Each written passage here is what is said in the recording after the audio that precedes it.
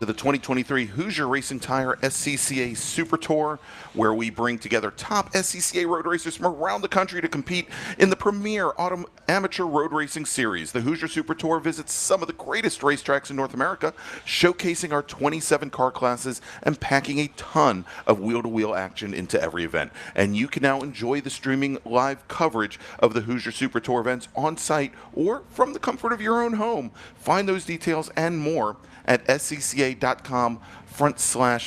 And this weekend, we are here at historic Virginia International Raceway, just outside of Danville, Virginia, a track that originally opened in 1957, one of the very first permanent road courses in North America, and operated all the way up until 1974. And then there was a bit of a lull where the track wasn't operating, but reopened, and it has operated continuously since March of 2000, about 23 years from then. And we are here for the Super Tour, and of course we'll be back a little bit later this year for the SCCA's National Championship runoffs. I'm Greg Ginsberg, and joining me this morning for our last 4 qualifying sessions of the event is Brian Donati. Good morning, Brian. Morning there, sir. Yeah, it's certainly I was going to say not a beautiful day, but it is a more beautiful day than we had yesterday. Most importantly, no rain right now. Still a damp track, but no rain. And we will be going for 4 qualifying sessions this morning. Brian Bolansky, by the way, will be joining us a little bit later when we go racing. Let me quickly, as we've got our big bore drivers, our GT drivers, American sedan drivers, Touring 1 drivers out on track right now for their second qualifying session of the weekend. Let me quickly give you the rundown of how today is going to flesh out. We're going to have 4 qualifying sessions. These are 25-minute qualifying sessions that we did not get to yesterday afternoon. We're going to have Big Bore. Next up is going to be Spec Racer 4 Gen 3. We're then going to have our Super Touring classes, Super Touring Light, Super Touring Under, and then our prototype cars and Formula Enterprise 2 racers will finish up qualifying, and then we're hoping around 10:20 or so this morning we will be going racing with 25-minute timed races, 9 races today scheduled, and then tomorrow we're going to come back and have those 14-lap or 35-minute feature races. But for the moment now, it is all qualifying. We've got our big board drivers out on track. Let's quickly, Brian, although I think we've got a little bit of time, but let's quickly go back and recap where we were yesterday. There wasn't much to go by in yesterday's qualifying because I think most of our drivers only got 1 flying lap. We had an incident there was so much standing water on the track yesterday, and we had an incident as drivers were trying to enter the pit lane and had 2 cars get together, and it brought an early end to the session. So this is essentially the first qualifying session, more or less, for this group. Fastest of the bunch, Mark Bowden in his GT1 Porsche 911 with a time of, and this will be pretty apparent when we look at the times that these drivers put in, a 3:18. Scotty B. White in his T1 Viper, second fastest in the session yesterday in his Touring 1 a Dodge Viper at a 3:23. Simon Aslan in his GT2 Porsche 911, a 3:25. Those were our 3 fastest drivers. We do have a couple of GTX drivers here this weekend. We've got Rafael Martinez in his GTX McLaren. He was our 5th fastest driver yesterday, put in a 3:27.1.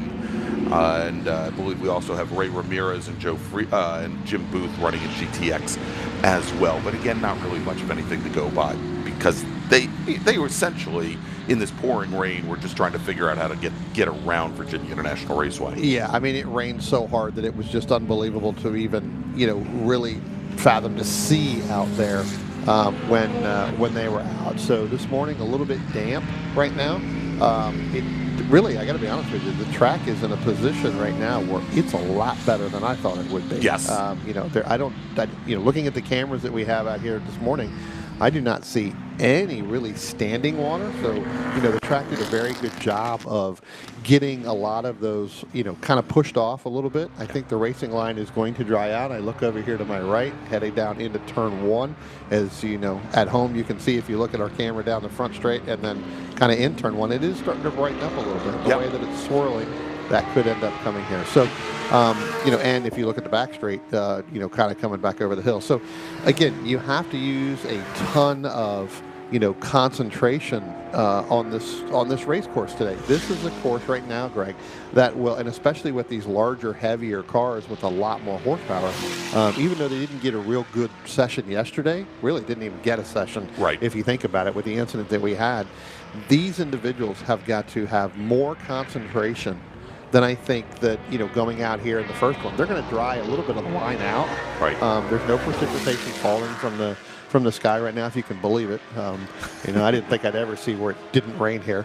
And so I think this track is going to get fast with these guys, and I think they're going to start, getting a little bit better. Looking at some of these, especially coming down the roller coaster there, really losing the front nose, but that's to be expected right now early on. Yeah, and I would suspect that a lot of these drivers, at least in the GT class, is probably on intermediate tires as opposed to full wets. You're seeing some, you're definitely seeing rooster tails come off the back of these cars, but as Brian mentioned, besides the lack of rain over the last couple of hours, the track maintenance staff was out here very early this morning with their jet dryers, trying to get some of the standing water off of the track, and so there are a lot of puddles. Now there are a lot of places on track where epoxy has been laid down to places where a heavy load is put on the pavement, on the asphalt, especially by some of these higher horsepower, heavier cars. And those areas may be more slick than most. I know as a racer, I find these conditions where there's not a lot of standing water, where there's just maybe a sheen of water on the pavement, probably the most challenging, because they're not good for dry tires, they're not good for full wets, and the intermediates don't have the ability to channel a lot of water away, and so you just you're hoping that you've got tires that are sticky enough and get up the temp enough to give you some grip.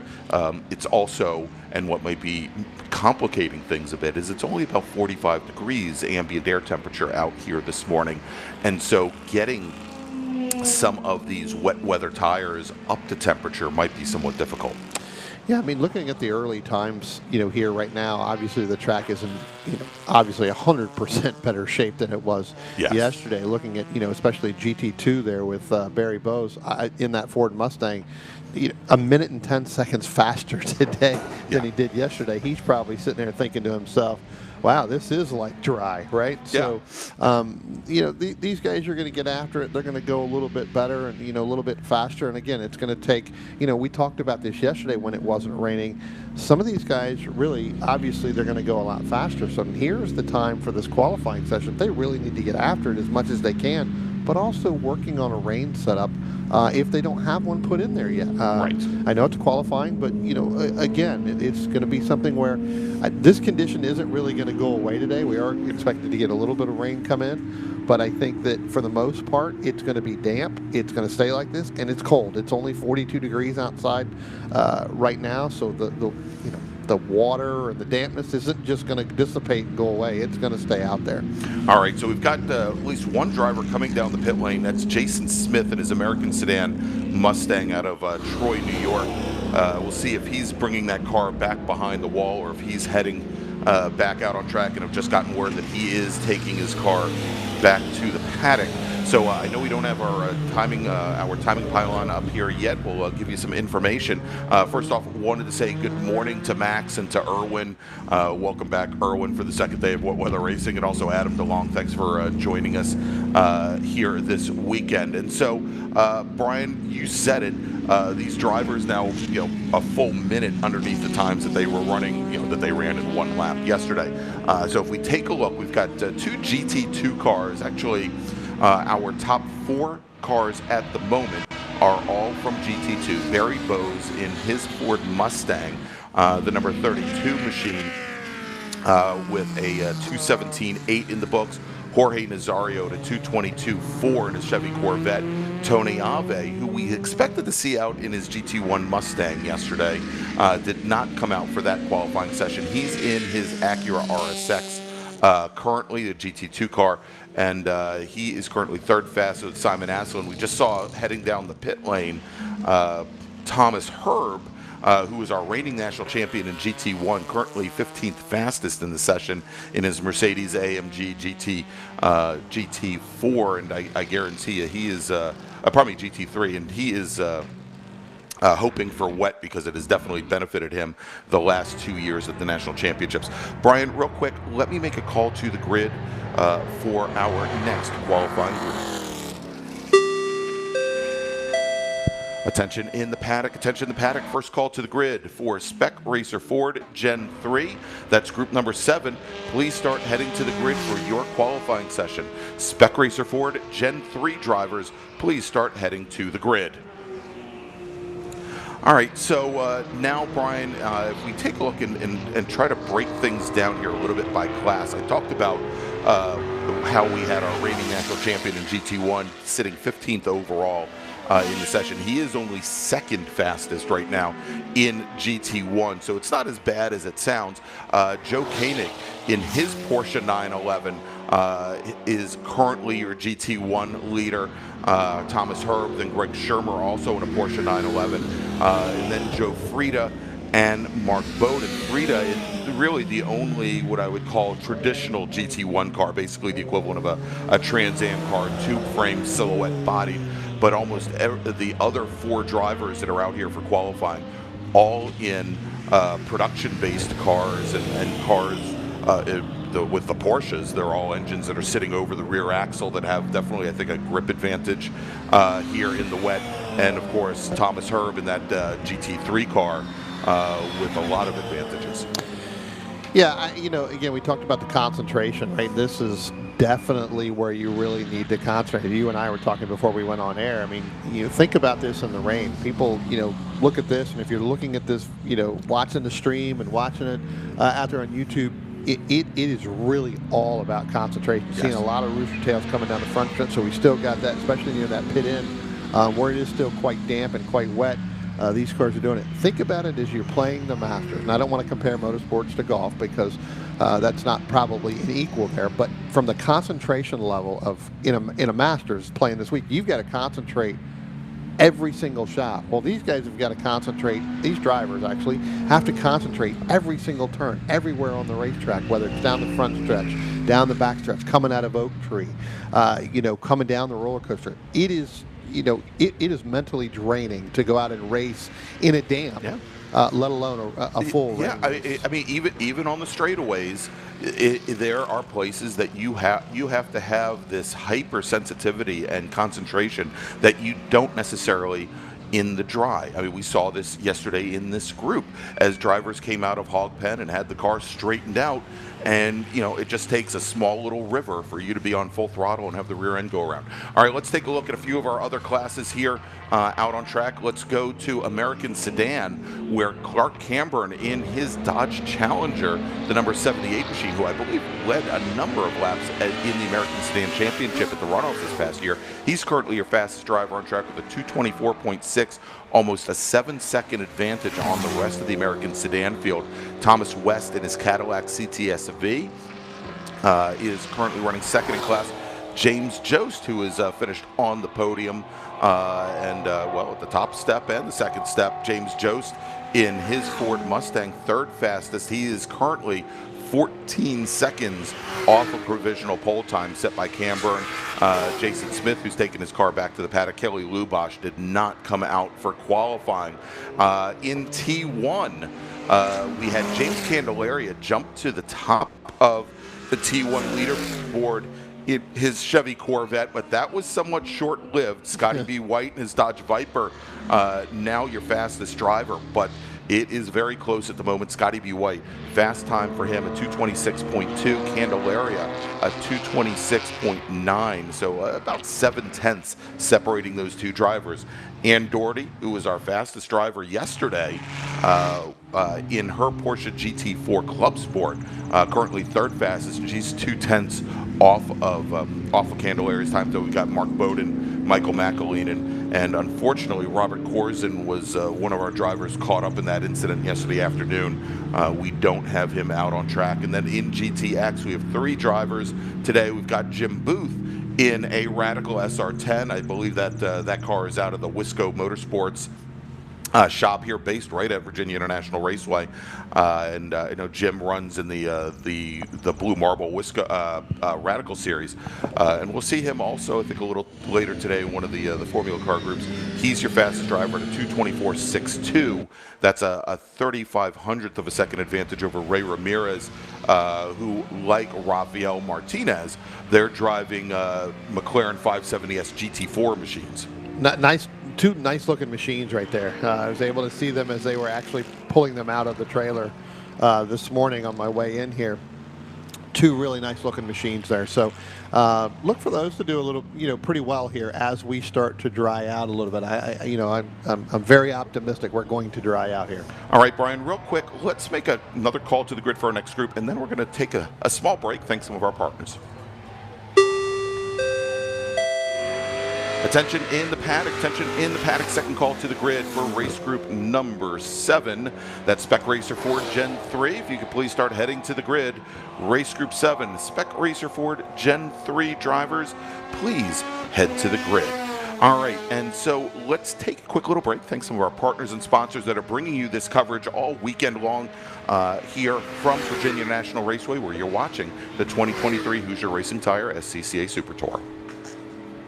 Hoosier Racing Tire is proud to be the presenting sponsor of SCCA's Super Tour. Hoosier's mission is to be the dominant, customer-driven provider of tires to race teams domestically and internationally.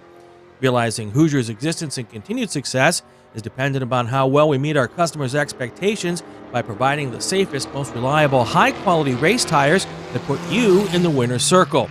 For more information, see one of our trackside support personnel or the local Hoosier Tire racing dealer nearest you, or contact us at HoosierTire.com. Hoosier Racing Tires, truly designed for champions. Hagerty is the official and exclusive insurance partner for the Sports Car Club of America. Hagerty provides affordable off-track insurance protection for motorsports vehicles while in the paddock, in transit, in storage, and at the shop. They provide guaranteed value coverage and even have protection for your trailers. SCCA members can save 5% on insurance through Hagerty. Learn more at Hagerty.com. Hagerty, let's drive together. Ready for a new race trailer? Bravo Trailers is the exclusive trailer partner of the SCCA. Owned by longtime SCCA racers, Bravo Trailers work better, load easier, and tow better because we build them with racers in mind. Visit BravoTrailers.com to see your new trailer in aluminum or steel. For over 25 years, championship-winning drivers and teams have demanded Hawk Performance Motorsports brake pads. Now you can have their advanced technology on your daily car, truck, or SUV with Hawk Performance Street products. With the improved HP Plus pad for that hybrid street and track feel, or Super Duty pads for tow vehicles, their all-new ER1 brake pad designed to take on even the longest race, and their all-new high-performance brake fluid, Hawk has all of your braking needs covered. Visit HawkPerformance.com and like them on Facebook or Instagram to learn more about the Hawk Performance Advantage. Hawk Performance, what's stopping you? And welcome back to Virginia International Raceway for the 2023 Hoosier Racing Tire SCCA Super Tour. I'm Greg Ginsberg, and along with me this morning is Brian Donati. We'll have Brian Belansky joining us when we go racing in just a little while. Speaking of racing, this group that we're watching right now are GT cars and American sedan cars, D1 cars. They are scheduled to have their 25-minute timed race. I'm hesitant to give the exact time because I know I'll be wildly off. But they are scheduled to race today at 2:40 p.m. Eastern Time. So if you want to see some good big bore racing, definitely join us for that. So, Brian, some changes in T1. Yeah, exactly. James Candelaria. Right now back up in the top spot there with that 222. Again, this track is again, I'm not going to say drying out, right? But it is, the race line is starting to become a little bit better. I'm actually able to look out and not see, some dampness, especially, out our window here, but then looking at some of the cameras, especially there at the turn 4 there, the little left hook, it seems to be a little bit easy in, and in these cars, Greg, look, you're going to to break a little bit earlier. Obviously, you're not going to go, deep in there. I think the troubled spot, I think, is that what these drivers are going to have, and others all, the rest of today and maybe even tomorrow, is going to be obviously the top of the roller coaster. All right, so we and Candelaria, who now hails from Boca Raton, Florida, from the Washington D.C. region, and the Mid-Atlantic area for a number of years. He's got a lot of track time here at VIR. And Scotty B. White, who's from Washington State, who's decided to do the East Coast run and pretty much run almost the entire Super Tour series this year. If you caught it, we had him in the booth a couple weeks ago when we were at Road Atlanta. He is a character. But he is also now behind the pit wall, Brian. So he's not going to get any faster, as he is currently 1.6 seconds off of Candelaria's times. And Doherty continues to sit third in T1. We've just had a couple of other cars head back to the pits. We had both of our GTX McLarens, Ray Ramirez and also Rafael Martinez, the 10 car and also the 128 car, head back to the pits. So looks like Jim Booth's provisional pole time in GTX is going to stand, and Booth currently 5th fastest overall in the session. Tell you what, these GT2 cars, they're actually really fast. That, as you talked about, Bravos and that Ford Mustang, dropping even more and more, as we go down through here. I mean, Jorge Nazario, again, picking up time, dropping time, actually, from when they first went out there. So, again, the track is getting better and better and better. As this session goes on a little bit longer with about 3 minutes left to go, in this session, I think that you're going to see the next couple sessions even going to get even better. That's right. Now, one driver we haven't really talked about is Ray Stevenson, driver of the number 40 GT3 Mazda RX-7. Well, Ray's the only GT3 driver here this weekend. He's in that bright blue third-gen RX-7, beautiful-looking car. He also has found quite a bit of time from yesterday, just turned in his fastest lap, a 240 flat. And yesterday, actually, he didn't even go out qualifying yesterday at all. Didn't even go out yesterday in that pouring rain here. American Sedan, Clark Camburn, still your fastest driver in class at a 222.8 with 5 seconds on Thomas West. Thomas driving his Cadillac CTS-V. He has just taken the number 56 machine back behind the wall. So looks like for the moment, Camburn's times are going to stand, as we have about 2 minutes and 20 seconds remaining here in the qualifying session. So Brian, real quick, let me make a final call to the grid for our next group, and we'll get back to the last 2 minutes of qualifying. Attention in the paddock. Final call to the grid for race group number 7. That's Spec Racer 4 Gen 3. If you can please start heading to the grid. Race group number 7, Spec Racer 4 Gen 3. Please head to the grid. Your qualifying session is next. And for everybody here that's at the track, if you have trouble picking us up on the PA system and you're not watching on YouTube, Brian, you can pick us up on Virginia International Raceway Radio, 89.9 on your FM dial. Yeah, I was watching, I totally lost where Thomas Herb. I was totally watching him as he went by. I thought he was going to be a little bit quicker than that. Obviously, got his time there at 2:23, but looking at Sector 1, it seems to where that, that Mercedes seems to be struggling a little bit, getting up there, although getting in Sector 2, and he just set his fastest time in there. So I think Thomas Herb probably set a little bit better time here. The car seems to be getting faster. We did see him come in. And probably make some changes. Again, probably working on a race setup there at that point.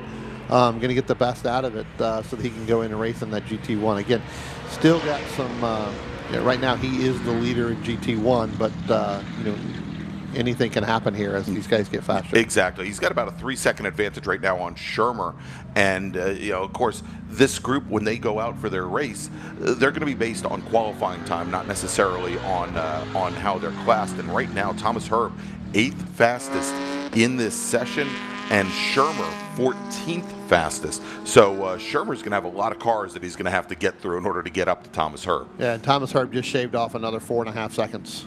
off his time on that lap. So again, really, again, sector 1 not really where he wants to be. So evidently that car is really struggling trying to get through sector 1, which I believe is turned all the way through up into 4 for sector 1. But really, getting a hold of that Mercedes AMG through to the speed trap and through sector 3. So really getting down the roller coaster and back to the start finish line. Exactly. And so clock about ready to expire. Checkered flag is now out on the session.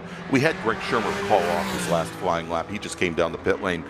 So he is not going to improve.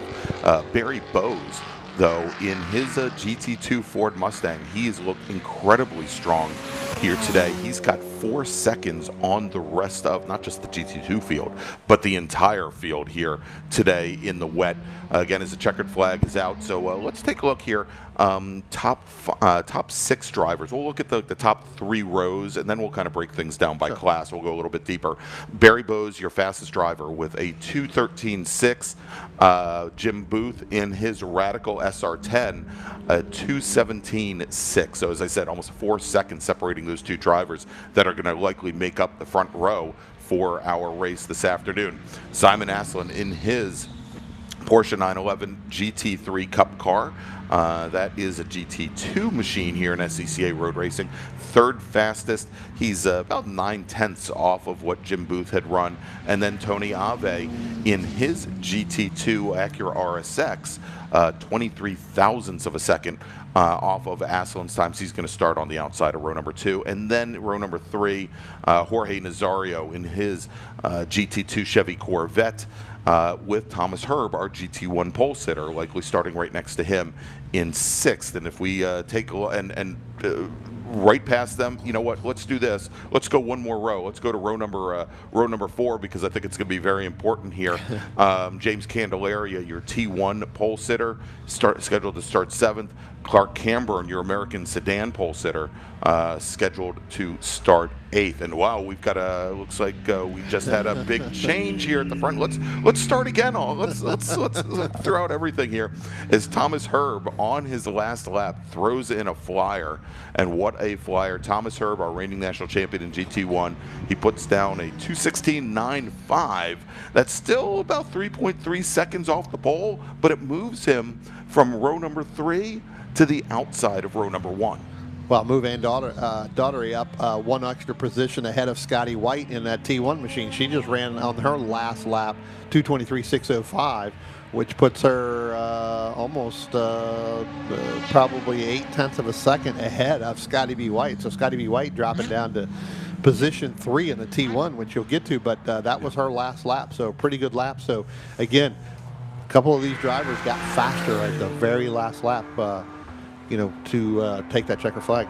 Yeah, and Scotty B had some issues with this T1 car in particular in the wet at Road Atlanta, so it might be a harbinger of things to come here today under race conditions. So if we break things down, take a look at things here by class. We'll start with GT2 and our fastest driver overall, Barry Bowes. Simon Aslan, 4.4 seconds back from there. Tony Ave, 23 thousandths back, and then Jorge Nazario and William Moore round out the 5-car field. In GT1, it is Thomas Herb with 5.7 seconds on the rest of the GT1 field. Joe Koenig in his Porsche 911 Cup car, 2nd fastest, then Greg Shermer. And those are the only 3 drivers in GT1 that put in times in this session.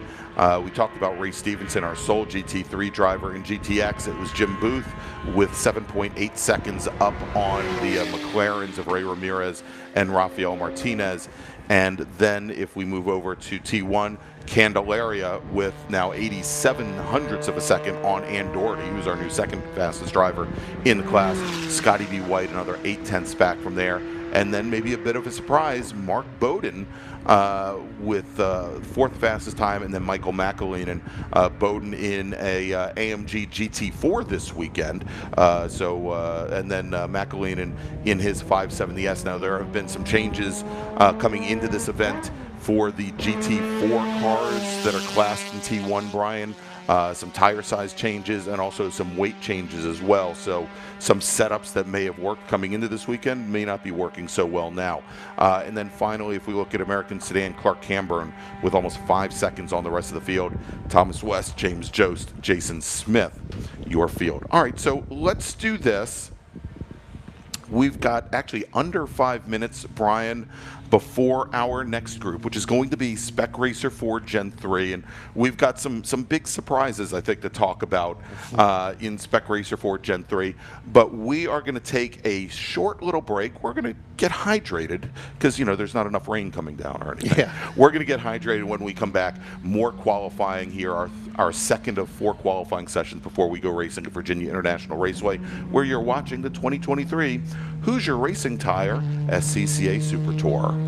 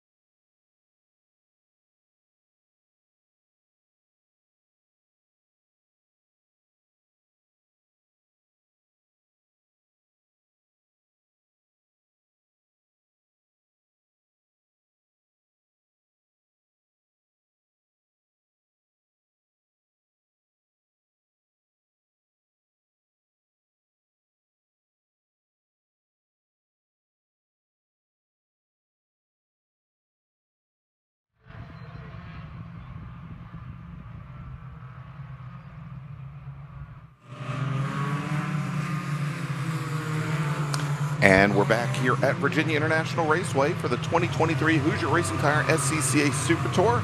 I'm Greg Ginsburg along with Brian Donati, joining me here all weekend long for qualifying. And we're going to have him for some races as well. Brian Belansky will join us when we go racing in just a little bit. But Brian, it is now our second of 4 qualifying sessions this morning. This is going to be Spec Racer 4 Gen 3. They're getting their second qualifying session of the weekend. Yeah, I tell you what, Greg, they went out yesterday. We had we talked about it earlier on during our big board group. They had an incident, didn't really get a flying lap. Well, these guys were supposed to go right after that, ended up getting pushed back after lunch. That's when the rain really started to come in. Again, it was raining. I look for these times to be a little bit better. I look for a lot more drafting, even though it's really damp out still in certain spots. After our last group went by, looking at starting to, again, get that grayish, that lighter gray, I should say, line on the racing. I look for some drafting here. I obviously look for some times to go down. I'm going to pick a driver right now, Greg, and I'm not going to go with who we think. I'm looking for Todd Vanacore to move up. Yeah. Right. Todd Vanacore goes out yesterday, only qualifies 12th. With a 2:34.2, look for Todd, I think, to make him really move here, get up into that top 5. Again, I've been picking this driver, another driver, for, probably the last 3 years. He's let me down all 3 years. As you know, we always do picks to click, during some races, or picks to winner. David Anzalone. Look for David to get in the right spot, I think, here. As most of them are coming out of Oak Tree right now in a big group, trying to get some heat in those tires right. Look for David Anzalone to at least get in the top 5. I'm gonna go on record say that. All right, well, that would be one heck of a prognostication, Brian. So when our drivers went out yesterday, they were our first group after lunch. It was very damp. Yesterday's qualifying session was probably the first wet session at VIR that these racers had. Many of them had since the national championship runoffs in October, where they had rather wet conditions and challenging conditions as well. We'll see. There are some drivers that are in this field that have never raced at VIR before, and so it's really, really trial by fire for them. Hey, real quick, want to thank some of the great folks for joining us here on the stream. We've got Mr. Gridlight. We've got Adam Jabay. Thanks for joining us, Adam, and good and great day to you as well. We've also got John Hotz and Andrew Wozencroft as well, checking in from the West Coast. So happy and glad that y'all could join us here at Virginia International Raceways. We've got our drivers setting and starting their first flying laps.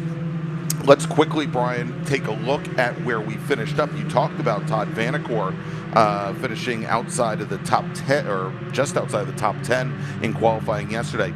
Our fastest driver on track was from Hillsboro, Ohio, was Sandy Satullo III with a qualifying time of 2:24.418. That is the bogey time that our drivers are looking to beat.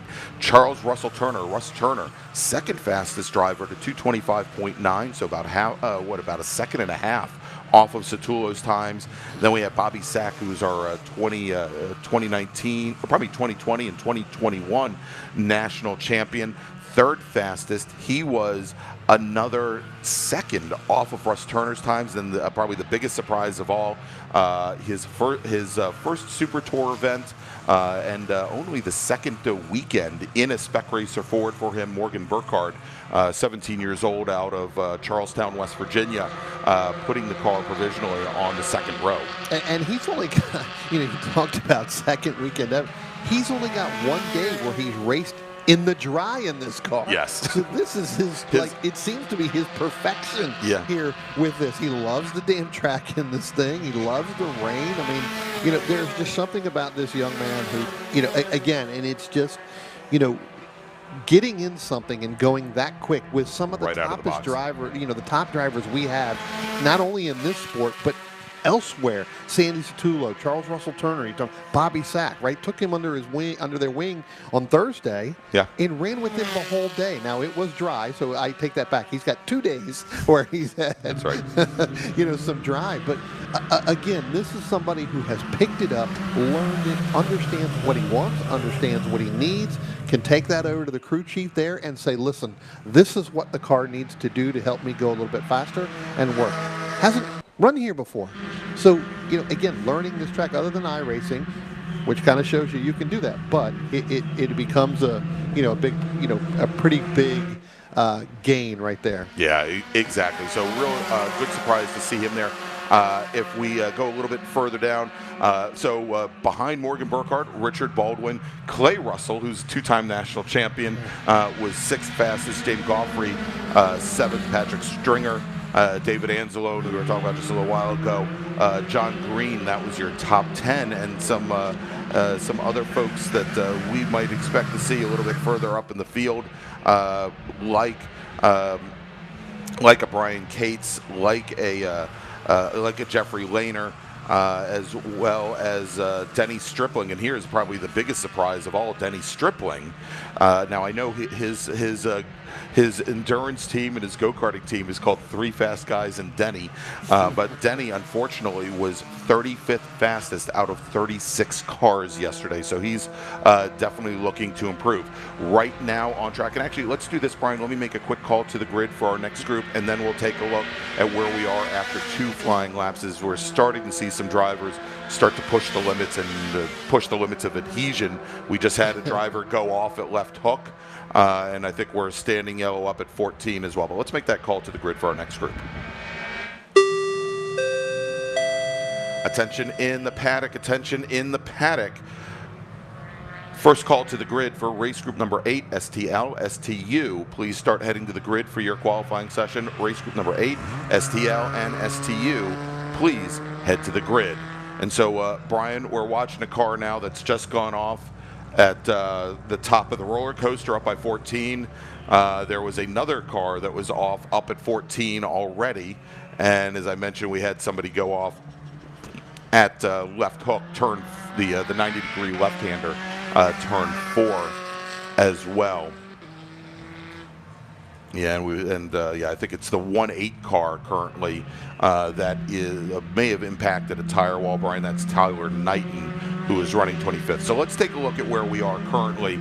And now that we've got local cautions in multiple places around the track, and actually, Brian, we'll have plenty of time to do it because we are going to a black flag situation here. Black flag also, all of our drivers will be coming down the pit lane here so that we can roll some of our emergency services teams out on track.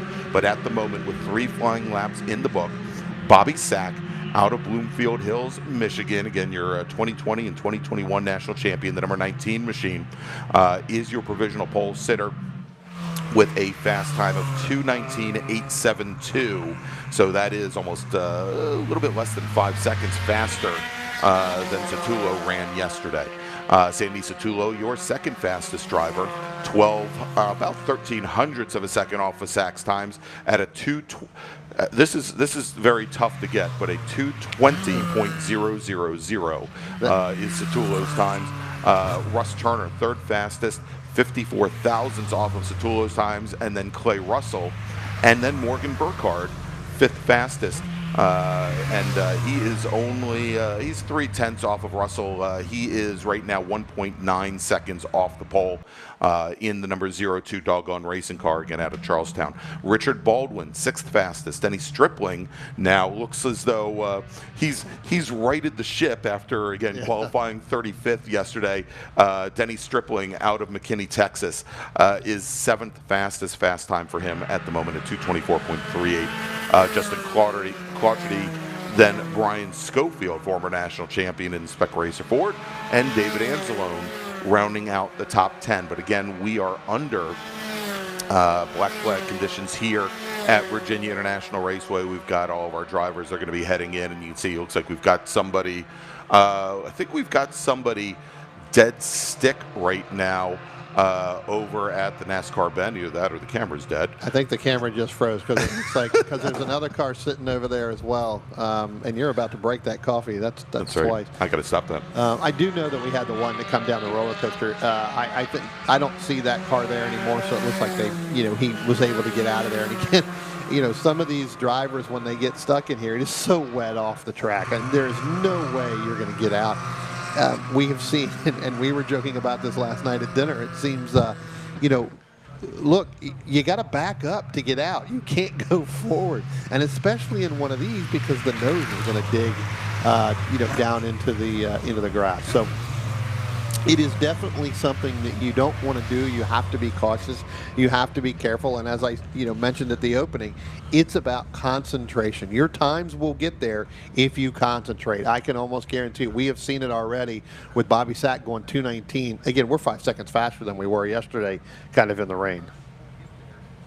All right, so we've got, I think, Brian, the last of the field coming down the roller coaster now, and they're going to be heading into the pit lane as we are just about 12 minutes or so into this 25-minute qualifying session. So let's do this. I suspect that we are going to be sending these cars back out, but they're going to end up having another outlap essentially here. So let's make another call to the grid for our next group, and then we're going to take a break. Attention in the paddock, attention in the paddock. Second call to the grid for race group number 8. That's Super Touring Light and Super Touring Under. If you could please head to the grid. Your qualifying session is next. Race group number 8. Please start heading to the grid. All right, so Brian, let's take that break, and when we come back, more qualifying action here from Virginia International Raceway, where you're watching the 2023 Hoosier Racing Tire SCCA Super Tour. Tire Rack was established over 40 years ago by an SCCA member with a passion to find the right tires, wheels, brakes, and suspension products for racers and enthusiasts both on the street and on the track. As official tire retailer of Sports Car Club of America since 1995 and sponsor of the Runoffs Pole Award, along with the National Solo Program, Time Trials Nationals and National Tour, and Track Night in America, Tire Rack is proud to support the SCCA and its members as they go have fun with cars. Mazza Vineyards is the exclusive sparkling wine for podium celebrations at the Hoosier Racing Tire SCCA Super Tour, SCCA Runoffs, and Tire Rack SCCA Pro Solo. Celebrate your racing weekend with Mazza Vineyards and learn more at enjoymazza.com. Summit Racing Equipment, the official high-performance source and proud sponsor of the SCCA Road Racing Program, is celebrating its 55th anniversary as the world's speed shop. Hagerty is the official and exclusive insurance partner for the Sports Car Club of America. Hagerty provides affordable off-track insurance protection for motorsports vehicles while in the paddock, in transit, in storage, and at the shop. They provide guaranteed value coverage and even have protection for your trailers. SCCA members can save 5% on insurance through Hagerty. Learn more at Hagerty.com. Hagerty, let's drive together. Hoosier Racing Tire is proud to be the presenting sponsor of SCCA's Super Tour. Hoosier's mission is to be the dominant, customer-driven provider of tires to race teams domestically and internationally. Realizing Hoosier's existence and continued success is dependent upon how well we meet our customers' expectations by providing the safest, most reliable, high-quality race tires that put you in the winner's circle. For more information, see one of our trackside support personnel or the local Hoosier Tire racing dealer nearest you, or contact us at HoosierTire.com. Hoosier Racing Tires, truly designed for champions. If you like what you see today, become part of the action by joining Sports Car Club of America. Whether you want to drive, flag, or just have fun with cars, SCCA membership opens the door to all kinds of motorsports to feed your obsession, along with 65,000 like-minded members ready to be your friends. Ask someone trackside how to get involved, or visit SCCA.com for more information. So we are here at Virginia International Raceway, where we are currently under black flag conditions at the moment for the 2023 Hoosier Racing Tire SCCA Super Tour. I'm Greg Ginsburg, along with Brian Donati. It is qualifying, the remainder of qualifying this morning. Brian, we've got the Spec Racer Fords lined up on the pit lane, ready to go back out as soon as we get this this car extracted over by what's known as left hook turn 4 here at VIR. And once we finish this qualifying session up, then 2 more qualifying sessions on the morning, and then we go racing. We're anticipating that first race, which will be our production cars as well as B-Spec and GT Light. We're anticipating them rolling off right around 10:20 this morning, so definitely stick with us. Yeah, you know, you talk about having to come in while they get that car out of the left hook. You've got, you know, again, you've just now started to get some heat in the tires. You've just now started to get some heat in the brakes and kind of going through, and now all of a sudden you're having to come back down and sit on pit road, right, before you can go back in, or go back out. So, you know, that also plays a toll as a driver as you're sitting there. You've been through it. I've been through it. You get to a certain point, and then all of a sudden it becomes where everything just stops, and now you have to refocus to do that. I think in some cases, some of these guys are talking with their crews and their teams, you know, thinking of things that they could probably get a little better. Hey, when we come back in after this is what I'm going to need for the race later today. Right. If it stays dry as it is now. Not dry, but damp. I'm not going to say we're dry, but we're damp. But the racing line is looking better and better right. Every moment. Yeah, and this group, and there you go. Let's bring up the weather map. Thank you, Zach, here, and you can see this weather pattern. It is scheduled.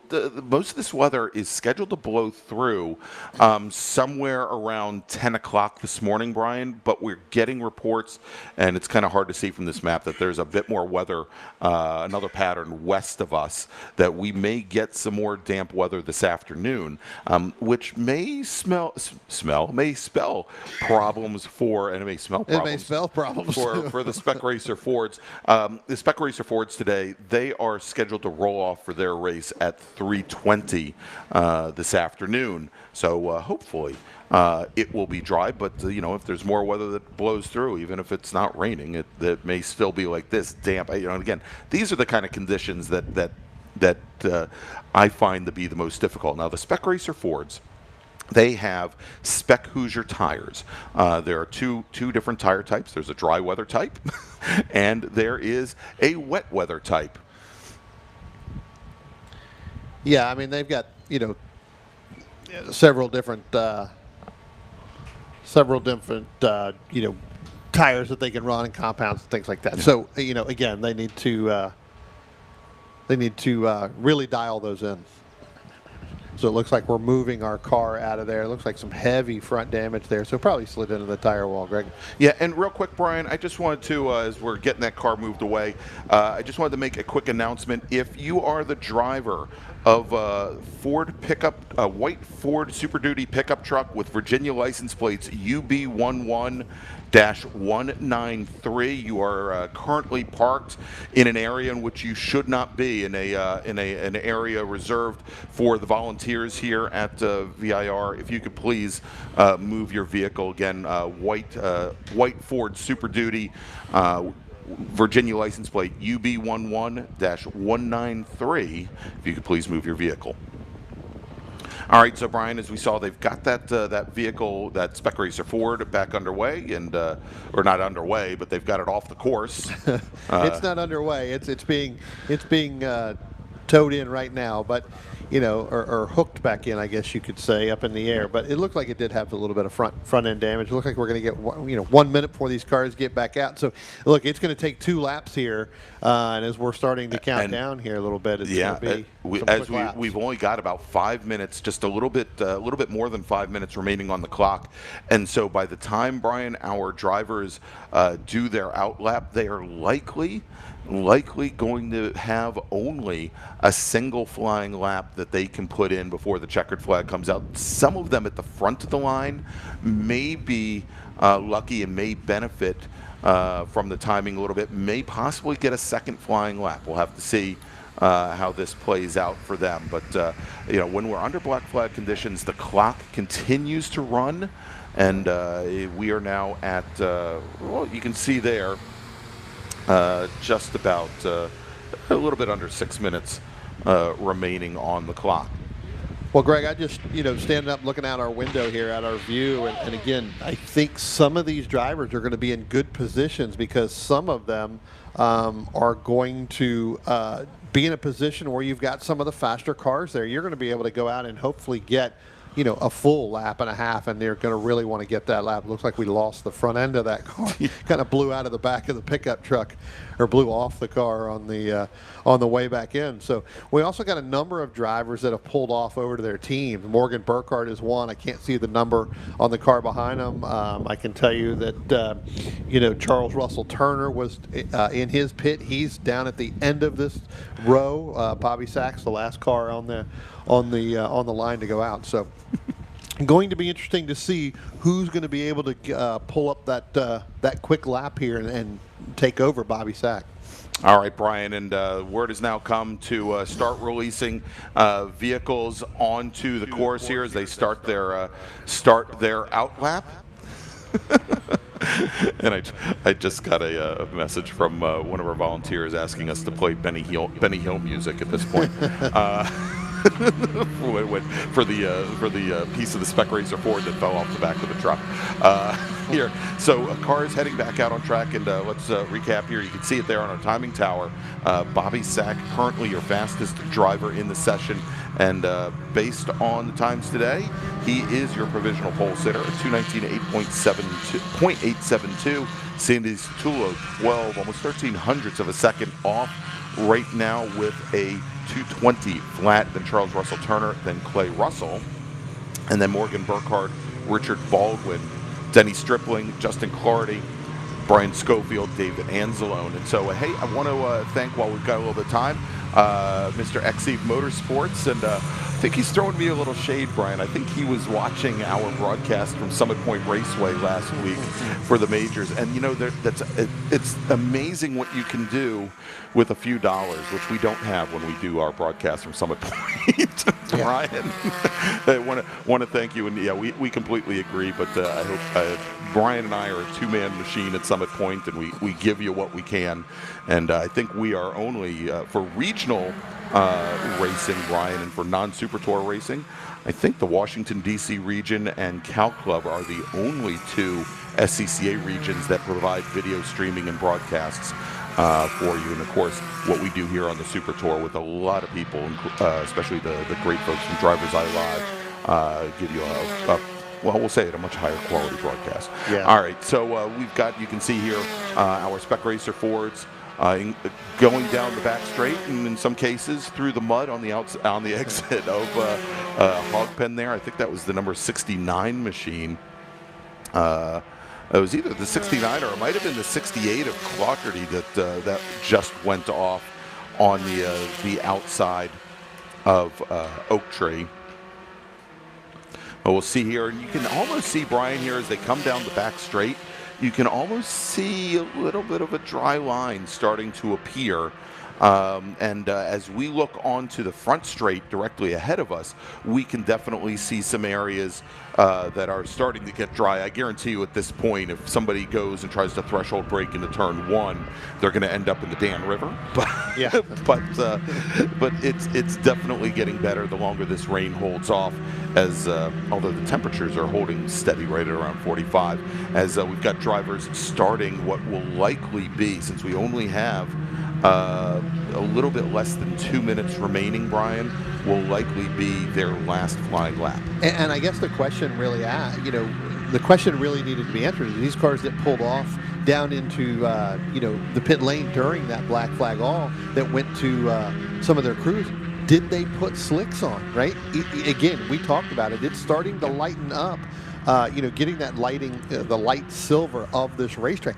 Did they go out and put some slicks on as opposed to an intermediate tire that they may have had at the beginning of this session? So we're going to be able to see here in just a moment. We'll see what happens if they're able to get at least 2 laps in. That's really what they need to get. That is true. And so I think I was saying earlier that of course these machines use a Spec Hoosier tire. There are 2 different tire types that they use. They have the dry weather tires, which are DOT approved. They're somewhat similar to like the Hoosier R7s that a lot of the tin top racers will run. And then there is a version of the Hoosier Radial Wet that they run. There's no intermediate tire. They're not allowed to groove tires or do anything like that. You've got those 2 choices.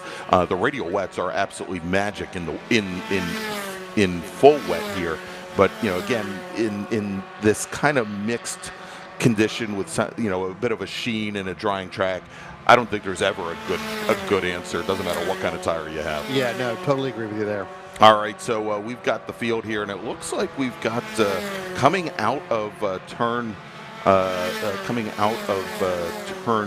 12 or Oak Tree. I think it was actually the Satullo car coming out, but let's take a look as these drivers are working their last final laps. Setting the fastest Sector 1 time was Bobby Sack, and almost a half second up on the rest of the field going through Sector 1. So that's from the start finish all around the 3 as the checkered flag is now being displayed, Brian. So this is going to be the last flying lap. Brian Schofield comes across the line. He sets new fast lap at a 2:19.71. And I believe, and I'm looking to see if Bobby Sack has crossed the stripe or not. He has a 2:19.872, so 1600ths of a second. He gets past Satullo. Satullo, third fastest. Charles Russell Turner. Justin Clautredy moves all the way up to fifth. Fifth fastest. He had been hanging around that area there, but a good run for him. Clay Russell, sixth fastest, two-time national champion, including here at Virginia International Raceway back in 2019. And then Morgan Burkhardt, seventh fastest. Richard Baldwin, Patrick Stringer, John Green, rounding out your top 10. But what a well, that is changing as we speak. Yeah, These guys are finishing their last couple laps. Morgan Burkhardt now up to fourth. Satullo to third. Giancarlo Angelini is now fifth. Stripling sixth. Brian Schofield, Greg, as you just mentioned, went to the top.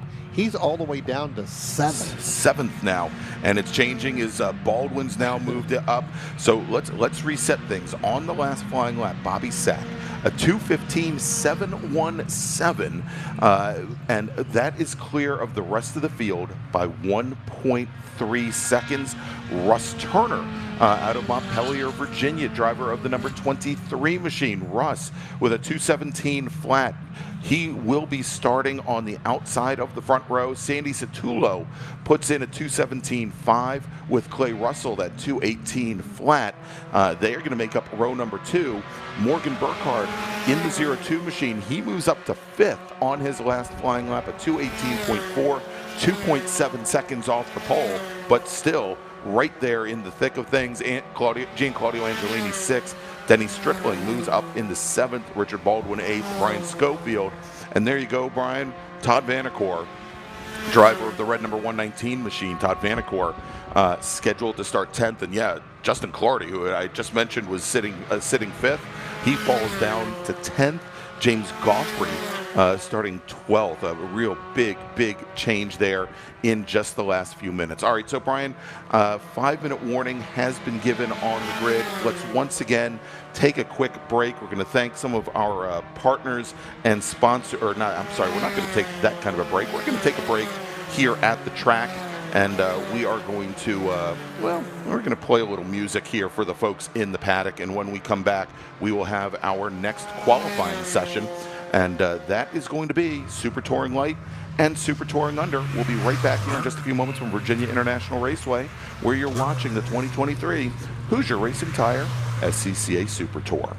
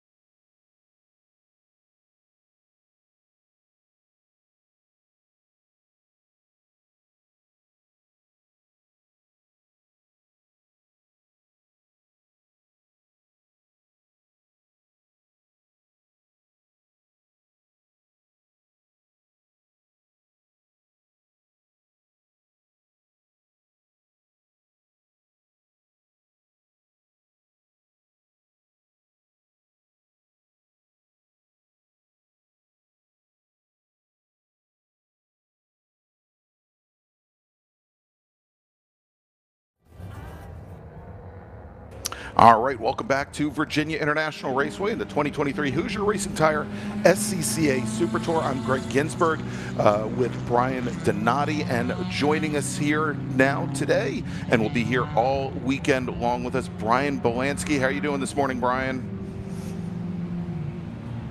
I'm good. I was just pausing to give you a heart attack. Good morning. Well, I thought we'd have Brian there. I guess I'm we here. don't have Brian yet. He is. I'm here. Hello, hello. Hey, Greg. Hello. Okay. Well, we'll get to, hopefully we'll get to Brian here in just a moment. But we've got cars on course right now and rolling off for their qualifying session. This is the STL and STU combined session. And here we go. Let's take a look at where we stood after yesterday's first qualifying session. We had Danny Stain, your fastest driver on course, and fastest in STL with a time of 225.99. Let's just call it a 226. Ryan Harrison in his Mazda MX-5 at 228.95, so just about 3 full seconds off of Stain's times. Those were your two fastest drivers overall and in STU. And David Fiorelli fastest in, David Fiorelli was fastest in STU in his machine here, and we'll check on that in a second. At 229.7 with Anthony Pacelli in his Subaru, second fastest in STU with a 230.129.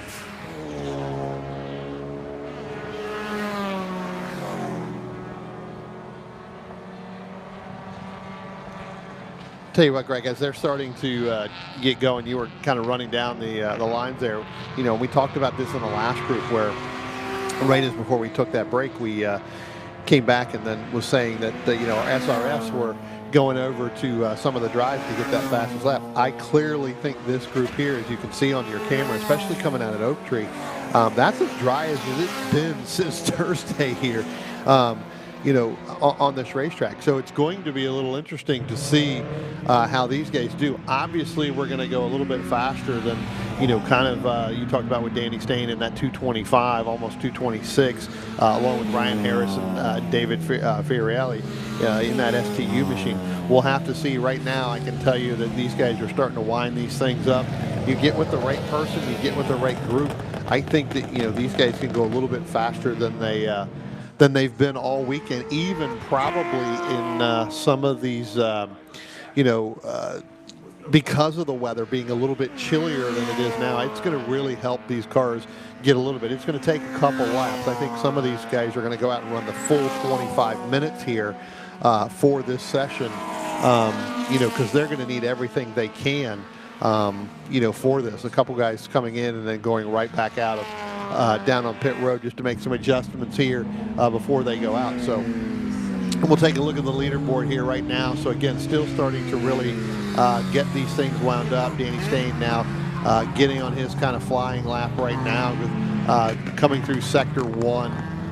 You know, everybody obviously you starting to get into their first lap out was just kind of their they're kind of getting in, getting some heat in the tires, getting some heat in the brakes, but they will start to get through here. As we look at our cameras coming through, you'll see a lot of guys trying to stick together there. All right, let's do this, Brian, as we're about 5 minutes into the qualifying session. Let me make a quick call to the grid for our final qualifying session group of the day. As we've got Kevin Allen in the number 75 GT2 Nissan. No, that's James Selecta. Oh, that's James Selecta. They're painted the same, but they're not even close to the same car. No, certainly not. No. Yeah, Jim Selecta spinning the car over at left hook, and looks like he's getting back underway. Let me make a call to the grid for the next group. Attention in the paddock, race group number 9, that's FE2, P1, and P2. Race group number 9, Formula Enterprises 2, Prototype 1, and Prototype 2. If you can please start heading to the grid for your qualifying session. Race group number 9 to the grid, please. All right, so Brian here, as we track the field here, Danny Stain And I'm sure Stain maybe had, well, I guess his issues were in Spec Miata at Road Atlanta. No, actually, they were in STL at Road Atlanta. Coming down through the downhill S's, I think everybody got caught out in STL and STU in that wet race on our last round of the Super Tours. We had drivers spinning on the front straight. We had many folks going off down through the S's, but I think Stain and a good portion of this field who have raced here in the wet before, I think are having far fewer problems right now. As Stain puts in a 2:18 flat, he is your fastest driver right now on course, our fastest in STL, and to just judge things compared to yesterday's qualifying session, and this group here was, I think, one of our last, certainly was one of our last first qualifying groups, but they went out in the wet yesterday. Stain ran a 2:25.99 yesterday, so he's already quite a bit underneath that. David Palfinier, who is second right now in STL, driving his number 40 Mazda. Now, this is an ND Mazda, but this is one of the hardtop Mazdas, or the hardtop convertible Mazdas, the RF. He has a 2:23 flat, so he is just almost exactly 5 seconds off of Stain's times. Ryan Harrison in his Mazda MX-5. Ryan was our second fastest driver yesterday, currently third fastest, and he's still about 5 seconds faster than he ran yesterday. So times are dropping considerably. We've got Todd Burris right now in the number 56 machine. Todd was our 2019 Spec Miata national champion. Took that championship here. We are showing him now in fourth in STL at a 2:26.526. And over at STU, shouldn't be much of a surprise here. Brian, and again, I believe he was our second fastest STU driver yesterday, currently the fastest. Anthony Pacelli, he's got that all-wheel drive Subaru Impreza to help him navigate the challenging portions of this course. The number 66 car is a 2:24.76 in the books. Darren Schreikel out of Marshall, Virginia, he's in an E46 BMW. He's about 1 second off of that with a 2:25.78, and then David Fiorelli at a 1:25.9. Well, Fiorelli in his Ford Mustang, he was third fastest, Brian, until he came down the front straight, and he is now your provisional pole sitter in STU with a 2:20.1. Yeah, picking up the pace there, really going. He's going to drop back just a little bit further. Well, actually, he's going to be a little bit further, obviously, underneath Danny. But with that Subaru, tell you what, he doesn't care what type of condition it is out here with that Subaru. It could be nice and dry. It could be damp. It could be raining. It could be snowing for all he cares. And he'll drive that Subaru anywhere with that all-wheel drive. Another shout out here, really, sitting fifth right now in STU, Mark Lillard from Bowie, Maryland, in that Dodge Neon. Mark has run well here every time he comes out on track. Didn't go out yesterday pretty much at all. So I think that you're going to see that car do quite well. He didn't have a good weekend last weekend. We did see him last weekend.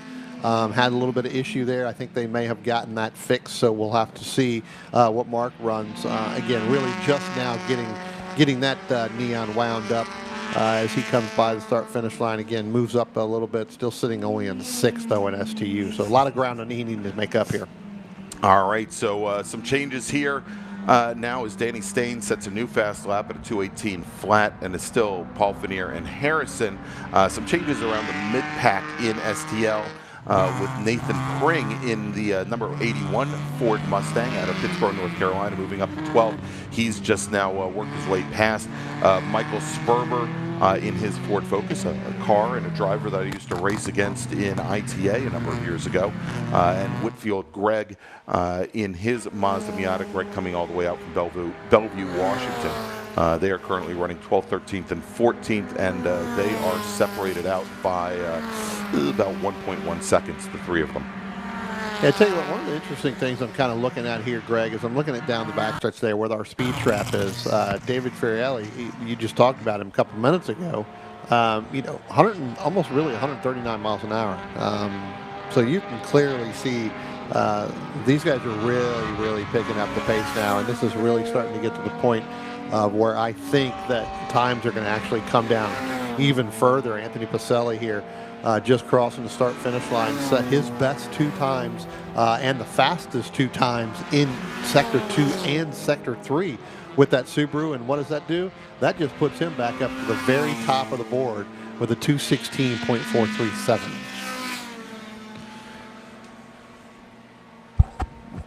Yeah, so there you go. As he now jumps up, he's got almost 8/10 on David Fiorelli and Jorge Nazario as well. Good run for Nazario in the 165 Mazda MX-5. He's currently running 3rd fastest in the class here, as we are now, Brian, just about halfway.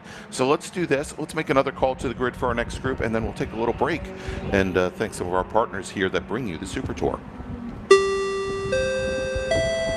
Attention in the paddock, attention in the paddock. Second call to the grid for race group number 9. That's Formula Enterprises 2, Prototype 1, and Prototype 2. Please start heading to the grid. Race group number 9, FE2, P1, and P2 drivers, please start heading to the grid. Your qualifying session is next. All right, so Brian, let's take a quick little break. Going to thank some of our partners and sponsors, and when we come back, we'll bring you the end of qualifying for our Super Touring classes here at Virginia International Raceway, where you're watching the 2023 Hoosier Racing Tire SCCA Super Tour. We'll be right back. For more than 100 years, Sunoco, SCCA's official fuel partner since 2001, has been fueling victories both on and off the track, which is why Sunoco has trusted to fuel over 50 series of racing, driving, and winning, including the SCCA National Championship runoffs, SCCA Pro Racing, Trans Am, NHRA, and NASCAR. To find race gas near you, visit SunocoRaceFuels.com or call Sunoco at 800-RACE-GAS. Ready for a new race trailer? Bravo Trailers is the exclusive trailer partner of the SCCA. Owned by longtime SCCA racers, Bravo Trailers work better, load easier, and tow better because we build them with racers in mind. Visit bravotrailers.com to see your new trailer in aluminum or steel. For over 25 years, championship-winning drivers and teams have demanded Hawk Performance Motorsports brake pads. Now you can have their advanced technology on your daily car, truck, or SUV with Hawk Performance Street products. With the improved HP Plus pad for that hybrid street and track feel, or Super Duty pads for tow vehicles, their all-new ER1 brake pad designed to take on even the longest race, and their all-new high-performance brake fluid, Hawk has all of your braking needs covered. Visit hawkperformance.com and like them on Facebook or Instagram to learn more about the Hawk Performance Advantage. Hawk Performance, what's stopping you? Get more bang for your buck at summitracing.com. Choose from millions of in-stock parts, over 1,500 name brands, parts for racing, street performance, trucks, plus tools, accessories, and more. And we're back here at Virginia International Raceway. Wow, my voice cracked, Brian. It's almost like I'm going through puberty. For the 2023 Hoosier Racing Tire SCCA Super Tour, I'm Greg Ginsburg along with Brian Donati and all of our, as Brian Belansky calls them, and we'll have Brian join us in just a little bit, all of our associate producers. Like, good to see the Queen Rat herself, Kim Ratcliffe, coming into the chat here. Good morning, Kim.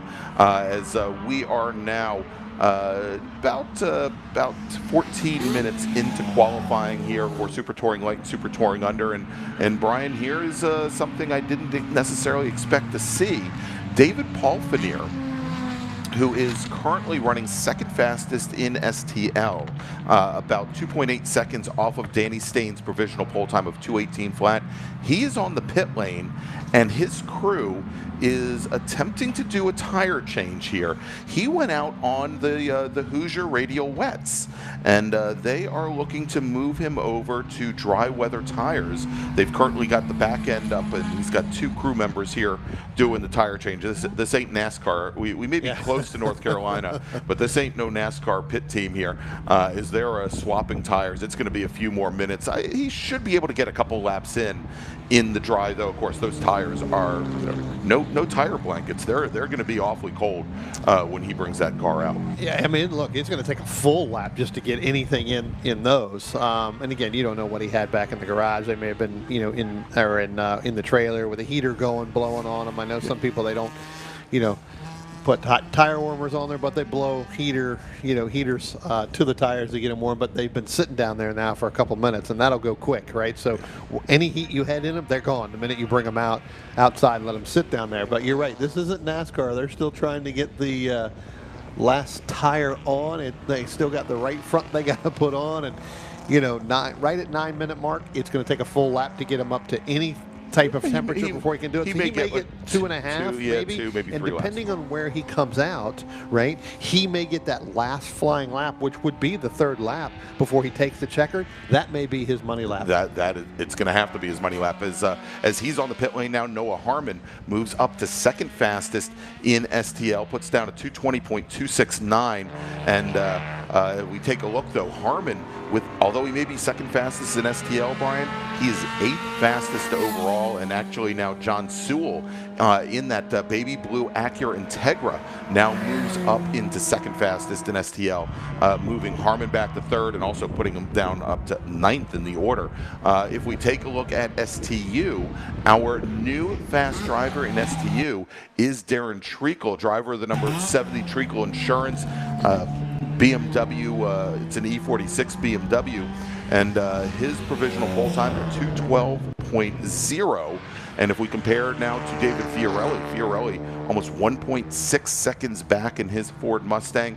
Jorge Nazario 3rd fastest, another 10th back from there in a Mazda Miata, and then the Impreza of Anthony Pacelli. And I think maybe as the track is starting to dry out a little bit, Pacelli's Subaru not quite the horse for the course. He's starting to fall down the order a little bit. He's currently 4th. David Brand in his Lotus Exige currently sitting 5th. And now the Krug Sport Lotus Exiges have been very quick here at Virginia International Raceway in the drive, but they really rely on being able to keep those cars on the boil and having very good exit speed out of corners. And I think this damp track certainly affecting the number 3 machine at this point. And I believe actually Brand is the only one that we've got in the Exige this weekend. Usually we've got the 2 different Krug Speed machines out here. Yeah, I think this track is starting to dry out. I will go now and say it's really starting to dry out. Looking at all the different cameras, especially the one at the roller coaster coming down, it is almost dry. There is still some damp spots in between there. Greg, I think really where you're going to see some challenges going forward is when we get into the racing and you're trying to set yourself up for somebody to make a pass.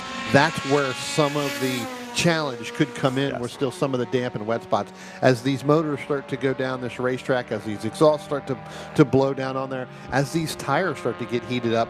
What ends up happening, it dries the track off, obviously. So all right, so Danny Stain now driver of the STL Mazda MX-5, the number 9 car, he now sets fast lap overall, eclipsing Treacle. He puts down a 2:09.704, almost a 1.5 seconds faster than Darren Treacle's BMW. So a heck of a flyer there, as Stain had set personal best in all 3 sectors, and also personal best in the speed traps as well. And at the moment, there is a 7-car gap between Stain, our STL leader, and Ryan Harrison, who is now our 2nd fastest STL driver. Harrison set his personal best at a 2:19.16, almost 9.5 seconds off of the flyer that Danny Stain just put down. And I think that, when we get to later today, again, this will be the last group, or the second to last group that's going to go out today for their 25-minute sprint race. I think when Danny goes out there, he's going to have that gap because some of these STUs, it looks like we got a car coming out of the Oak Tree on driver's left there. So. And he's been there for a little while, Brian. You can actually see some of the emergency teams on the other side of the wall.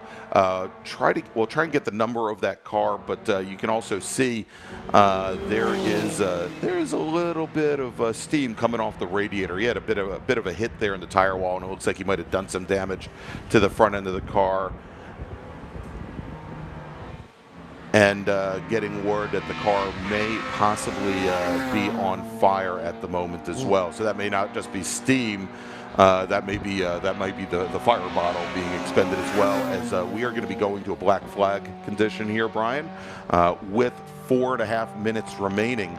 And we did look and did see that the number 4 machine had left the pit lane, but we're going to have to see if that machine can actually set a lap time right now with less than 5 minutes remaining. I don't know if David Palfinier has fallen all the way down to 6th place in STL, whether he's going to actually be able, and more importantly, not only 6th place, but if we take a look through the order here, Palfinier has fallen down to 12th overall. I don't know if he's going to get a chance to put in another flying lap. I don't think so. If you've got any type of activity up there with a potential, fire or whatever, then I don't think that, it's going to take a little bit of time to get that out and get it pulled out. Now, one of the advantages is it is up near Oak Tree. They can easily, once they get that out to extract that car, they can easily bring it right over to the South Paddock and bring it down the, around the main road and get it in. These guys could go back out. So we'll have to see. But yeah, Greg, I don't know if that 40 machine's going to be able to get a lap. Once they put the dries on, I just don't think that's we're going to run out of time here with 3 minutes. Coming up on 3 minutes left. He needed at least 10 minutes. Yes, again, you've got it's going to take a lap. Now I don't know where he came out, so whether or not he was able to. It looks like that his last time by it was when he still had the wets on. So. Yeah. Word from some of our I don't want to call it, but some of our friends around this track that there may be some of the damp stuff falling out of the sky in portions of the racetrack. Certainly not all the way around, and not where we are here on the front straight, but yeah, and we have a roof. Yeah, we do. Yeah, we have a roof, but there is that perpetual black flag or black cloud over my head, Brian. Might be a perpetual black flag over my head too, for that matter. As you can see now, we've got teams responding to that car over at the top of over by Oak Tree, and it does look like Paul Fanier is going to bring his car back to the pit lane. Darren Treacle is going to do the same. The only car, Brian, at the moment that I see lined up ready to take another lap is the Sewell machine. John Sewell, the number 48 Acura Integra from Tallahassee. I suspect he's not going to be able to take another lap, but we're still waiting for cars to come in from the pits, but most every car and every driver that has come down the pit lane is just taking their car back to the paddock, as we only have you can take a look at the clock here, and I think the clock that we have on our timing tower may be off slightly. I think we actually have somewhere around 1:50 remaining in the session. Yeah, I think at this point, and again, you have teams, crews, come down and talk to their crew real quick and say, hey, you know what, just take it back. We don't have enough time. Let's not even attempt to go down. And looking at the cleanup, and Greg, we may have 2 cars up there. Well, no, it looks like we only have the one, but you've got a wrecker and a flatbed going over there. So we're going to make sure they don't get stuck down in there. You can see the the rivets, from a car before, or even a worker. Kind of looks like my backyard from last weekend trying to get it out of there. But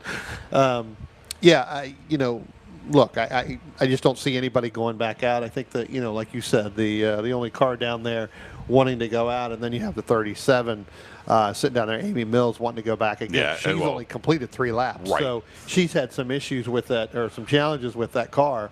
So I don't, I know she's wanting to go back out. I just don't think they're going to get it. Well, at this point, we've got 40 seconds on the clock, so the chances of sending them out and getting a race lap in anything other than an out lap is not going to be much. And you can see there as most of the drivers are bringing the cars back to the pits. Yep. I believe, Brian, we saw those the extra wrecker go out, and they're going to be bringing that machine that's up at turn 12 back on the flatbed apparently. But they had some other workers out there to look at the tire wall where he impacted, and just got word that the checkered flag is going to be displayed, and it is out on the stand. So this session is officially over. Let's take a look, Brian, and see how things ended up. And Darren Treacle, as the black flag was coming out, he crossed the stripe. Darren Treacle in his STU BMW 325. He is going to be your pole sitter for this group when they go racing, and they are scheduled to race at about 4 o'clock this afternoon. So if you want to see some great STL and STU racing, they should be rolling off right about 4 p.m. Danny Stain, about a tenth off, or probably 9/10 off, scheduled to start on the outside of row number 1. Then David Fiorelli in his Mustang, David Brand in his Exige, 3rd and 4th. Jorge Nazario, Anthony Pacelli, 5th and 6th. Mark Liller, 7th. Ryan Harrison, 8th. And I should mention Ryan Harrison currently qualified 2nd in STL.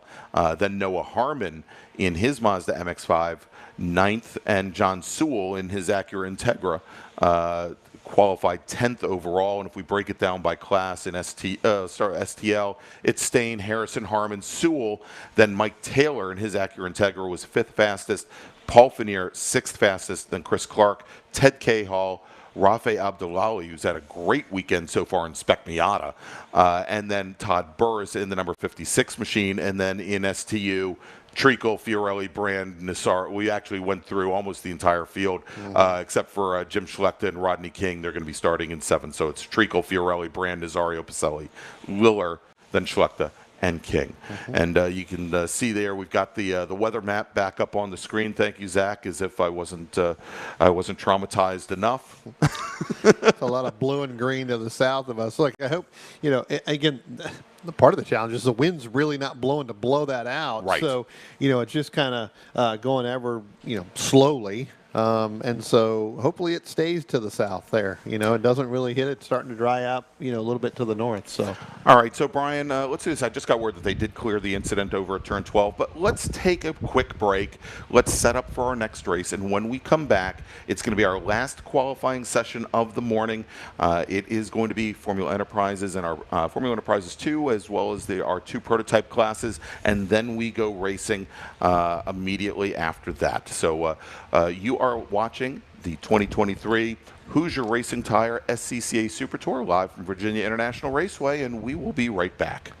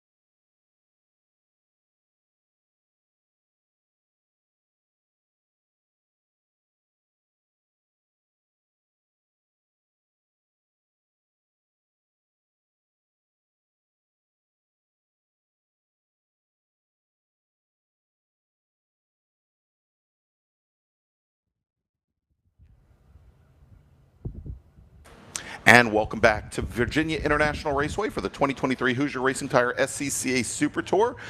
We are on day number 2, and we are getting ready to wrap up qualifying. I'm Greg Ginsberg with Brian Donati here at Virginia International Raceway, and of course, we've got Brian Bolansky, who I can now hear, I think, and actually acknowledge his existence. Good morning, Brian. How are you doing today?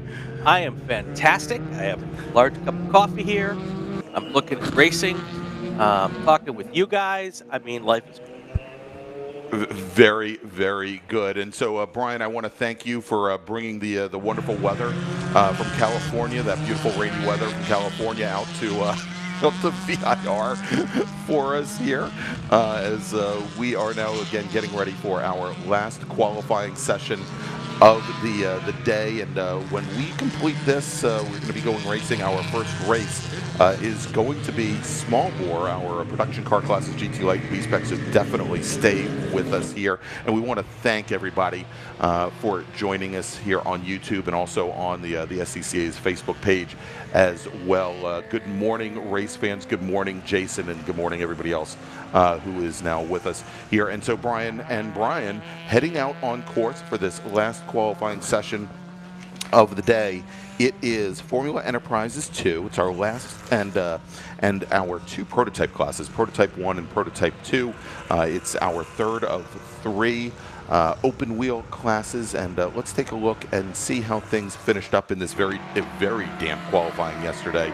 It was pouring down rain when these guys were when they went out. Yeah, and Todd Vanacore, who we saw just a little while ago in Spec Race Ford, he was your fastest driver on track in his Elan DPO2. He's out of Ormond Beach, Florida. He turned in a time of 2:07.764. That's the bogey time that the P1 drivers are looking to best. Chip Romer, a 2:08.944. Also in Elan, and pretty much in P1, almost all of our drivers running Elan DPO2s. With John McAleer, John Luke Liverato, and Lee Alexander, they were your 5 fastest drivers overall. We did not have any Prototype 2 drivers go out for qualifying, so let's look at Formula Enterprises 2 and these Spec Mazda-powered race cars, Formula cars, with Russ Turner turning the fastest lap. He was 6th fastest session in overall, but he turned in a 2:13.149, the fastest of all the FE2s, with Justin Huffman at a 2:17.31, Lee Rackley at a 2:18.4, and then Colin Rackley just back from there. We had 12 drivers set times in Formula Enterprises 2, and the session ended when Justin Huffman's son Jameson impacted a tire wall, had some front suspension damage. My understanding is they've gotten that fixed, and he's going to be back out on track today. Yeah, remember yesterday we also had Chip Romer, who had some issues, went off twice during that qualifying session.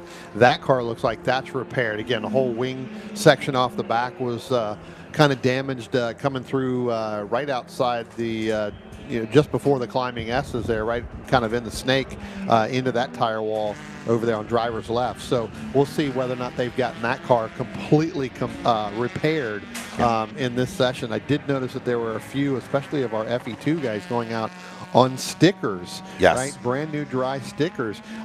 I just think that right now you're going to see those guys struggle at the very beginning. It's just not warm enough for those to honestly get the sticker, I guess, off of the car, off of the tire. Well, it's funny because that's what we actually saw in Spec Miata the first session yesterday when it had started to get damp. As we knew all the drivers that were going out on stickers, because in that class there is a tire limiting rule. And by the end of the session, the stickers were still on the tires. It was so cold. But it is still right around 45, 46 degrees ambient air temperature. The temps have not changed, Brian, since we started today out, since our cars first went on track almost 2 hours ago. But we can see here as we start to watch the different views here, you can see where the track is starting to dry out as cars come out of the Oak Tree turn, out of turn 12. You can see where cars are laying down heat where they are scrubbing across the pavement. There is a dry line starting, and you can also start to see right at the crown of the track, the dead center of the track, basically where water is evacuated in either direction. It's also getting a little dry here as well. Yeah, a couple. You Go ahead, can Brian. Sorry. basically eliminate all of the time from yesterday. I mean, Yes. nothing that happened yesterday is going to end up at the top of today's qualifying grids. The lines are clearly drying out. I mean, you can just see them getting racy here as we go up the hill out of Oak Tree. A lot more aggression than we were able to see yesterday.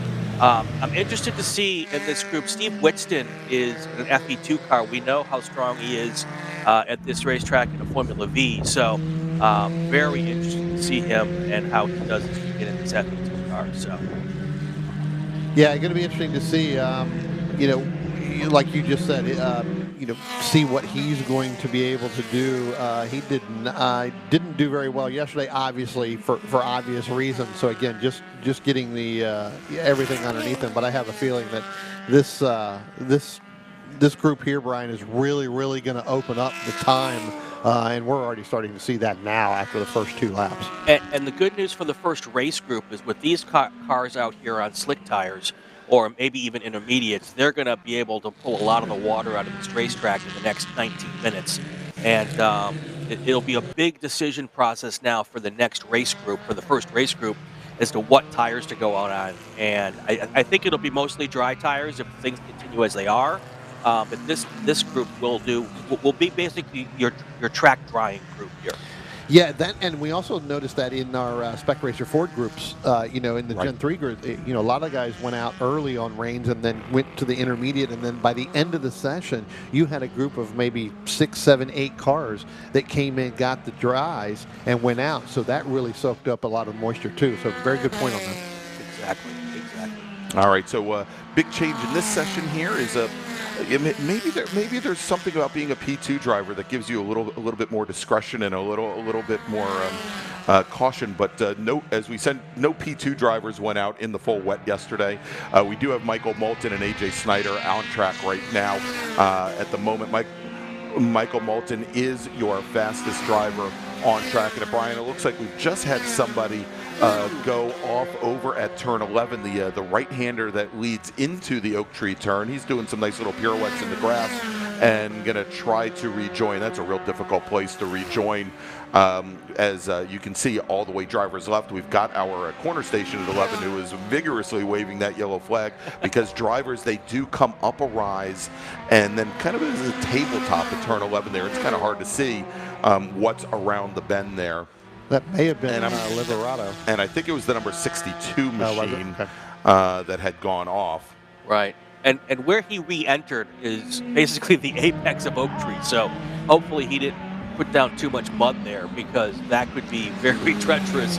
If you think you've got a drying racetrack and then you hit there and you've got basically, sloppy mud. So hopefully that won't be too big of a problem. Yeah, I think that might have been Todd Slusher that had the problems over there. All right, so we were talking about Moulton and Snyder. Moulton right now just puts in a 2:11.8.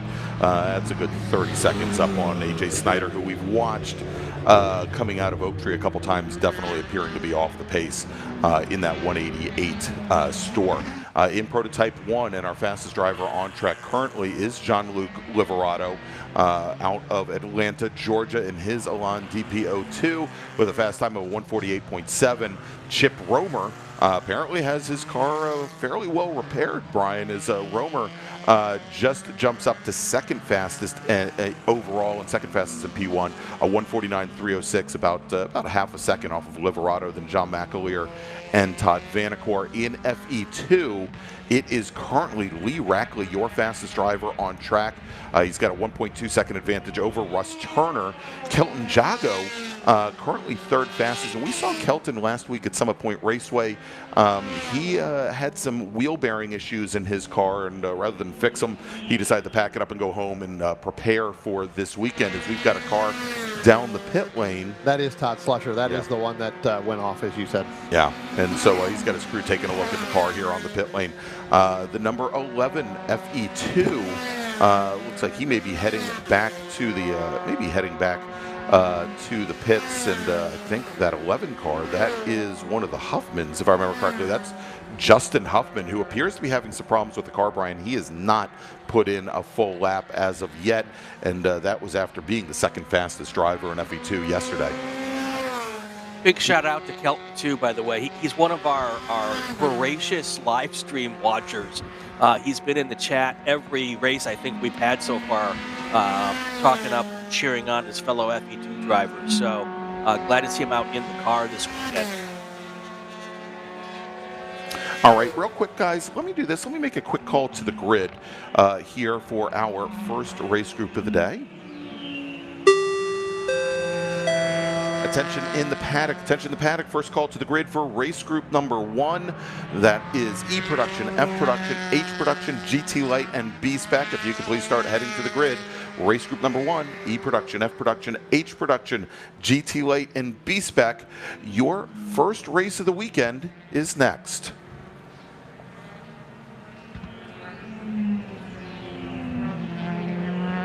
All right, so we are now just about 11 minutes or so into our qualifying session here. This is our last qualifying session of the day here at Virginia International Raceway, and as you just heard, we are going to be going racing here in just a little bit. 9 sprint races scheduled for today, scheduled for 25 minutes each and every one of them. We are currently scheduled to have 3 races this morning before we break for lunch. So we are going to have that small bore race we just called. We're going to have the first of our open wheel races. It's going to be our smaller open wheel cars, Formula F, Formula V, Formula 600, and then we're going to wrap up the morning with some touring car racing. Then it's another 7 races after lunch. Yeah, big schedule this weekend. They've added an extra race group, which I'm sure the Wings and Things drivers will appreciate. This is usually, this group that we're watching now is usually lumped in with Formula Atlantic, Formula Continental, and FX. And so I'm guessing because of the car count, they've split it up into 2 races. So I'm sure everybody appreciates that in those 2 groups. So. All right, and we are starting to see a number of our Formula Enterprise 2 drivers come down the pit lane. But for the moment, Lee Rackley, still your fastest driver in the number 79 machine out of Clinton, North Carolina.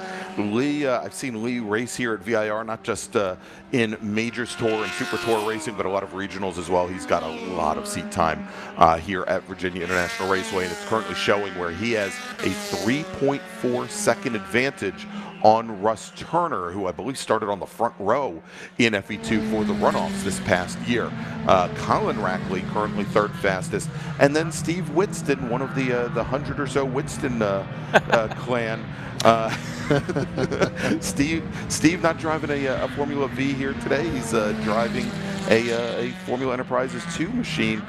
He's out of Georgetown, Texas, currently 4th fastest. Kilton Jago now drops to 5th fastest. In Prototype 1, Jean-Luc Liverato in the number 8 Lon DPO2 sets fast lap on his last attempt, his last trip around the sun here, with a 146.272. Chip Romer with a 149.236, so still 3 seconds separating those drivers. Romer just does not seem to be able to get close to Liverato, and so maybe there are still some issues with that car as far as getting it straightened out, and maybe the alignment isn't right on it. But Romer 2nd fastest, McAleer another 2.8 seconds back from there. Liverato is setting the, sorry, Brian, Liverato is setting the pace right now, doing personal class best right now in both Sector 1 and Sector 2 on this last lap. So we'll have to see what he does down the trap speed. But it looks like he's going to go even faster maybe. Yeah. So here, as we have about 10 minutes remaining in the session here, gentlemen, let's take a break. Let's thank some of our partners and sponsors that bring you all this great action here from Virginia International Raceway and the 2023 Hoosier Racing Tire SCCA Super Tour. We'll be right back. For over 25 years, championship-winning drivers and teams have demanded Hawk Performance Motorsports brake pads. Now you can have their advanced technology on your daily car, truck, or SUV with Hawk Performance Street products. With the improved HP Plus pad for that hybrid street and track feel, or Super Duty pads for tow vehicles, their all-new ER1 brake pad designed to take on even the longest race, and their all-new high-performance brake fluid, Hawk has all of your braking needs covered. Visit hawkperformance.com and like them on Facebook or Instagram to learn more about the Hawk Performance Advantage. Hawk Performance, what's stopping you? Tire Rack was established over 40 years ago by an SCCA member with a passion to find the right tires, wheels, brakes, and suspension products for racers and enthusiasts both on the street and on the track. As official tire retailer of Sports Car Club of America since 1995 and sponsor of the Runoffs Pole Award, along with the National Solo Program, Time Trials Nationals and National Tour, and Track Night in America, Tire Rack is proud to support the SCCA and its members as they go have fun with cars. For more than 100 years, Sunoco, SCCA's official fuel partner since 2001, has been fueling victories both on and off the track, which is why Sunoco is trusted to fuel over 50 series of racing, driving, and winning, including the SCCA National Championship runoffs, SCCA Pro Racing, Trans Am, NHRA, and NASCAR. To find race gas near you, visit SunocoRaceFuels.com or call Sunoco at 800-RACE-GAS. Shop anytime, anywhere with the Summit Racing app. Mazza Vineyards is the exclusive sparkling wine for podium celebrations at the Hoosier Racing Tire SCCA Super Tour, SCCA Runoffs, and Tire Rack SCCA Pro Solo.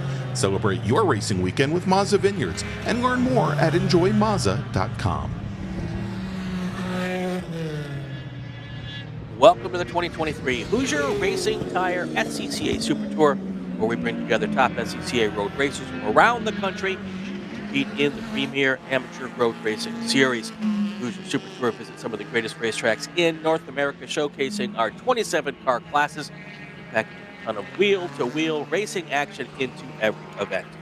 Now you can enjoy live streaming coverage of the Hoosier Super Tour events on site or from the comfort of your own home. For those details and more, go to scca.com/live. Back here at VIR, 8.5 minutes left to go in qualifying session number 2. Then a very brief break to reset, and we'll be right into our racing action, Greg.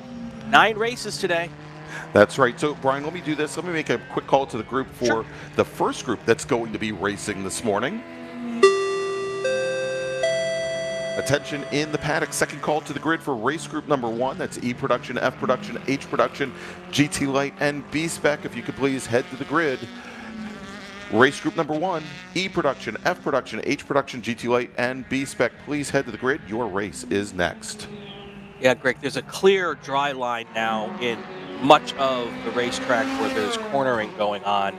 And even coming up here out of Oak Tree, you can see it there on the right side of our screen. That's, I think, pretty much everyone out there would consider that dry. There's enough wet on the straightaways to keep the rain tires dry-ish or cool-ish. But I think the next race group's going to go out there on dry tires.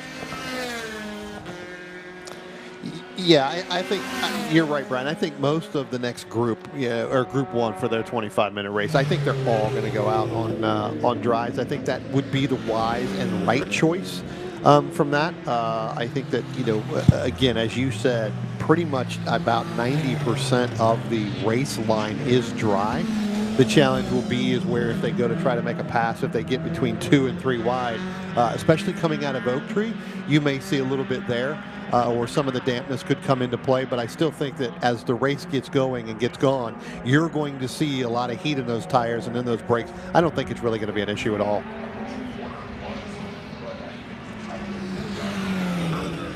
And it's overcast, so there's no sun taking the water off of this track right now. This is all race cars doing the work. Absolutely correct. So, and it'll just get hopefully drier and drier. And looking at that radar shot earlier, it looked like behind us there wasn't a whole lot going on. So weather-wise, so this is all good. Ooh, that's a bit of a traffic jam there. That looked a little bit like a 405 on a Friday getaway. I was going to say that didn't look too well right there. Brian, if it was the 405, this would be like a 2.5-hour lap time. So That's true. That is true. All right, so here as time's starting to run down a little bit, about 5 minutes remaining in the session. As you can see here, we've got a few more drivers coming down the pit lane here to have crew take a look at their setups as the track is.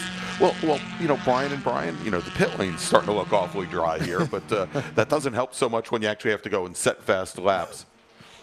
I was going to say on the backstretch there, coming out of Oak Tree, as you guys, you can see there in the, off track, that's really dry over there, and that's basically because the work vehicle's going back and forth. Exactly. Yeah, and you can see here, for example, as we're watching through the area called Snake, coming out of turn 5 and up towards the turn 6 flag stand, you've got that single lane right down the center where with tin top cars, you'll find them using the curbing and they'll try to straight line that section there. Obviously the formula cars, you can't do that, but the challenge is going to be when we go racing for our next group, as the checkered flag is now going to be displayed on the session. Ooh. The challenge, Brian, I'm thinking back to the runoffs where that was, I think that might have been the preferred line coming out of Oak Tree, was going through the mud there, and you can see all the trails there where emergency vehicles have had to pull cars back to the South Paddock. But with the checkered flag out now on the session, the challenge is going to be, we're starting to see, as you take a look at this run up Madison Avenue, up the back straight, where, there's a single dry line starting to appear. That's wonderful if you're trying to set qualifying laps. That's not so wonderful if you're trying to race, because you're going to have to make that. You're going to have to make that decision. Do I trust and do I test the portion of the track that is still very damp? And that is going to be the question for a lot of these racers. All right, so as we've got the checkered flag out, and most of our drivers are coming down the pit lane, Brian. We just had another Formula Enterprises machine, Colin Rackley in the number 80, take the checkered flag and complete a flying lap, but there hasn't been any change here. Let's take a look and see where we stand, and this may change slightly, but Chip Romer, who came down the pit lane a little while ago to have his team take a look at the car, and he's on the pit lane. They're getting tire temps right now. Chip Romer moved to the point. He is your provisional pole sitter here, having finally made his way around Jean-Luc Liverato. Romer did that on his 9th flying lap, and out of 10, and with a time of 1:43.605. Jean-Luc Liverato 1.8 seconds back from there. Todd Vanacore 2.1 seconds back, and then Lee Alexander another 1.5 seconds. So pretty big spread in Prototype 1. In Prototype 2, things haven't changed all that much. AJ Snyder definitely found some speed. He was no longer running in the 3-minute range. He gets down to a 2:22, but still almost 20 seconds off of Michael Moulton. And in Formula Enterprises 2, Russ Turner out of Montpelier, Virginia, a 1:55.1 is your pole time for the class. A 0.6 of a second advantage over Lee Rackley. Then, as we mentioned, Colin Rackley just crossing the stripe, but Colin is almost 4 seconds off of Lee, almost 5.2 seconds off the provisional pole. Justin Huffman, who had those early issues in the session, the number 11 machine, he moves up to 4th fastest. Jonathan Weisheit, who Brian Donati and I saw just last weekend at Summit Point Raceway, only running in a Formula V, brings his Enterprises machine up into 5th. Then Steve Woodston and Kelton Jago. Just to take a look, because I think there's going to be a bit of a split in Formula Enterprises 2. Russ Turner is scheduled to start 6th, so on the outside of row 3, Lee Rackley would start 7th overall. Colin Rackley would start 9th with Justin Huffman right beside him at 10th. So a little bit of a split there at the front end of the FE2 field, as they're going to have some prototype cars all around them. But that is going to wrap things up for qualifying. Yeah, Brian. Before we take our break, I just want to make a point. Chip Romer's first lap, flying lap of this session was a 2:04, and then his last fast lap was a 1:43. So just to show you what the drying track, even in a 20-minute session, how much that track dried to go from a 2:04 to a 1. That's a 20-second delta Yes. between Huge. between what happened at the start and Absolutely what happened huge. at the end. So that's a good sign for this next race group. All right. Well, real quick, Brian, before we go, and it may be, I'm going to check with our timing and scoring folks after when we take the break here. But the timing and scoring has now moved Jean-Luc Liverato up into the, and I don't think this is correct because we're showing almost a 20-second delta. Oh, that's not right. It's not 20-second. Actually, that is. Let's take a look here. Oh, you know what? I have to stop hitting buttons. I went from timing mode to position mode in my timing and scoring screen. There you So go. there you go. So just forget the last 20 seconds, everybody. So let's do this, Brian. Let's go. We're going to take a break here at the track. For everybody watching at home or watching and listening at the track here, we are scheduled to have, and I'm going to make a final call to the grid before we take that break. We are scheduled to have our first race start today at 10:20 a.m. It is going to be our small bore group, our production car classes, GT Light, as well as B-Spec. So let me make that call now. Attention in the paddock, attention in the paddock. Race group number 1, that's E production, F production, H production, GT Light, and B-Spec. If you can please start heading to the grid. Race group number 1, E production, F production, E production, F production, H production, GT Light, and B-Spec. Please start heading to the grid. And so we're going to take a break. We're going to be down for a little bit. And when we come back, it is race day here at Virginia International Raceway. 25-minute sprint races, 9 of them all day long. We can't wait to have you watch them here for the 2023 Hoosier Racing Tire SCCA Super Tour. We'll be right back.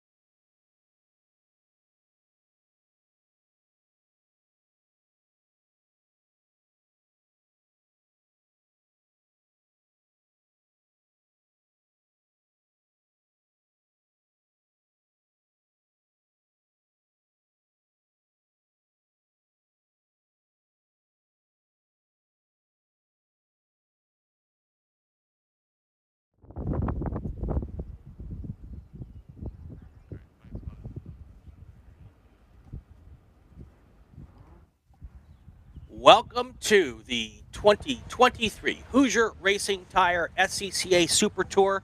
We are live from Virginia International Raceway, rounds 9 and 10, our 5th race weekend here of the Super Tour. Halfway after this weekend, that'll be 5 weekends down, 5 to go. Ryan Belansky here. Greg Ginsburg is with us also. He is at VIR. Good morning. We've got some big racing to go. Drying racetrack, Greg. This could be very kind of half-drying racetrack. This could be really exciting. Yeah, it definitely could be. Now, of course, this group heading out right now, our small board group, they had their first qualifying session yesterday in the dry, and I think a lot of them yesterday for their second qualifying session just went out to test what the track would be like in the wet. We'll see how that plays out as we can start to see a drying line come out here. But let's run down the starting order for today's race. And we're going to have a split start. We're going to have our production car classes and GT Light in our first pack that you see them rolling off, and then our B-Spec field starting second. So let's do this. Let's take a look. We're going to run down that first group heading out right now. And your pole sitter driving the number 2 BMW Z3 from Fort Lauderdale, Virginia. It's an E-production car. It's Greg Ira, and that's a very special car. It's got a lot of provenance to it. We'll talk about that a little bit as the race goes on. Peter Norton's going to start on the outside of the front row in his E-production Caterham 7. He's out of Pelham, North Carolina. Cliff Ira in his F-production Honda Civic Del Sol will start third today. He's out of Kansas City. Doug Piner will start fourth in his E-production BMW Z3. Then we've got Charlie Campbell, the F-production Mazda Miata driver, will start fifth, with Mason Workman also in an F-production Mazda Miata starting in sixth. Jonathan Newdorf will drive his number 55 Mazda Miata from the inside of row number 4 starting seventh, while Michael Chameleon in his F-production Mazda Miata will start 8th. That's the number 99 car. Row number 5 is Doug Weaver in the F-production Mazda Miata, with Ethan Tyler driving the number 80 E-production Mazda MX-5 starting in 10th. Then we've got Matt Reppert and Don Tucker. Reppert in his F-production BMW 325 with Don Tucker starting next to him, starting 12th in the number 8 E-production Mazda Miata.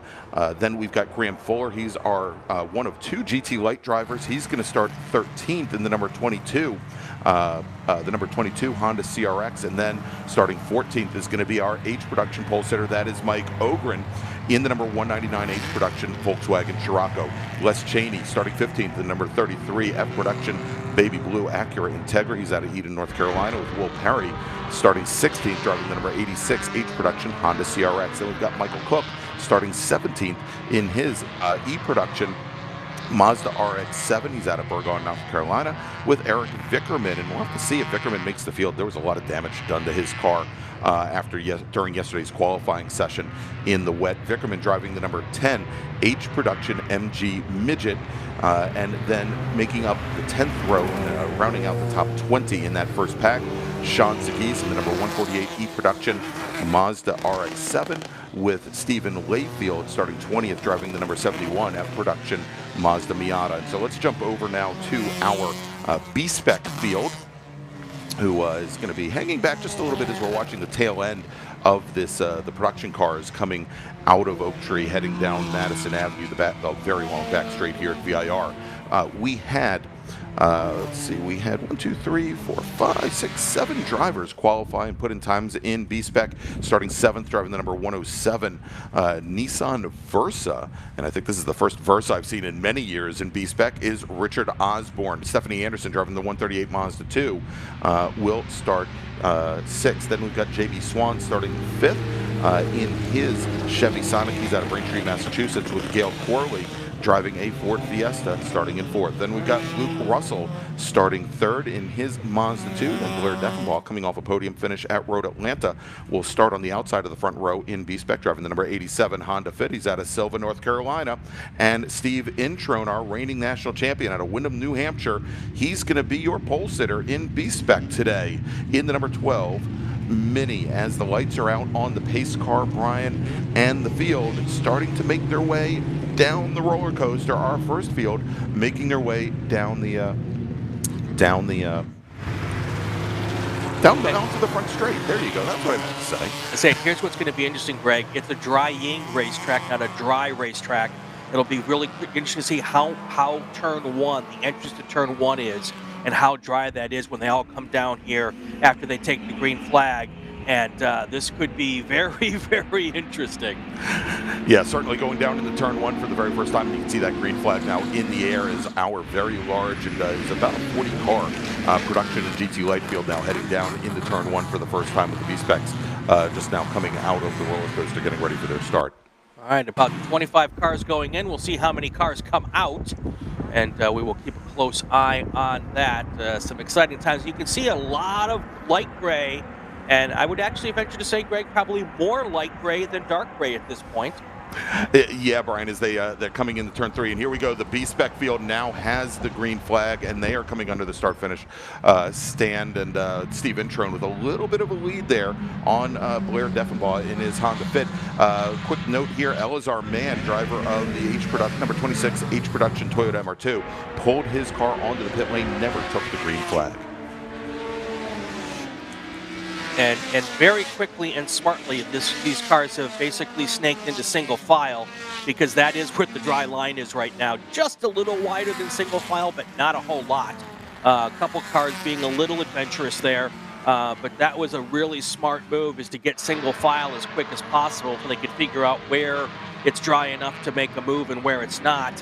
And you can see this one, looks like an E-Production Mazda Miata coming out here right in the front. That's probably... Oh, it's BMW Z3. That might be Greg Ira. That is Greg Ira up Right at the front of the car. And Brian, that machine there, and it's in a new livery last year. In the last number of years, it was in a Sunoco livery in a baby blue color under Greg. Greg, of course, a longtime E-Production driver for years, campaigned a Datsun 240Z. Always very, very strong, but this year he's joined up with Jesse Prather and Jesse Prather Motorsports, and this is the car that Jesse Prather has taken to multiple national championships in the last couple of years. And he's got brother Cliff there, just a few cars back, currently your F production leader in his darker blue Honda Del Sol. Yeah, and if you want to go fast in production cars, teaming up with Jesse Prather is not a bad idea at all. No, certainly not. All right, so we've got the field now coming across the start-finish line, Brian, to complete lap number one, and indeed it's Ira, the second driver in line there, and I think this is going to be a car that is going to be challenged certainly for strut line speed here with the long back straightaway at Virginia International Raceway, and it's really going to be key that he can carry speed through turns 11 and turn 12. The Oak Tree turn is going to be Peter Norton in his Caterham 7. That car is somewhat more aerodynamically challenged than most of the other F production or E production cars on track, and again, really is going to need as much of a jump out of the corners, and you can see already as Ira really starting to lay down the heat here as a driver right back behind Peter Norton. That is our F production leader. Great jump from Mason Workman, who started 6th in the field and now works his way all the way up in the lap, up in the third as we're working lap number 2. If you joined us for qualifying, I mentioned at the end of the last session that the slick tire cars are really helpful in getting a dry track, and a lot of these production cars are on slicks, and they're probably 3 times as heavy as the FE2 cars, and that will just drive this track out even faster. So if we don't get much rain by the end of this session, Greg, I think we're going to have a dry track for the rest of the day. Yeah, well, as we were looking at the weather earlier here, Brian, it looked like there may be some weather that rolls in later in the day. I would be possibly concerned for maybe our last 2 races, but yeah, I think we're going to start to see the drying track, and even here just in the last, since we were talking about the prototype cars and those FE2 machines going out, the track looking the dry lines getting much wider over the course of the last 40 minutes or so, and I think as we have now, close to as we have almost 50 cars out on this beautiful 3.27 mile 17 turn R, that dry line is going to really start to appear. Yeah, it's already. I mean, it's there. There's still some wet spots, but everyone's playing like good boys and girls at the moment. There's one car trying to get a little racy there and testing out how the limits of the little wet offline area And I can't tell if that's wet or if that's just a piece of pavement that's been fixed there. But it does look like we're getting a little bit more racy now. You can see cars making some passes. That looked like it was that Michael Lewis there coming by in that blue Mazda? All right, in the blue Mazda, I believe we'll have to check and see. I don't believe No, it should. Michael Lewis is out there in GT Light. We do Yeah. have a couple of other light blue machines out there today. I'll try and get the we'll get the number on that bus next time it comes by, Brian.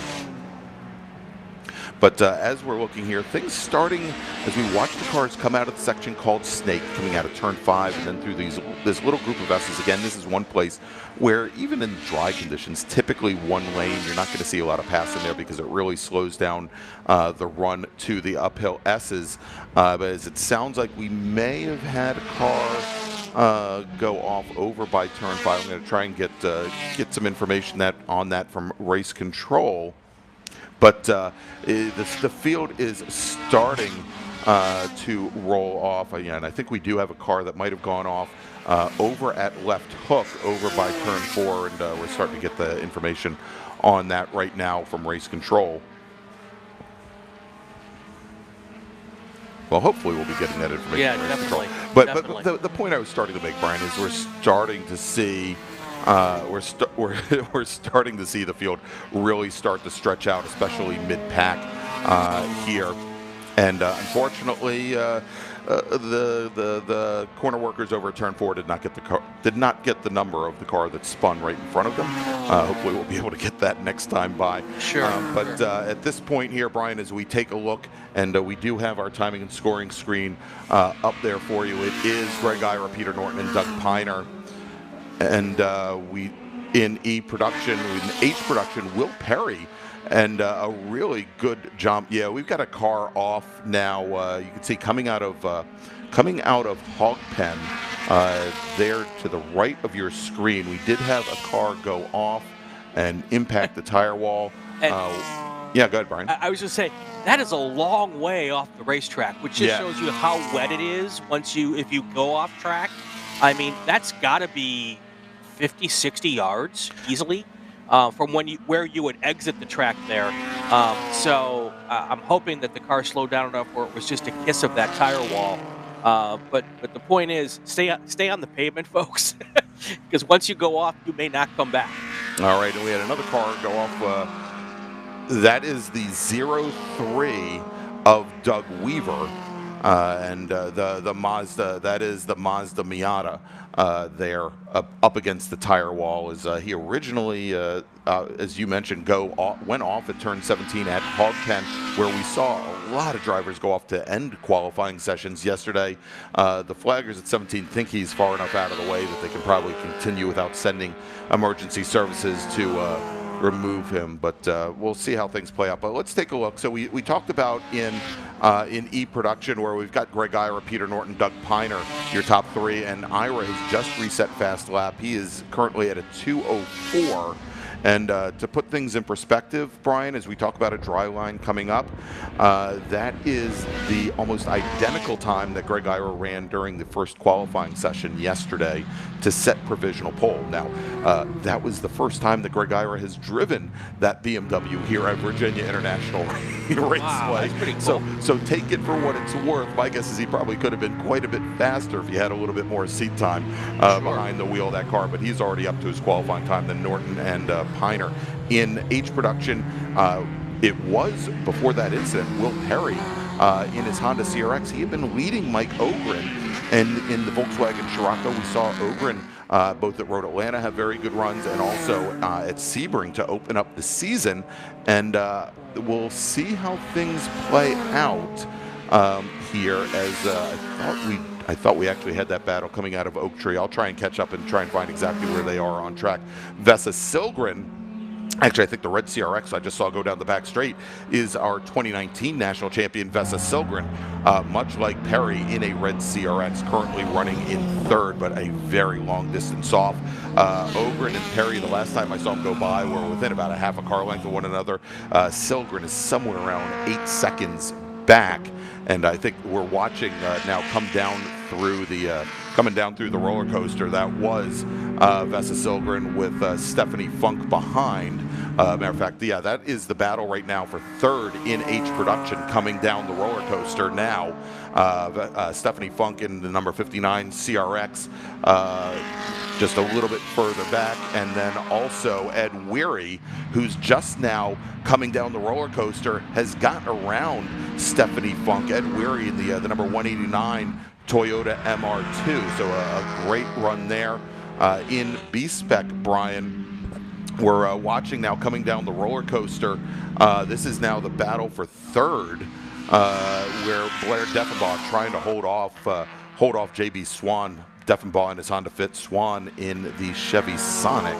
And well, it looks like things have changed there a little bit too. That was actually Deffenbaugh and Gail Corley, in his Ford Fiesta. And you can see now, and I'm not quite sure how far up the field are, but the production cars are catching the B-Spec cars. It looks like they've gotten some of those B-Spec cars already, and that's going to be interesting to see how both that plays into the front runners in the production cars, as well as if playing into the hands of the B-Spec field and how they navigate all of that.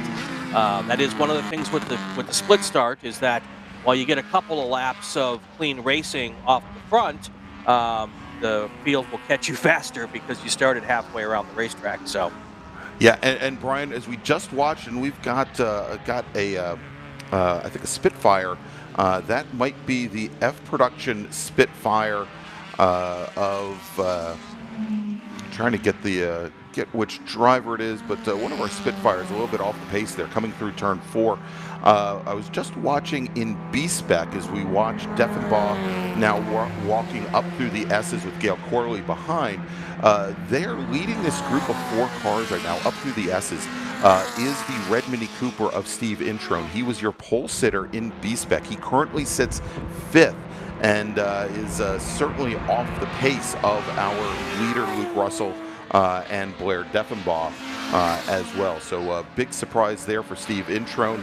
We kind of saw this last weekend at Summit Point Raceway, where during the Saturday race he really didn't have much for the rest of the B-Spec field and had fallen back to, he finally finished 2nd, but he had fallen all the way back to 4th place in B-Spec early on in that race as well. it's been pretty awesome, Greg. All of these cars negotiating the kind of in-between conditions without any real issues. That one car that went off at the exit of Hog Pen. But it's been pretty clean. Now you see Peter Norton coming up on a couple of B-Spec cars there, and he is a pro. He's been out here for a lot of our Super Tours, so he'll get through them just fine, I'm pretty sure. And you'll see them coming into our view here in just a second. Peter Norton is that Caterham 7 right there in the yellow, and he'll probably snag those spots here before he gets to the first corner, which is coming up here in just a few seconds. Everyone coming through here just fine. You can see the driver off to the right there, out of the car and safe, and that car will just sit there until the end of the session, and it'll be fun to watch the tow trucks navigate the mud, Greg, to get that car out. Definitely. All right, hey, Brian, real quick, let's make a call to the grid for our next race and then take a little break. Sounds good.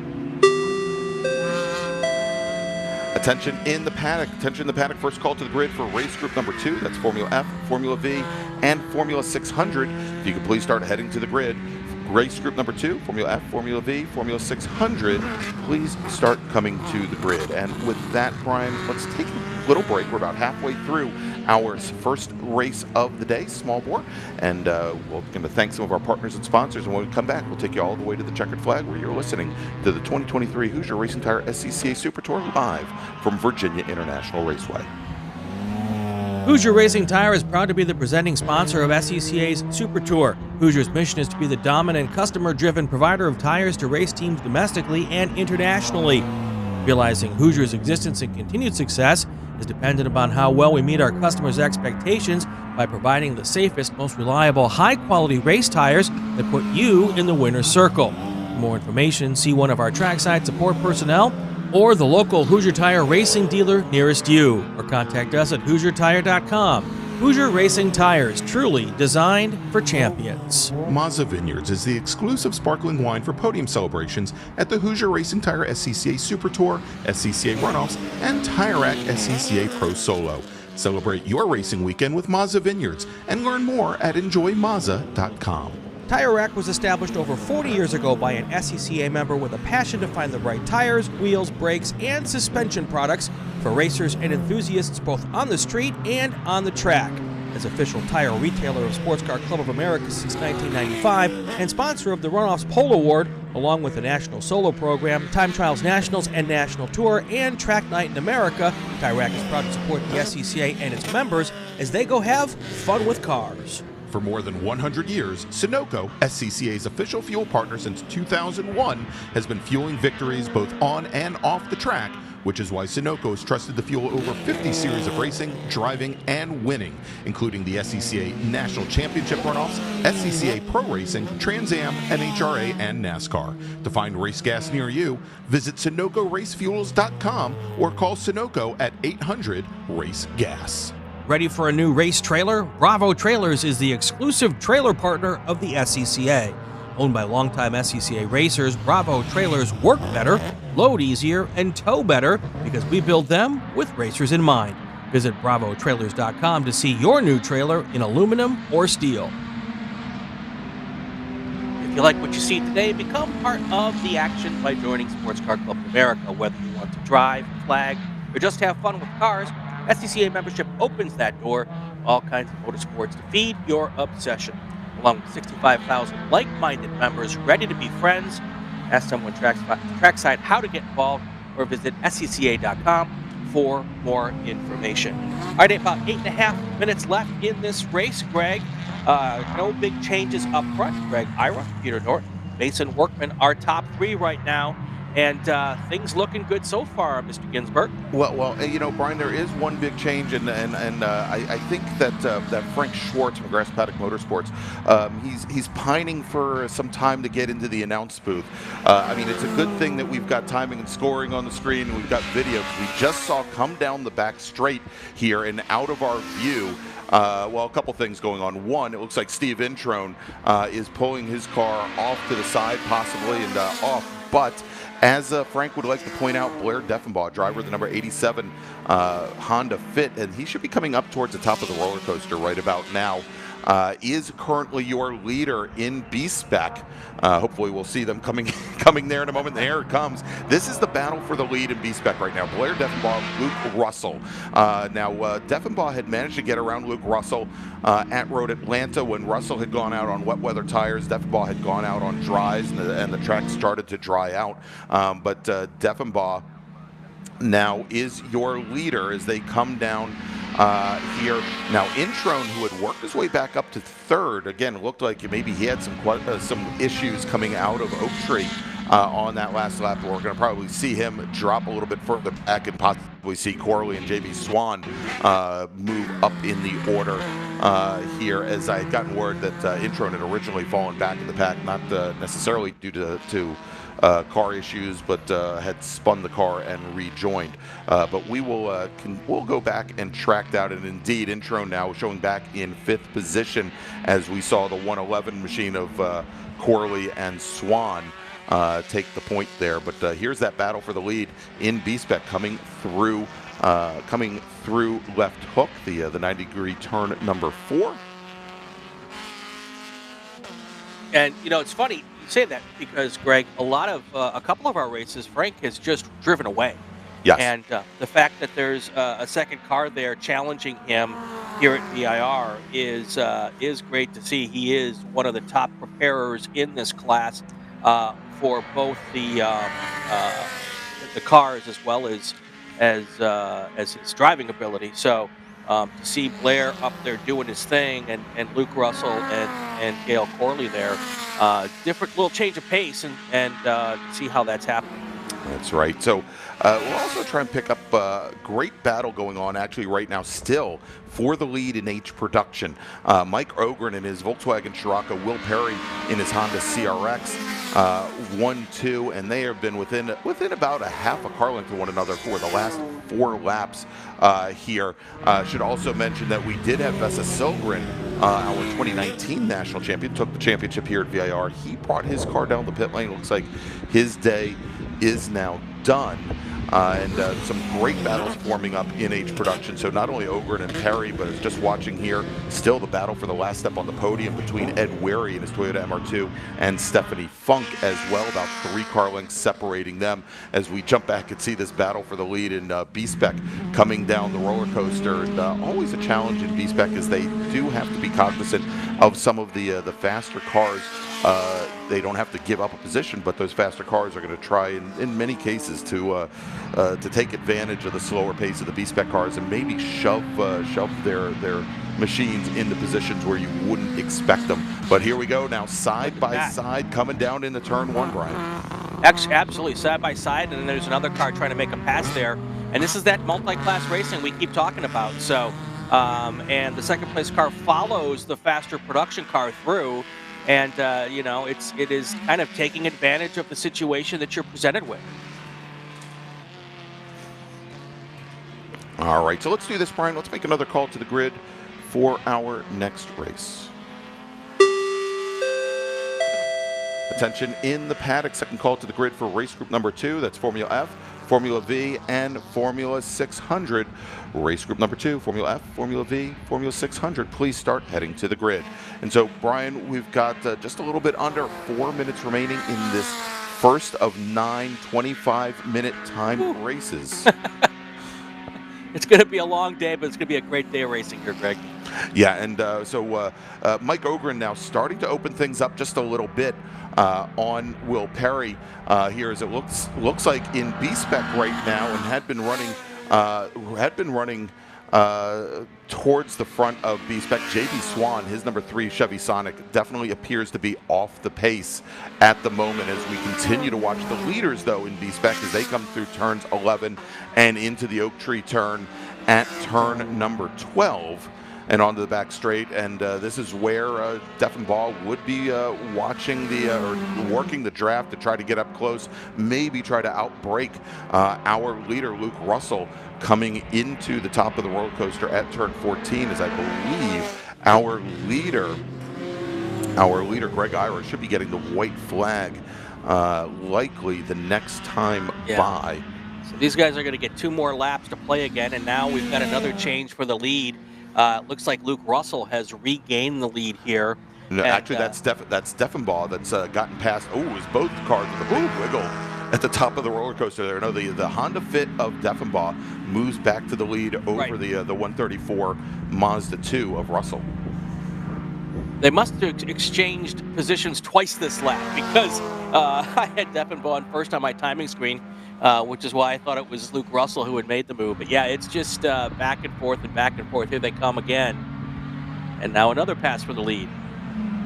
Woo! This is a lot of fun to watch, Craig. That's right, and we have a lot of interested folks from the B-Spec community. We talked about Frank Schwartz earlier, and Melissa Introne, Steve Introne's wife, is here. Tom Pendergrass, who we talked about at Sebring, or talked to at Sebring, is in the chat as well. I think Thomas is actually doing work over in the UK currently. Okay. And so we've got people coming in from all over the world right now, and here they are coming through turn 3 side by side. Ooh, look at that. I'm just a fan here, Greg. It's like it's been fun to watch this thing go on. And there's a couple of fast cars coming up behind him. So with a lap and a half pretty much to go, it looks like this is going to have some interesting complications here. All right, so our leader, Greg Ira, has taken the white flag, and so we are on their last lap. We'll see if Ira does not get past the leaders in B-Spec. They will get an additional lap as we are watching now and trying to take a look here, coming out of the Oak Tree turn and onto the back straight. That is actually a couple of our H production cars right now. That Honda Fit is I think that might be Kirk Nestis running this weekend. We'll have to double check here. It is Kirk Nestis in the number 53 machine. He's got John Fine's Honda Civic just ahead of him. But here comes the battle in B-Spec, and there is a huge change there, Yes, Brian. absolutely. Yeah, and I think we could probably owe a lot of this to traffic, but right Yep. now Blair Deffenbaugh's got almost a 20 car length advantage over Luke Russell as they come down the back straight, and we're watching now where they come under braking into the top of the roller coaster, and Blair Deffenbaugh, the second car through in that aquamarine and white, and Luke Russell at the tail end of that pack. And looks like Russell's hopes of winning his first Super Tour race may have just evaporated on the last lap. Blair Deffenbaugh, however, well, we'll see. We'll see how things play out as they come down the roller coaster, and I'm looking to see where Mr. Ira is. And I think these drivers may get another lap here. And a matter of fact, Ira now coming down the roller coaster. And it sounds like Luke Russell's Mazda 2. I don't think it was a question of traffic. It sounds like Luke Russell's got some motor issues. The car definitely sounds off the pace, and even by himself now coming down the back straight, he is well off the pace. And coming across the stripe, taking the overall win, taking the win in E-Production. Greg Ira out of Fort Lauderdale, Florida, takes the win in E-Production. And in very close proximity right now, we've got the battles for, well, it was a battle for the lead in B-Spec, but we've got the battle for the lead in H-Production as well. And I think we are watching them going up through the climbing S's currently. Let me verify this and make sure it's through While you're looking for him, Greg, last time by, Mike Ogren had a 0.9 of a second lead over Will Perry. Right. So we're looking for the Scirocco and that Honda CRX. Exactly. There should be two red cars, and that is not them now. I think they're actually a little bit. Behind this fight going on right now. But Mike Ogren, who had taken wins at Sebring International Raceway, looking to repeat this weekend here. That's actually a little bit further back in H-Production that we're watching right now coming up through the field. That is John Fine, Kirk Nestis, and Taylor Hyatt. That's the battle for fifth. All right, if we can maybe shoot a little bit further forward. I think we got them right there. They'll be coming up over the hill here right now, Greg. It'll be two red cars. It'll be the Scirocco up front, the CRX in second. They should come into our view right in this second pack here. Yep. That's the Scirocco. That's it right there. Yep, just coming over the crest of 14. Coming through there, and the CRX right on the back bumper. Yep, right behind the yellow Golf is the battle for the lead in H-Production, and it is Mike Ogren with again with Will Perry. Will Perry in the Honda CRX. Pardon me. And here they come up the main straight, heading towards the start-finish line. It does look like Ogren's going to be able to hold on here. And here they come. All right, and as they come to the line, taking the win in H-Production will be Mike Ogren. Margin of victory, 51 hundredths of a second. Stephanie Funk in her Honda CRX. She had, again, been in that fight with Ed Wary, the bronze and white Honda CRX, the red Toyota MR2, and Stephanie Funk, who had, both she and Ed had taken the checkered flag right after our leader, our overall winner, Ira. So Stephanie will finish in third with then Ed Wary finishing just off the podium in fourth. And then we saw that the three cars battling it out for fifth with Fine, Nestis, and Hyatt. That's how that will end up. Those are the last cars running here at the end of the race in H-Production. So in E-Production, Greg Ira will take the win. Margin of victory, 4.1 seconds over Peter Norton, with Doug Piner finishing almost a half minute back from there. David Spillman coming home fourth. Don Tucker finishing in fifth. In F-Production, Cliff Ira in his Del Sol takes the win. Charlie Campbell will come home in second in his Mazda Miata. Mason Workman will come home in third, with Chameleon Les Cheney rounding out the top five. And then finally in GT Light, Graham Fuller takes the win. Ken Burdine 2 laps down. So that is going to wrap things up for our first race today. Let's make a final call to the grid for our next group. Attention in the paddock, attention in the paddock. Final call to the grid for race group number 2. That's Formula F, Formula V, and Formula 600. If you could please start heading to the grid. Race group number 2, Formula F, Formula V, and Formula 600. Please start heading to the grid. And yeah, go ahead, Brian. I was just gonna say, a great showing for Stephanie Funk. She's had some rough races, had some issues in the first race weekend in Sebring, and getting that car sorted back out after they worked to put it back together, I think has been a little bit challenging. And to see her back up and showing the speed that we're used to seeing out of her is pretty great to see. So good job there. We'll see what's like tomorrow with a fully dry racetrack.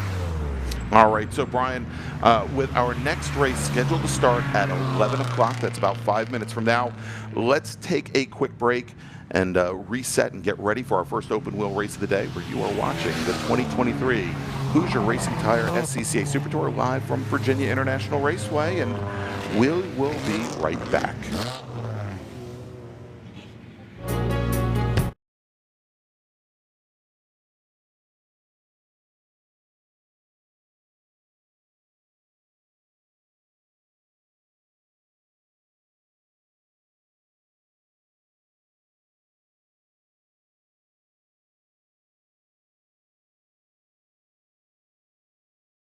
Sports Car Club of America. Hagerty provides affordable off-track insurance protection for motorsports vehicles while in the paddock, in transit, in storage, and at the shop. They provide guaranteed value coverage and even have protection for your trailers. SCCA members can save 5% on insurance through Hagerty. Learn more at Hagerty.com. Hagerty, let's drive together. Tire Rack was established over 40 years ago by an SCCA member with a passion to find the right tires, wheels, brakes, and suspension products for racers and enthusiasts both on the street and on the track. As official tire retailer of Sports Car Club of America since 1995 and sponsor of the Runoffs Pole Award, along with the National Solo Program, Time Trials Nationals and National Tour, and Track Night in America, Tire Rack is proud to support the SCCA and its members as they go have fun with cars. For over 25 years, championship-winning drivers and teams have demanded Hawk Performance Motorsports brake pads. Now you can have their advanced technology on your daily car, truck, or SUV with Hawk Performance Street products. With the improved HP Plus pad for that hybrid street and track feel, or Super Duty pads for tow vehicles, their all-new ER1 brake pad designed to take on even the longest race, and their all-new high-performance brake fluid, Hawk has all of your braking needs covered. Visit hawkperformance.com and like them on Facebook or Instagram to learn more about the Hawk Performance Advantage. Hawk Performance, what's stopping you? Winning takes work. Getting parts is easy. SummitRacing.com. For more than 100 years, Sunoco, SCCA's official fuel partner since 2001, has been fueling victories both on and off the track, which is why Sunoco has trusted the fuel over 50 series of racing, driving, and winning, including the SCCA National Championship runoffs, SCCA Pro Racing, Trans Am, NHRA, and NASCAR. To find race gas near you, visit SunocoRaceFuels.com or call Sunoco at 800-RACE-GAS.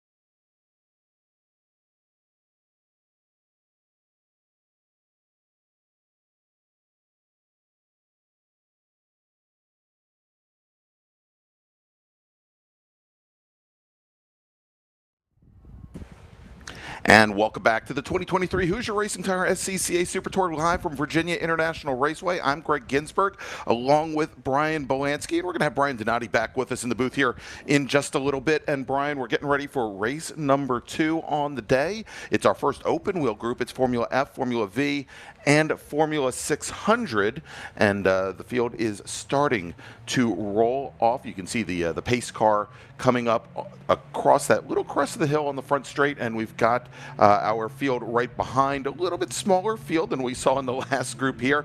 We are going to have a split start. We're going to have 2 different groups. Up at the front is going to be Formula F and Formula 600, and back at the rear is going to be our Formula V field. And so let's start off with the Formula V, the Formula 600s and the Formula Fs. Starting 5th in a Formula 600 QRE Invader, it is Russell Straight. That's the number 47 car. Starting 4th in our first group, driving the number 2 Formula F Piper, it's Brian Graham out of Innisfil, Ontario, Canada. David Adorno will start 3rd. He's driving the number 84 Mygale out of Woodhaven, New York, with his teammate, multi-time national champion Jonathan Kotick, starting 2nd today. He's driving the number 08 Mygale. He's out of Atlanta Beach, Florida, and scheduled to start on pole in our first group, but we know he's not going to be here as he's celebrating the Sabbath. Driver of the number 07 Nova car from Novi, Michigan, Calvin Stewart. So it looks like Kotick will start on the pole here, and we'll let the rest of the field filter through. In Formula V, we have 10, actually I believe 11 different qualifiers. And here, let me do some simple math here real quick. 1, 2, 3, 4, 5, 6, 7, 8, 9, 10, 11. Run out of fingers and toes. That's right. Well, I ran out of toes. So there you go. All right, starting 11th in Formula V, driving the number 37 Protoform out of Suncook, New Hampshire. It's Michael Hinkle. Starting 10th, driving the number 42 Mysterian out of Williamsburg, Virginia. It's Nate Ryder. Starting 9th, driving the number 95 Caracol from West Grove, Pennsylvania. It's William Hannum. Ray Qualls will start 8th today. He's driving the number 86 Protoform. He's out of Reisterstown, Maryland. Danielsville, Georgia's own Stephen Davis will be driving his 2011 Vortec, starting from 7th position. Alex Scaler starting 6th today. He's driving the number 79 Machine. He's out of Asbury, New Jersey. Starting in, wow, I missed one tonight. Oh my gosh, what am I going to do? Oh no, there we go. See, I did need more fingers and toes. No, starting 5th today, driving the number 7 Protoform out of Horseheads, New York. It's Trevor Carmody. There's got to be a good Godfather joke in there somewhere. Starting in 4th position, driving the number 20 Porsche out of Raleigh, North Carolina. It's Jeff Vilkowski. Starting 3rd, driving the number 61 JK Technologies XP1 from Baltimore, Maryland, Jonathan Weisheit. And our front row in Formula V, driving the number 30 Agitator out of Fletcher, North Carolina. It's Donnie Isley, and your pole sitter in Formula V, driving the number 29 Mysterian. He's out of Brooklyn, New York. It's Jeffrey Vallejo. As you could. Oh, go ahead. No. I say as we can see the field making their way down the long back straight here now. Can I just tell you, I am giddy with excitement to have 11 open to talk about. I know, and I'm hoping we don't upset our viewers that have checked in for Formula V, as we've got an interview to conduct during this race as well. We'll work it in. Yeah, we'll work it in here. As you see, the first group has the pace car. The second group, led by Jeff Vallejo, pacing themselves. The lights are out on that beautiful Subaru pace car as they come up to the top of the roller coaster now, and will start making their way down, but we should be going green this next time by. Remember, this is a 25-minute timed race, of which we have, before we break for lunch, one more after this. We're going to have our touring cars to round out the morning, and then we will have, I believe, 6 more races after lunch. Again, I need fingers and toes, but yes, it would be 6 more races after lunch. 9 minus 3 is, yes, definitely 6 more races after lunch. All right, so pace car now is going to make that hard right over the paint onto the pit road, and we have 4 drivers in our very first group. Again, do not have Calvin Stewart out here today, so Jonathan Kotick will be on the pole, and we hear him revving up, Brian, and they are now making their way down towards turn number 1, and jumping out to an early lead is Jonathan Kotick in the yellow number 08 machine, as Brian Donati had to remind me yesterday that Jonathan's in the yellow car, Adorno's in the black car. Both teammates, however, as they come down into turn 1 with Graham and Russell Straight directly behind our Formula Vs, now coming out of Hog Pen onto the front straight, and here they come. The green number 30 machine of probably the number 29 machine of Jeffrey Vallejo on the pole as they make their way down. And there you go with one straggler at the end. I think that's Michael Hinkle, who was a little bit off the pace of the rest of the Formula V field during qualifying. But lots of smoke, Brian. Or he's just being smart and waiting to see what happens in front of him. And he could end up first place coming out of turn 1. You never know. There was a lot of smoke there going down into turn number 1. Of course, the Formula Vs, they're air-cooled motors. It could have just been normal oil smoke, or well, somebody could have locked it up and gone 20 cars deep into turn 1. But here we go as they come out of turn number 3 and into left hook, and I think taking the early lead here. I believe that might be Filipkowski in the number 20 machine as they're making their way through turn 5 and heading into Snake. We'll check them here in just a few moments as they're making their way through. But Brian, we've got a special guest here with us. Yeah, we did today. Here, as we've got the V field making their way up through the S's for the very first time, all in a row. Here, we've got Morgan Burkhardt with us. Morgan is driving the number 02 Doggone Racing Spec Racer Ford Gen 3. His very first time racing at Virginia International Raceway, and he has put his car up towards the very front of a very tough Spec Racer Ford field. So welcome, Morgan. Thanks for joining us here today. I think we did a turn up, Morgan. I'm happy to be here. Yeah. Okay, there we go. There we go. Not only do we need Morgan to speak up, we need Greg to actually push the correct buttons here. Brian, as you know, I'm very good at pushing buttons, but apparently I'm pushing the wrong ones today. There you go. So welcome, Morgan. And while we've got this race ongoing, so tell us a little bit. This is your first time racing at VIR in real life, correct? Correct. Yes, I've never been to the track before Thursday. We were very lucky to do the test day. Got 3 sessions in the dry under my belt, so I got to kind of ease into the intricacies of the track, and especially the elevation change is the big thing, from doing tons of laps on iRacing on the simulator to coming here in the real world, looking at all of the elevation changes, and it's a lot different. Yeah, it certainly is, and I always talk about how horrible, and we know how horrible I am with iRacing, but the loss of the butt feel and knowing what the track is doing underneath you here, especially at VIR or a track like Road Atlanta, where there are the undulations, the changes in camber that you can kind of see in a virtual environment. You can't necessarily, unless you have a motion rig, you can't feel in a virtual environment. I imagine it was probably an eye opener here. But why don't you tell us a little bit about your racing history and how you got here this weekend?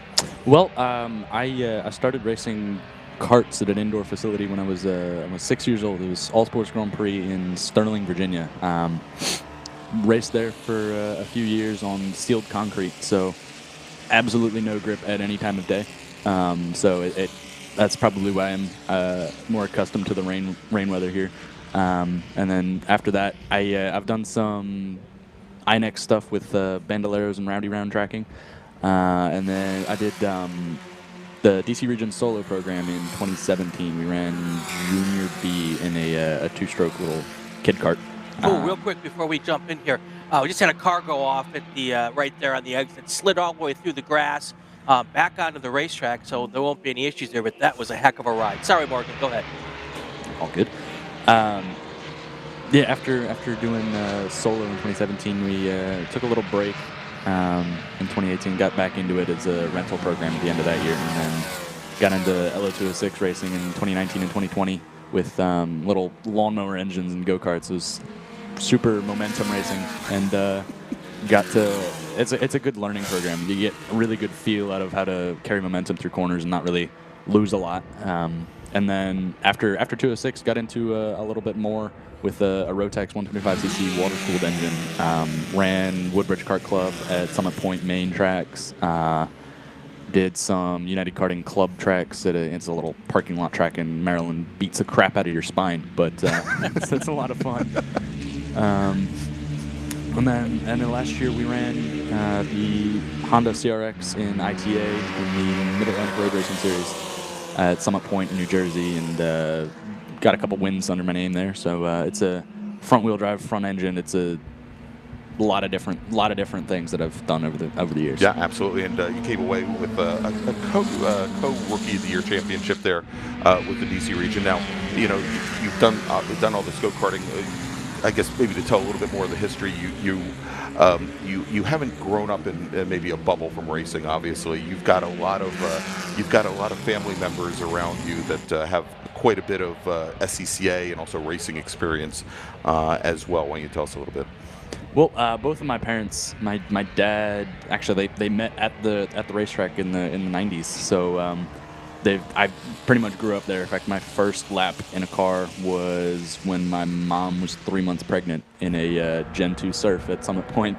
So they've grown up around the track. They both raced ITB and ITC and Honda CRXs in the 2000s, and I think they got an ITC championship back-to-back in 2006 and 2007 with the Mid-Atlantic Road Racing Series. And my grandparents flagging, working timing and scoring, and pretty much all of last year, at least one of my parents was giving the green flag for the races. So. Yeah, on the start stand. Actually, your grandfather, we can see him right now.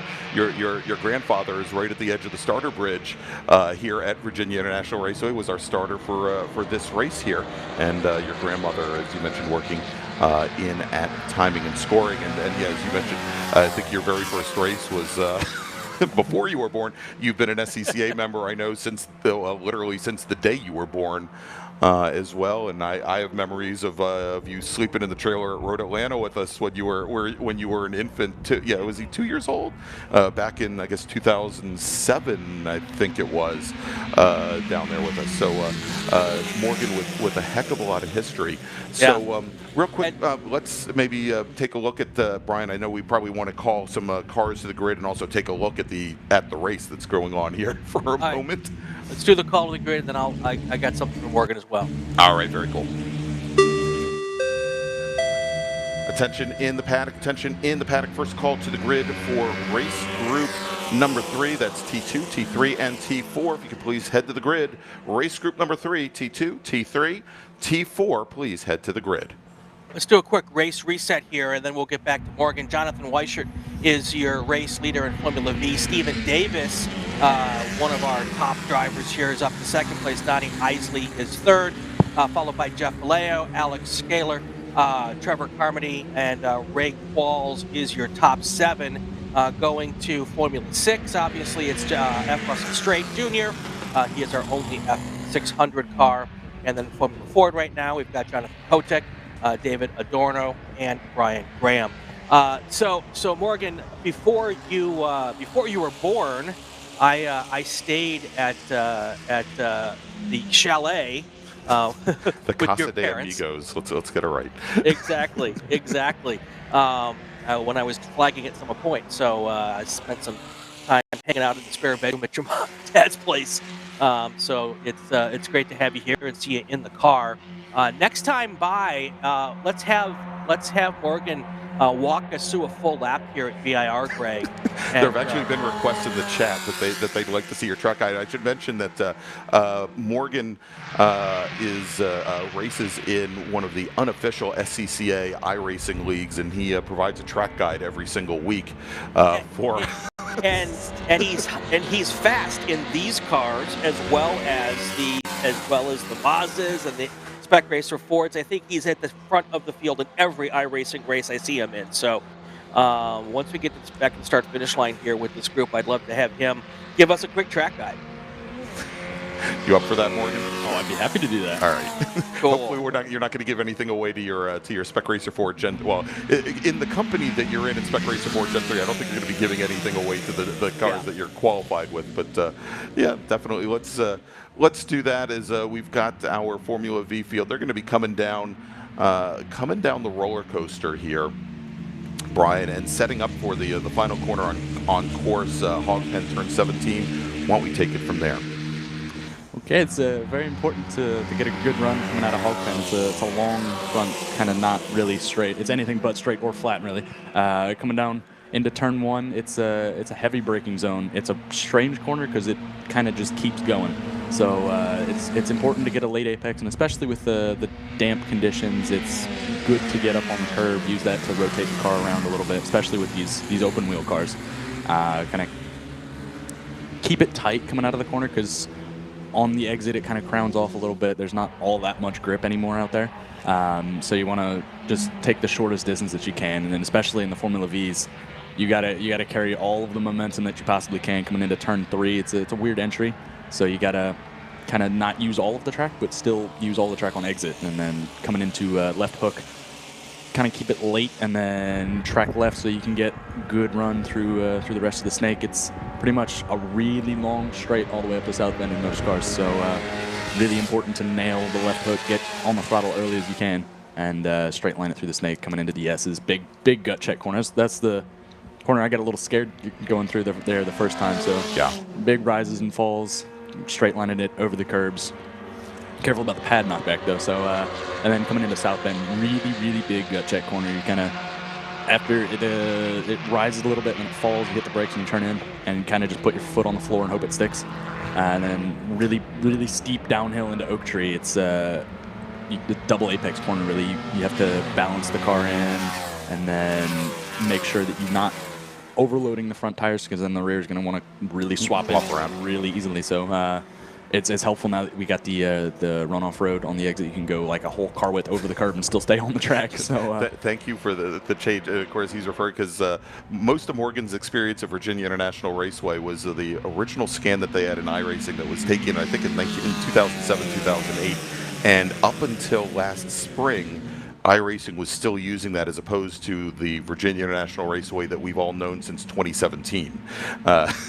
So thankfully he's had at least a year now to practice. Yeah, and then roller coaster, of course, very difficult corner. Highest speed on the track going into it. It rises up. The car gets super light coming over the crest, and then you have to get back on the brakes going down into it. And then just kind of flow as much speed through. Hog Pen, there's a big dip on the exit, so you have to kind of aim the car just to hit that dip, then you can floor it, and it just catches the car and it sticks so well, and then you're back to the start-finish line to do it all again. There you go. So there's a lap of Virginia National Raceway, Brian. Yes, definitely. And also want to note, really nice job by the leader in Formula 4, that's Jonathan Kotek, getting around the leaders in Formula V at just the perfect time to not really have any effect on that top 4 group in Formula V as they race now towards the finish. We've got about 11 minutes left in this race, so I think, Greg, this is probably a good time to do another call to grid and get us to break, and then we'll concentrate a little more on the race action here on the second half of the race, because I think things are just heating up, and this is going to get a lot better, if that's even possible, right, Greg? That definitely so. So let's thank Morgan Burkhardt, driver of the number 02 Doggone Racing Spec Racer 4 Gen 3, for coming up and joining us here. If you'd like to stick around through the end of the race in the 400-degree announce booth here, you are more than welcome to hang around. But Brian, let's make that call to the grid. Attention in the paddock, second call to the grid for race group number 3, Touring 2, Touring 3, and Touring 4. Please start heading to the grid. Race group number 3, our last race before lunch. Touring 2, Touring 3, and Touring 4, please head to the grid. And so let's take that quick break. We're going to thank some of our partners and sponsors that are bringing you all the action here this weekend from Virginia International Raceway in the 2023 Hoosier Racing Tire SCCA Super Tour. We'll be right back. Ready for a new race trailer? Bravo Trailers is the exclusive trailer partner of the SCCA. Owned by longtime SCCA racers, Bravo Trailers work better, load easier, and tow better because we build them with racers in mind. Visit bravotrailers.com to see your new trailer in aluminum or steel. For over 25 years, championship-winning drivers and teams have demanded Hawk Performance Motorsports brake pads. Now you can have their advanced technology on your daily car, truck, or SUV with Hawk Performance Street products. With the improved HP Plus pad for that hybrid street and track feel, or Super Duty pads for tow vehicles, their all-new ER1 brake pad designed to take on even the longest race, and their all-new high-performance brake fluid, Hawk has all of your braking needs covered. Visit hawkperformance.com and like them on Facebook or Instagram to learn more about the Hawk Performance Advantage. Hawk Performance, what's stopping you? Hoosier Racing Tire is proud to be the presenting sponsor of SCCA's Super Tour. Hoosier's mission is to be the dominant, customer-driven provider of tires to race teams domestically and internationally. Realizing Hoosier's existence and continued success is dependent upon how well we meet our customers' expectations by providing the safest, most reliable, high-quality race tires that put you in the winner's circle. For more information, see one of our trackside support personnel or the local Hoosier Tire racing dealer nearest you, or contact us at HoosierTire.com. Hoosier Racing Tires, truly designed for champions. Mazza Vineyards is the exclusive sparkling wine for podium celebrations at the Hoosier Racing Tire SCCA Super Tour, SCCA Runoffs, and Tire Rack SCCA Pro Solo. Celebrate your racing weekend with Mazza Vineyards and learn more at enjoymazza.com. Summit Racing is proud to support SCCA racers through the Road Racing Contingency Program. Run the required decals to be eligible for contingency payouts. Want to get out on the track but not quite ready to dive into wheel-to-wheel action you're seeing this weekend? Check out Track Night in America, driven by Tire Rack. The one-day low-pressure fun with your street car events at more than 30 racetracks across the country, so you can go as fast as you want, learn from stellar coaches, and leave with a big old smile. Visit tracknightinamerica.com for more information. And we're back here at Virginia International Raceway for the 2023 Hoosier Racing Tire SCCA Super Tour. I'm Greg Ginsberg along with Brian Belansky. Brian Donati will be back joining us here in just a little bit. And Brian, because we all know that I am not a professional, I'm going to bring Morgan Burkhardt back in because I know he's got a list of sponsors that he wants to thank and some other people that he wants to thank. And I certainly want to mention that. And I think given we didn't even mention this. I think we did during qualifying, but Morgan got his first majors win last weekend at Summit Point after taking his very first dry weather laps in the Spec Racer board. So there are a lot of reasons why some of us here are somewhat excited to see him here. But Morgan, before we let you go, I know you got some folks you want to thank. For sure. First and foremost, I'd like to thank Mike Amy with Doggone Racing and doggoneracing.com. It's I couldn't have just hopped in here with basically no practice and put it in the top 5 in qualifying. So if you're looking for a front-running car, race-winning car in the Spec Racer Ford class, he's your guy. It's wonderful car, wonderful support. Any questions I had, he's always got the answer right ready, and anything you break, even if it's not on your car, he'll fix it. So really, really nice guy. Lovely, lovely cars. So next on my list, because I have a list right here. Okay. We got time. I'd like to thank FamilyDivers.com and KidsSeaCamp.com for just scuba diving adventures. If you're looking to go out with you got kids, you just want to go scuba diving, go explore the world, they're the people to go to. Really fun weeks. You always got something to do every single day. So super fun, kind of just family vacations right there. Envirotex, it's a big thank you to them for helping me with the F-Prod car that's actually not built yet, but we'll be out with later this season, so we'll be repping them more later on in the year. I'd like to thank my special sponsors in Minnesota and supporters in Colorado for always sticking with me, providing me with a test day this weekend, so I'm extremely thankful for that. I don't think I would have been able to accomplish what we did in qualifying without the prior track time, especially in the dry. And Summit Point, and I can't read what I wrote. OG Racing? Yes, I can't read what I wrote. I apologize. OG Racing with their ambassadorship that myself, Deacon Greenfield, and Jameson Huffman, the Rookies of the Year in the Mid-Atlantic Road Racing Series last year.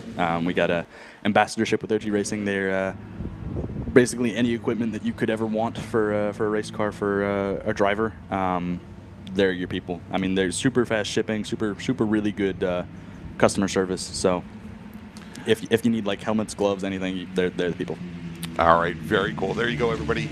Morgan Burkhardt, driver of the 02 Doggone Racing Spec Racer 4 Gen 3, and he's going to be out in race number 7 today, scheduled to roll off at 3:20 p.m. So make sure you are watching, you're listening, and we're all going to be watching to see how well you do, Morgan. Congratulations, and thank you for joining us here. All right, as I say, let's race reset. Jonathan Kotek has a big 25-second lead in Formula F, Formula 600. Our only car there is Russell Straight. He is your leader there. But let's get to this Formula V race, Greg. 6 cars up front battling for the entire race with 5 laps to go. Last time by the line, Jonathan Weisheit was your leader. Stephen Davis, Donnie Isley, Jeffrey Vallejo, Alex Scaler, and Trevor Carmody. That's your top 6. Those guys have been just fast and furious for the entire race, Greg. And this is going to set up right now to be a fantastic finish. It is, and you know, we had been watching as we were doing the interview, Donnie Isley and Jonathan Weisheit swap positions, and now with Stephen Davis in the mix as well. Davis out of Danielsville, Georgia, has a lot of knowledge here, and you know, I think one of the senior class in Formula V. He's got I think more racing knowledge than most of the field here combined, and great to see him.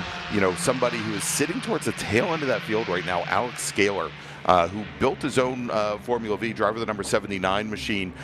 We saw him at the 2020 runoffs at Road America come back through the field from about 6 seconds back from the lead pack with 2 laps to go, and he was in it until he and some folks were no longer in it going through Bill Mitchell Bend on the last lap. I'll just leave it at that. But Alex has shown some amazing speed for a number of years. Had put some time in, I think, in Roger Siebenauer's old car before building his own chassis in his spare time. And the kid is a hustler, let's put it that way.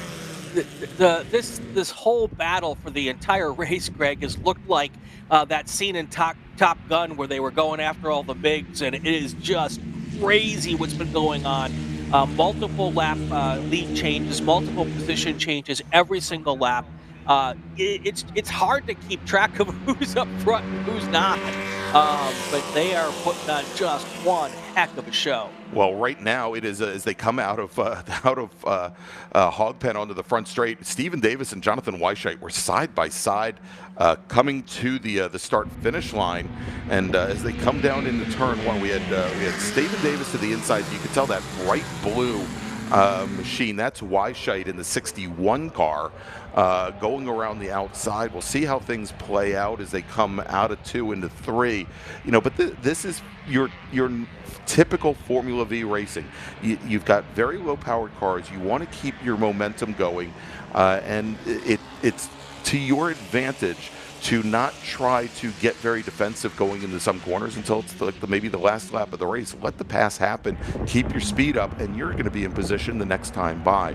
And so Weisheit, I believe, has taken the point, and then we've got Donnie Isley in that green agitator, the number 30 machine, and he is now in second. But Brian, I think more importantly, Jonathan Kotek, now with about 2 minutes remaining on the clock, should be working the white flag lap. And we'll see here is finally now coming across the stripe to start his final lap is David Adorno, but Kotek starting his way down the backside of the course, and likely that means the Formula Vs are going to get one more lap here, assuming Kotek doesn't get up to him. We see him as they've just made their way, that huge caterpillar of Formula Vs heading down the back straight down Madison Avenue, and now heading up to the top of the roller coaster. Yeah, Kotek is nowhere near that pack, so they will definitely get a full lap. And honest, with a lap and a half to go, if that's what we've got, if any of these 6 cars could take the top step of the podium here, it will be a great finish to watch. Another puff of tire smoke, it looks like there as they come through that section. Now down towards turn 16 here, and it's anybody's race, Greg. Yeah, indeed, and it looks like Weisheit Blue 61 up at the front. I think Stephen Davis sitting second. We saw that bright green agitator of Isley in third position, and now moving to the inside. I think that might be Scaler that just popped out driver's left coming down the straightaway here. But you will see now, likely as they're coming down for what should be the last time they're gonna see a huge fan out of cars going into one. And we just saw it for a brief second there. A crazy look as it looked like they were 2 and maybe even coming up on 3 wide here as they come now towards left hook here. This will be a good sense of, look, 3 wide going in there, Greg. Hey, Brian, real quick, looks like I may have jumped the gun to take my announcer card as Jonathan Kotek just now crossed the start-finish line and got the white flag. So we are now on the very last lap, and that means the Formula V's going to get, they've got a lap and a half to go. Yeah, fantastic. I'll take any bonus coverage we can get of this Formula V race. I am all in on that. It does look like, though, Jonathan Weishaupt might be pulling away here, and if this continues, it could be a race for second place here, but he's pulled off just a little bit. It doesn't take much of a gap. But now it looks like he's getting caught up again as they head up through the climbing S's. Yeah, and we just saw as Jeff Vallejo went side by side with Davis about midway through the S's as it flattens out in the center there. That may cause them to drop back just a little bit, but you're right now, just when he needs it. Ooh. Oh, I don't know who that is, but that loss of momentum there is going to maybe take them out of contention. But no, it caught it back up and got right in there. Let's see if he lost too much momentum as they come up the hill. The 5th place car is now, he's lost a position for 5th and moved back to 6th, but still stayed with the pack, and that's what's important with a lap and a half to go. Yeah, and I think that was Scaler who ran wide the number 79 machine. It allowed Trevor Carmody for the moment to take over 5th position, but now Carmody looks like he's going to fall into the clutches of Scaler coming into the top of the roller coaster. And Michael Hinkle, driver of the number 37 iRacing Protoform, he's pulled his car down the pit lane. Looks like his race is now done. All right, and our leader, Brian, now, Jonathan Kotek, he's just now coming into the roller coaster. So the Formula V's, they are going to get one more lap as they come down the front straight, and now they get the white flag. And there's Donnie Isley trying to make a pass for a lead there right at the start-finish line. Did not get it done. Stephen Davis has moved into 2nd now. So it's Weishaupt, Davis, Isley, and Scaler as they head into turn 1 for the final time in this race. All right, so Jonathan Kotek takes the check. Oh, and I saw a yellow flag there. I just saw a yellow flag inside of our screen, which means something happened going into turn 1. But then they pulled the flag green right away. So still have 6 cars there. All right, so the 08 car, Kotek, he takes the checkered flag, Brian, and David Adorno now coming down the front straight here. 2nd car of 2. He's actually going to, I think, put the number 2 machine of Brian Graham a lap down. So Kotek takes the win in Formula F. Adorno finishes 2nd, and Brian Graham will finish a lap down in 3rd. All right, 3rd place car ducks out to try to get a pass going here as they come into the climbing S's. And we will see what that means here in just a few seconds as we wait for them to come into our view here as they enter into Oak Tree. 2 cars kind of out front a little bit as it's starting to, it's just so much passing going on, and sometimes you lose your momentum, but now the pack will cinch back up together here. And there's about 2 more good passing zones here before we get to the start-finish line, and still unclear of. And I'd love to be the Formula 4 in the back there with the view of this going all the way home. He's got the best view of the house. Well, and that's your winner, Kotek, who's just sitting there watching it. But looks like Stephen Davis may have fallen back into 4th position with Isley and Scaler moving up to 2nd and 3rd. But we saw how there's quick. A big wreck. There's a car off, and you can see the Armco shake a little bit there when the car hit the Armco. I don't know who that's a green car. I think that's Scaler, isn't it? And there are 2 of them that went off there. We'll try and get the numbers there in just a moment, Brian, as our leaders in Formula V now coming down the hill out of Hog Pen for the finish.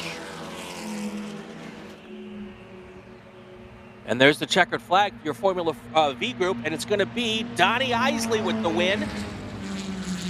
What a great race, Greg. What a great race. Margin of victory over Jonathan Weishaupt, 72 thousandths of a second. Alex Scaler, who had fallen all the way back to 6th a lap ago, he works his way back up into 3rd, finishing 58 thousandths back from Weishite, just 1300s off the pole. Trevor Carmody finishes in 4th, and I believe, I'm fairly certain here, Brian, that it was Stephen Davis and Jeffrey Vallejo, the 2 drivers involved in that incident on the back straight, as they are now showing a lap down. And yeah, it looked like a pretty hard hit there on the front on the back straight. That's one of the downsides at a racetrack. On a straightaway, they don't build a lot of runoff room on the straightaway, and those fences were kind of close. Well, not even so much that, it's just the grass is so wet, Greg, that and with the slick tires, it doesn't take a lot to get to the Armco. And the bigger problem with the Armco is on a straightaway is there's not a lot of tire walls protecting the straightaway Armco, so they actually looks like straight on Armco. Hopefully both those drivers are okay and the cars aren't too badly damaged, so that they can get back out here for our racing tomorrow. All right, so Brian, let me make a final call to the grid here for our next group, and I believe I'm seeing a lot of them up on the grid already, but we're going to be starting our last race before lunch here in just a few moments here. Race group number 3, that's Touring 2, Touring 3, and Touring 4. Please head to the grid. T2, T3, T4. This is your final call to the grid. Your race is next. And we're going to have a little bit of a break here because we've got to get those 2 cars cleaned up. So, yeah, we've got a very interesting finish here in this race. So, Donnie Isley, your race winner in Formula V, followed by Jonathan Weishite, who led a lot of this race. He did. Barely missing out on the win there. And then Alex Scaler, Trevor Carmody, Stephen Davis, and Jeffrey Vallejo still end up being 5th and 6th despite the incident. Jeff Lipkowski is 7th, Ray Qualls 8th, Michael Hinkle 9th, William Hannum 10th, and Nate Ryder is 11th. All right, and of course in Formula 600, Russell Straight, your sole driver in the class, taking the win and finishing the race 4th overall, and then Formula F, Jonathan Kotek taking the win, David Adorno finishing 2nd, Brian Graham coming home in 3rd. So Brian, let's take a little break. When we come back, we're going to have our 3rd and final race before lunch. As you can see, as we've got some of the emergency services team deploying, we know we've got a little bit of cleanup to do here. But we'll be back in just a little bit. Stay with us, and if you like what you're seeing, go ahead and Brian, what do you say? You smash the thumbs up, button. Smash the like button, hit subscribe, hit that little bell so you can get warnings and alerts when we come out and do our racing and stuff. So definitely do all that YouTube liking stuff. There you go. We sound like the millennials that we aren't. All right, boomer. Yeah, that's right. Exactly. All right, everybody. We'll be back here with more racing action from Virginia International Raceway in just a few moments. You are watching the 2023 Hoosier Racing Tire SCCA Super Tour. Stay with us.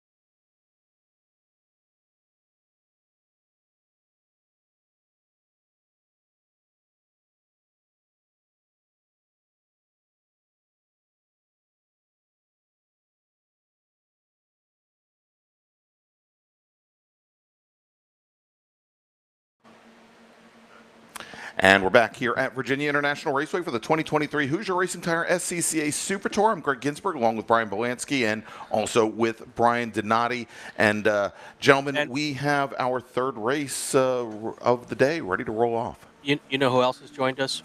Who's joined us? Mother Nature. Yes. And you can probably see, not so much in this view as the cars are coming off the grid and heading down the front straight, but actually you can see it now as we've got some precipitation that is now on the front straight. It's a little bit heavier down back by Oak Tree.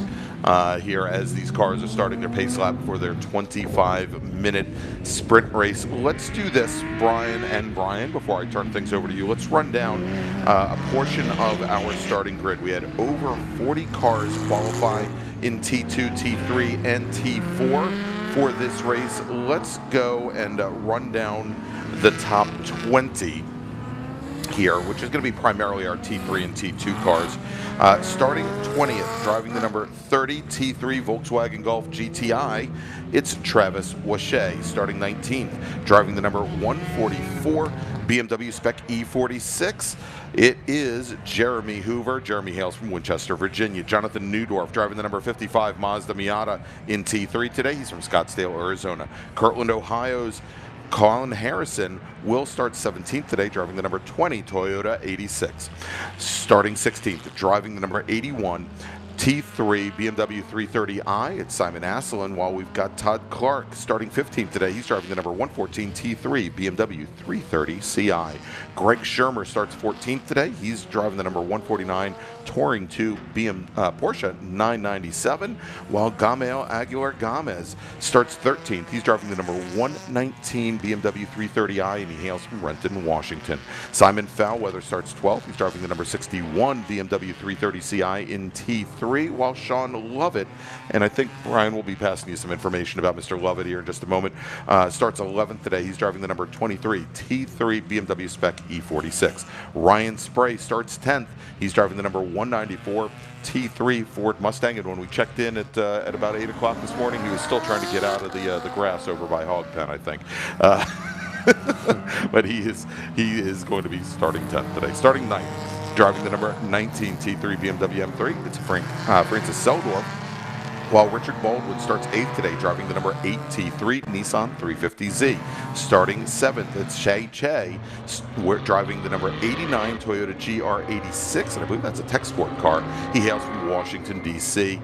And then we've got Alan Phillips driving the number 46 T2 Ford Mustang from Glassboro, New Jersey. He starts 6th, starting 5th today, driving the number 45 machine. The T2 Porsche 911 from Winnetka, Illinois, it's Joe Bowden, while Rob Hines starts 4th today, driving the appropriately numbered number 4 T3 Nissan 350Z. Aaron Kaplan will start 3rd. He's driving the number 18 BMW M2 Club Sport. He's from Evanston, Illinois. And your front row today, driving the number 0 T2 Dodge Viper from Auburn, Washington, starting 2nd, it's Scotty B. White, and your pole sitter today in this combined T2, T3, and T4 race, driving a 2004 Porsche 911 from Buffalo Grove, Illinois, it's Mark Bowden. Brian, over to you. All right, we're getting ready now for our third race of the day. 25 minutes long. It's starting to get a little wet out there. I see less of a gray line and more of a light gray line and more of a dark gray now, which means we're starting to get a pretty damp racetrack again, Brian. So it will be fun to watch these guys negotiate. I see windshield wipers on too. That's also a very strong indicator of what the heck's going on right now. It's going to be interesting too, Brian, when they go to take off here, how much grip they're really going to have by the time they get there. You're not going to come in and change tires right now, right? So no. You have what you have, and I can almost guarantee that most of them have gone out on the dry tires. So they're going to have to fight through this. This group did it here in October during the runoffs where they went out, it was dry, and a lot of guys got through it. They just took their time. You're going to see the times go way down, but they are going to get through this.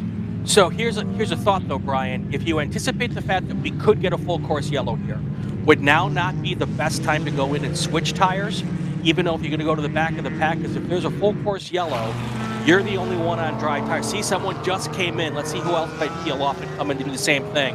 Yeah, you might be thinking, Go ahead. I was going to say one car did peel off, but it looks like everybody else is going to pretty much stay out there. Again, with not having NASCAR crews here, it's going to be tough. It's going to take several minutes to change these tires.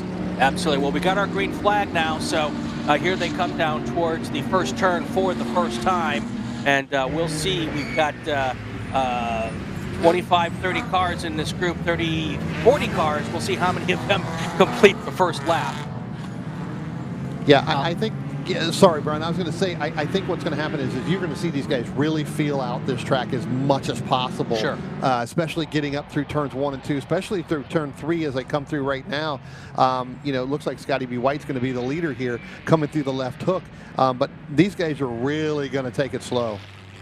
Definitely, and there's no reason to go crazy here. It's a 25-minute race, so you certainly, as the cliche goes, you can't win the race on the first lap, but you can certainly lose it on the first lap. So, you know, sometimes, you know, being patient is the smart thing to do, especially in situations like this. Yeah, and hopefully the weather holds out so it doesn't deteriorate, right? That's really, you know, I think that they can compete with this, with what they have on tires, because they're going to get more heat in them that's going to stick to the track. But you're right. I can see here coming out of Oak Tree as our leaders are starting to come up the hill. I don't believe that gray line is not gray anymore. It is that darker gray that you talked about up there. So it's been raining up there for a little bit, as you can see on the cameras, as here comes Scotty B. White through Oak Tree right now. Well, if anybody knows how to drive in the rain, it's Scotty B. White. He's from the Pacific Northwest. Rain is a thing up there. So, you know, there's 4 or 5 cars there right with him. Yeah, I tell you what, it looks like, and we may have a car going off in turn 3, but it looks like Joe Bowden came in and got some of those wet tires. He came down pit road and has gone back out. So he's going to go back out probably on some wets or intermediates. Definitely, you know, and that's not a bad call right now, because you know, the chance that we go full course here because somebody goes off is not unlikely, considering everyone is pretty much on dry tires. So that's a good gamble in my opinion. And if it doesn't work out, you've got tomorrow to go racing again. So I think I like that call. I definitely like that call. Let's see if anybody else peels off here after the first race lap, after they've decided this is not a good idea. And we'll get that shot there, hopefully, of the entrance to we'll see how many people here may peel off. More people at the back of the field, Brian, I think, than the front right now, because it's less of a gamble for the drivers in the back. Yeah, and I am getting some report of I think the 114 is off in the mud in turn 5. Right. One's, I think, on the left side and one's on the right side, so we'll see how long they go through. And if we do get a full course yellow here, anticipate total chaos on pit road. Yeah, and it looks like, and we are, Brian, we are going to a double yellow flag. So again, you know, you called it right there, and I think Joe Bowden's going to be the one who's going to be sitting pretty, because now he's going to come back up to the back end of this. You know, this field. Looking at it, the rain, I can tell you what's going on here on the front stretch, right? And it's, you know, just a very light sprinkle, but I think that, you know, we did have some heavier precipitation up on the top of the hill, up near Oak Tree and up through the climbing S's. So again, you know, it's going to be a challenge. But I think Joe Bowden, if he did go in and get any kind of intermediate or a rain tire, he could be the one sitting pretty here right now. And that last car, that one car that peeled off at the end of race lap number 1, that car could also be sitting really pretty if they can get out before the field comes around. If they can make that tire change fast enough. Here we can see the pace car getting ready to pick up the field as it exits Oak Tree, or when it exits Oak Tree. So good on them. And that helps the car that went to pit lane. If the pace car can collect the field here and keep them slow enough and buy them another even 30 seconds, like you said, if we don't have the NASCAR style pit crews, but you know, these pit crews they know what they're doing. So it won't be a 15-second pit stop, but they might be able to get this done in the course of one full course yellow lap. Definitely. Well, I tell you what, Brian, the car going out right now is going to be another Fall Line Motorsports car, and that is the 149 there. So that is actually going to be Gregory Shermer. So he came down. He was the white one that came down pit road. They just left now. So with some different rubber, as they say. Yep. But yeah, not a NASCAR pit crew, but look, they did pretty good until Absolutely. the field really got around. They're just coming down out of Oak Tree now, the field. So that driver is going to be able to pick that back into that field up. So look for Joe Bowden and Gregory Schrimmer out of the same camp there. Yes, absolutely. And now will be the time to look at that at these cars as they come across and see how many of them duck in and try to make the tire change. And then there might be some who don't even have a pit crew to make that tire change, so they're just going to be stuck with what they've got, and that could make for a whole lot of interesting once we go back to green flag racing. Yeah, it looks like the 119. Sorry there, Brian. 119 is now coming back in, so that's Gomez coming back out. So he may have been one of the ones that was off in the dirt. He's got some right side damage on that door. That may have been really from yesterday. So all right, as soon as we see these cars run across that entrance to pit road, we're going to take our break. And I want to see how many people here peel off right now. So far, the front 10, 15 cars have not done it, but I guarantee you someone's thinking about it. And we'll find out. You see that there's one car there, so at least one more. It's still somewhat dry, though, here at the exit of Hog Pen. You can see the different colors of pavement. So some parts of the track are definitely wetter than others, Brian. Yeah, most definitely. And right now, Brian, nobody took that time to come down. Yeah, so. just one car. So very, very interesting. All right, so let's do this. Let's take our break. Get it out of the way during our yellow flag here, so we can get as much of the green flag action for you live here coming out. So you are watching the Hoosier Racing Tire SCCA Super Tour live from a soon-to-be more soggy VIR. We'll be right back. Hoosier Racing Tire is proud to be the presenting sponsor of SCCA's Super Tour. Hoosier's mission is to be the dominant, customer-driven provider of tires to race teams domestically and internationally. Realizing Hoosier's existence and continued success is dependent upon how well we meet our customers' expectations by providing the safest, most reliable, high-quality race tires that put you in the winner's circle. For more information, see one of our trackside support personnel or the local Hoosier Tire racing dealer nearest you, or contact us at HoosierTire.com. Hoosier Racing Tires, truly designed for champions. Hagerty is the official and exclusive insurance partner for the Sports Car Club of America. Hagerty provides affordable off-track insurance protection for motorsports vehicles while in the paddock, in transit, in storage, and at the shop. They provide guaranteed value coverage and even have protection for your trailers. SCCA members can save 5% on insurance through Hagerty. Learn more at Hagerty.com. Hagerty, let's drive together. Ready for a new race trailer? Bravo Trailers is the exclusive trailer partner of the SCCA. Owned by longtime SCCA racers, Bravo Trailers work better, load easier, and tow better because we build them with racers in mind. Visit bravotrailers.com to see your new trailer in aluminum or steel. For over 25 years, championship-winning drivers and teams have demanded Hawk Performance Motorsports brake pads. Now you can have their advanced technology on your daily car, truck, or SUV with Hawk Performance Street products. With the improved HP Plus pad for that hybrid street and track feel, or Super Duty pads for tow vehicles, their all-new ER1 brake pad designed to take on even the longest race, and their all-new high-performance brake fluid, Hawk has all of your braking needs covered. Visit hawkperformance.com and like them on Facebook or Instagram to learn more about the Hawk Performance Advantage. Hawk Performance, what's stopping you?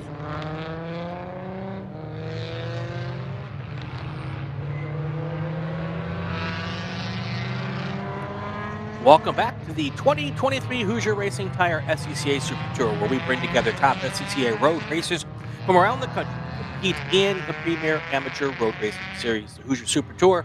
Visit some of the greatest racetracks in North America, showcasing our 27 car classes and packing a ton of wheel-to-wheel action into every event. And you can now enjoy the live stream coverage of Hoosier Super Tour events on site or from the comfort of your own home. Those details and more, go to scca.com/live. I'm Brian Volansky. Brian Donati. It's like Brian squared, Mr. Donati. We are. That's the new law firm. I think we're going to do Brian and Brian or Brian squared. That's the new law firm. Brian, and Greg. You know. Yeah, that's it. Well, why are you going to bring him in? Yeah, I know. It's a law firm. We got to make some money. Exactly. And this would be a good to have be an accident attorney law firm in this race group right now with the rain coming down. I don't anticipate this is the first incident we're dealing with here in the next bit of racing here. We've got 15 minutes to go in this race. still under full course yellow. I saw the lights were still on the pace car as they came up the hill from Oak Tree, Brian. This is the weird spot because you're not completely dry, you're not completely wet. There's no clear decision here. But I will tell you, if I am Mark Bowden and Jamil Aguilar-Gomez, who I think is the other car who went in to get the rain tires, I like what's happening right now. Well, it was actually Joe Bowden and Gregory Shermer. Okay, those two. You know, Brian, I'm sitting here on the front stretch, and it is just barely raining. Now, again, I know there's 2.5 miles to get up to the other end of Oak Tree, and you look at our cameras, and it does look like some pretty big drops. I think these guys are going to really get through this race here with about 14.5 minutes left to go. Pace car just now going across the start-finish line. So, I really believe that these guys can really keep this track as dry as possible, and I think it'll stay where they're going to have enough grip with what they have. I think, we could end up seeing Shermer and Joe Bowden. If this stays like this, that could really hurt them if they came in and put on wets. And I see Mark Bowden now has dropped to the back as well, so maybe he's come in to get some dry tires. Let me see here. There's some wet tires, and here's a BMW. This is the one car is coming in, and let's see if I can figure out which car that is. Well, it looks like the 146. It does look like Mark Bowden is on pit road now, and it looks like our pace car is going to come in the next lap. So, again, he could be putting on some type of an intermediate because it is wet up top there. Looking here, down the front stretch looks pretty good. And think about this too, Brian. You've got the mid-engine Porsches here, all putting on rain tires. Yep. So these cars in the wet might be the best cars on the racetrack. So they're going to have probably about 10 minutes of racing to try to weave their way through 40 cars to get to the front. And this could be a spectacular show of racecraft here, or it could be the worst decision they've ever made. I was going to say they're either going to get through it really good, or they're going to actually burn through them as quickly as possible, and they're going to be going nowhere. And here is Gabriel Aguilar-Gomez in the 119 T3 car. You can see some rain spritzered there on the windshield. This is when I love the Rain-X, by the way. But here they come as this will be interesting to watch in the 119 car. This will be a good camera once we go back to green flag action. Absolutely, and he's behind the Shermer who came in early on, and I think right in front of him is Joe Bowden. So, we're going to be able to tell how much spray is really coming off. Right now, it looks like he's getting a drop here and there. He hasn't hit his windshield wipers yet because obviously he can see. I know I cannot see. So, looks like the 14 of Todd Clark is now on pit road. I think that was the one that was off in turn 5, stuck in the mud. They got him out. So we should be going green here, Brian. And it looks like Todd Clark is going to continue. He's waiting to go back out, but they're going to hold him. Right. So if you look at where Gomez turned his Aguilar-Gomez turned his wipers on, if you look at that and you look at where the dry line was on the front straight, it looks like about 2/3 of the track's pretty wet right now. Yeah. So, all right, let's race reset real quick as we get ready to go back to green here. Scotty B. White's your race leader in T2, followed by Aaron Kaplan, your T3 race leader is Rob Hines. By the way, keep an eye on Rob Hines. I've watched him for years race at Summit Point in some pretty nasty conditions. He knows how to drive a race car in the rain, and he's got that nice Nissan 350Z, so that could be a very interesting combination for him. Next to him is going to be Richard Baldwin, and then Shay is going to be your third car in T3. If we go down to T4 right now, Kristen Bronlich is your leader in T4. Followed by Aiden Rose and Christopher Windsor, a couple cars between first place and second place in T4.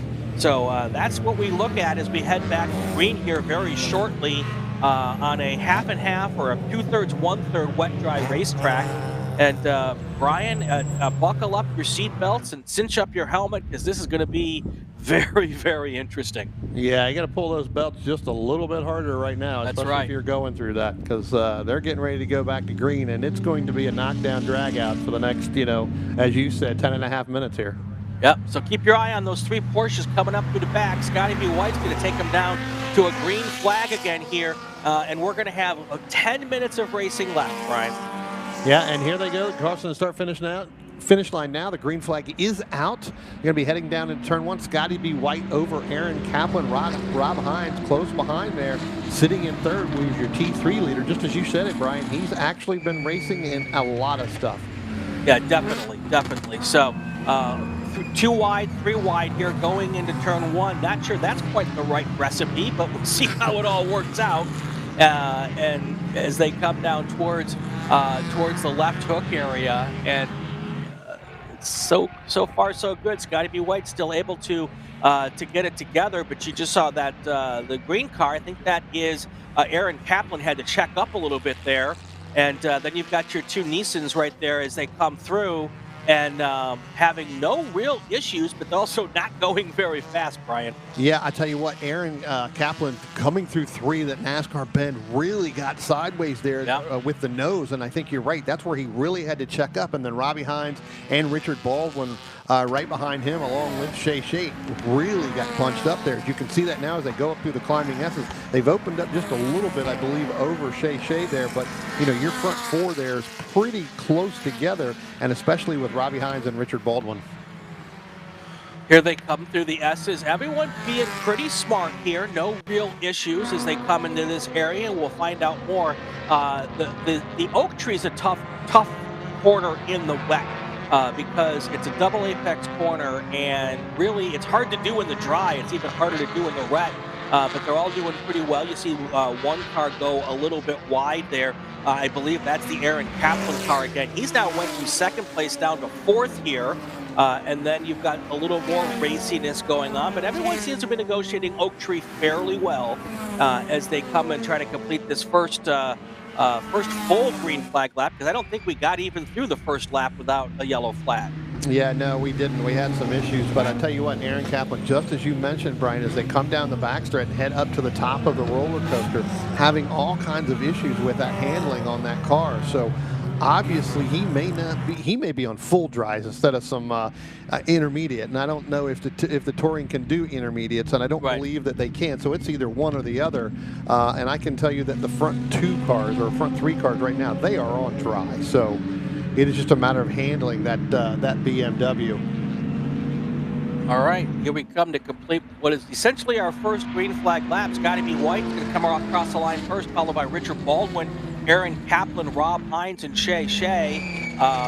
Actually, now we've got a little order change, so it's White, Baldwin, Hines, Kaplan, Seldorf is in 5th, Travis Washay in 6th, and Shay has dropped down to 7th. So that's how it was the cross of the line on this first full green flag lap with about 7 minutes left in this race.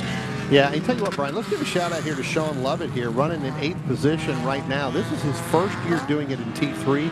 He was the NASA Spec E30 National Champion in 2019. He drove the NASA 25 hours, and he was part of the class winners. This is his first time ever here at VIR, even with the rain. He's driving a friend's car. He qualified P5, or ran P5, you know, on some of the drives and in the rain on the Hoosiers. So we'll see what he can do, but good shout out for Sean Lovett as he's making his way through the field. All right, and car number 146, Mark Bowden, who's been at the pointy end of this field for a lot of the races so far to Super Tour. He just returned to the track 3 laps down, so unclear what the situation was on that for him, but why he had spent so much time in the field. Now we've got, looks like one of the Nissans has taken the lead here, and I'm not sure which one that is. That is actually Richard Baldwin. Yeah, that's Richard Baldwin, and opened up a pretty good size lead over Scotty B. White and Rob Hines. So great run for Baldwin coming out of Oak Tree down that backstretch, Brian. That was like almost one of the best turns I think I've seen all day, even when we had drier conditions. As we look at the in-car here from Gomez, you know, he's sitting there a little struggling a little bit behind the 13 machine. Yeah, the 13 machine in front of him is Frank Seldorf, so that's the battle for 16th position. At least that was what they were last time by. Now Aguilar Gomez made his way around and is pushing through here. And of course, that's oak tree, and I didn't even recognize it because I'm looking for a tree. That's how old I am. It's hard. Brian, I'm getting a report real quick. We have a waving at turn 14, so it looks like we may have some action going on there. So we'll have to keep an eye out to see what they're doing. But a waving there is not a good sign. Definitely not. Definitely not. But we should see why that is here, possibly as this car comes through that section. And that said, though, if we're standing, we might not see it. That means whatever. Oh, no, now I can tell you exactly why we were waving. That may look like either Angelica's right, or that may even be Baldwin. That was a colored car. We'll have to keep an eye to see where it is. So it is car number 8. So that, I believe, that was your race leader. That was your race leader. So again, getting to the top of that hill there and having some problems coming down that backstretch.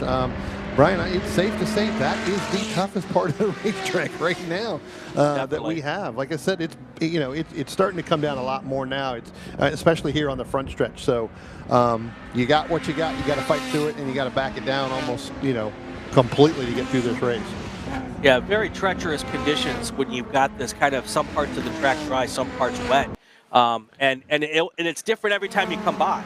Every lap, what you had the last lap may not be what you get the next time by. So, very, very, you need a lot of racecraft here to get through this situation. It looks like Scotty B. White has retaken the lead, and Aaron Kaplan, after figuring out how to deal with these conditions in the first couple of laps, has come back up into second.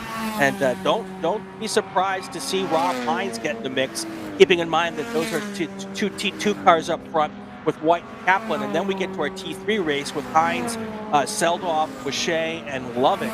So 2 different classes. So the first 2 cars aren't racing with the third car and the few cars behind that. And so that's an interesting interesting situation we've got playing out here. So these first 2 cars are racing each other, and then the second group of cars, that's a different car class. Yeah, completely different car class there. But Brian, we talked about this earlier on, Greg and I, and we talk about the concentration that these drivers have to have, and especially now, right? I referenced it to the Masters going on as a golfer. You've got to make sure that you have concentration through every single shot. Well, here, it's every second because of the changing conditions, as you mentioned, at certain parts of this racetrack. All right, so with 2 minutes, 45 seconds left to go on the clock, they're going to probably get 3 more laps in here. Scotty B. White with the field here. He's circulating. His last lap was a 2:18. Interestingly enough, Brian, he went purple on his last lap. So his fastest lap of this race was the last lap. I would have thought that with the deteriorating conditions that the fast lap would have been in your first lap of the race. Yeah. That is true. Now he's getting some heat in those tires, and it's starting to do. So let me jump back here just a little bit. We talked about Joe Bowden, who came in earlier on, and looks like he may have put on some wet tires. He went all the way down into the 40th position. He's worked his way back up to 27. Right. Shermer, as we talked about, he didn't go up as high. He's only in 30th right now, but he's gone back and forth a little bit here and there. So. Yes, and Christian Bronlich is your first place car in T4. Right behind him is Christopher Windsor. So there's your battle for T4 there. That's 11th and 12th on the racetrack right now. Here comes your lead pack here. Scotty B. White out front. A little bit of racing going on in the back, which is not good news for Aaron Kaplan. He just needs to have Rob Hines leave him alone so he can try to catch Scotty B. White. Rob Hines, of course, wants to get in front of Kaplan to put a little bit of cushion between him and the competitor trying to catch him, Francis Seldorf. And that would be the best case scenario for Hines, to get a little buffer there as he tries to get through these last couple of laps and take a Super Tour win here in the T3 class. Yeah, last time by, Rob Hines was pretty good coming out of Oak Tree down that long stretch to set him up for that long. So we'll see as they start to come over the roller coaster now and down through the hog pen. We'll see as they start to come by the start-finish line here in a moment. Rob Hines right on the back bumper of the 18 of Aaron Kaplan in that BMW M2 as they head down into turn 1, Brian. And it's Brownlick. It's Christian Brownlick. I've been corrected by our associate producers. White flag is out. Glad I was able to get that out there again. His name right, Scotty B. White, is just a couple of miles away from taking another Super Tour win here. We'll see if he can keep that car on, that Dodge Viper, between the white lines. If he can, he's going to take another win here. But look right behind him, Aaron Kaplan is cinched right back up to his rear bumper. And he is not going to make it easy on Scotty B. White here as we get into the final 10 corners of this race. We'll see what happens when they come through this section and up through the climbing S's. We'll see them coming into our view here any minute. So far, Scotty B. White is able to keep it together here. Aaron Kaplan's still right there on the rear bumper. Rob Hines in third place has been able to pull away a little bit from the rest of his field in T3, so all he has to do is keep it between the white lines, and he's going to take a Super Tour win here. Here comes Scotty B. White now again towards the Oak Tree section. We'll see how close Kaplan is. Now, Kaplan's taking a different line here. Very interesting to see if that works for him. As we get into our final half a lap here, it's Scotty B. White in first, Aaron Kaplan in second. This Mustang hopefully won't play into this, but it looks like it will. Now Rob Hines side by side with Kaplan going up the hill. The Mustang doing a wonderful job pulling over, but hopefully there's another. Oh, that was really close. I don't think those cars were expecting that slow car to be there, but anyway, they got through safely. Here they come for the final time. Scotty B. White pulled away now. All he has to do is motor home easily. And honestly, for Kaplan, he doesn't have to worry too much. There's a big gap back to the next T2 car. So if he's not going to catch Scotty B. White, he just needs to keep the car straight here and maybe not get in the way of the cars behind him who are all racing for a win, Brian. I'll tell you what, the last spot in T3 there, Brian, between Sean Lovett and Travis Wachet, that's going to come down to the last corner and who's going to get out of the hog pen the best, because they've been side by side for a little bit. As here they come now, and it does look like it is going to be Francis Seldorf is going to finish second in T3. Rob Hines is going to pick up the win there, but Scotty B. White is going to win overall and pick up the win here for T2, followed by Aaron Kaplan in that number 18. Well, there you go. Great race, even though it was shortened by a long yellow flag. The last 10 minutes, a lot of action there. Let's run through our finishing order here as we get them across the line. Your race winner in T2 is Scotty B. White. Second place was Aaron Kaplan, the third place car. Look who ended up in third place. It's going to be Joe Bowden, is able to come up to get where he needed to be there for T2. Your T3 race winner, as we said, Rob Hines. Sean Lovett crossed the line second. Francis Seldorf dropped from second to third there, and that is your podium there in T2. I'm sorry, T3, and then we move down to look at our T4 crash. Christian Bronlick is your race winner, followed by Christopher Windsor, and Angelica Spray comes up and finishes third, making a final lap move to get on the podium there. Devin Anderson, who is your pole sitter, dropped back to fourth place at the finish there. Also, Aiden Rose dropping back to fifth. So there's your top three finishers in each class, Brian. All things considered, all those guys and gals out there handled those conditions pretty well. Yeah, they did quite well, actually. They, fought through some of the tough conditions because, again, in certain parts of this racetrack, it's raining harder than in some areas. And so, again, that concentration. So these are some of the best drivers out here right now that we see. And this is a group that I think that is probably the best to be prepared for this type of racing. All right, so we started this race, Brian, about 20 minutes behind schedule. We're heading into lunch now. So the next race on the schedule is supposed to start around 1:20. I don't believe that's going to happen. So what we're going to do is we're going to head to our short break here. We'll put the start time up on the screen for the next race once we know what it is. So everyone can step away, grab yourselves some lunch, or if you're out on my coast, breakfast. And I got the breakfast in the oven, Brian. I'm ready to go. We're going to take a short break. And then, like I said, we'll put the restart time up on the screen. And we'll have that there for you so that if you do check back in over the next half hour or so, you'll know when we get back to race action. Still ahead this afternoon, we've got 6 more races. Now I have to do my fingers and toes math. You and Greg, man. Exactly. Not the strong point today. Exactly. 6 more races to go. Varying weather conditions for the rest of the afternoon, so it will definitely be interesting. Brian, you're going to join us after the break for at least one more race. I think 2 more, actually, so I look forward to that. And Greg and Brian will be back for the next race call. And I will be taking a break, and we will do this all again here in probably about 45 minutes to an hour. Again, stay tuned and watch the screen. We'll put the time up for you. I'm Brian Belansky. He is Brian Donati. And Greg Ginsburg's off in the wings helping us out as well. We'll be back. You're watching the SCCA, the Hoosier Racing Tire SCCA Super Tour live from VIR. And we'll be back in a little bit.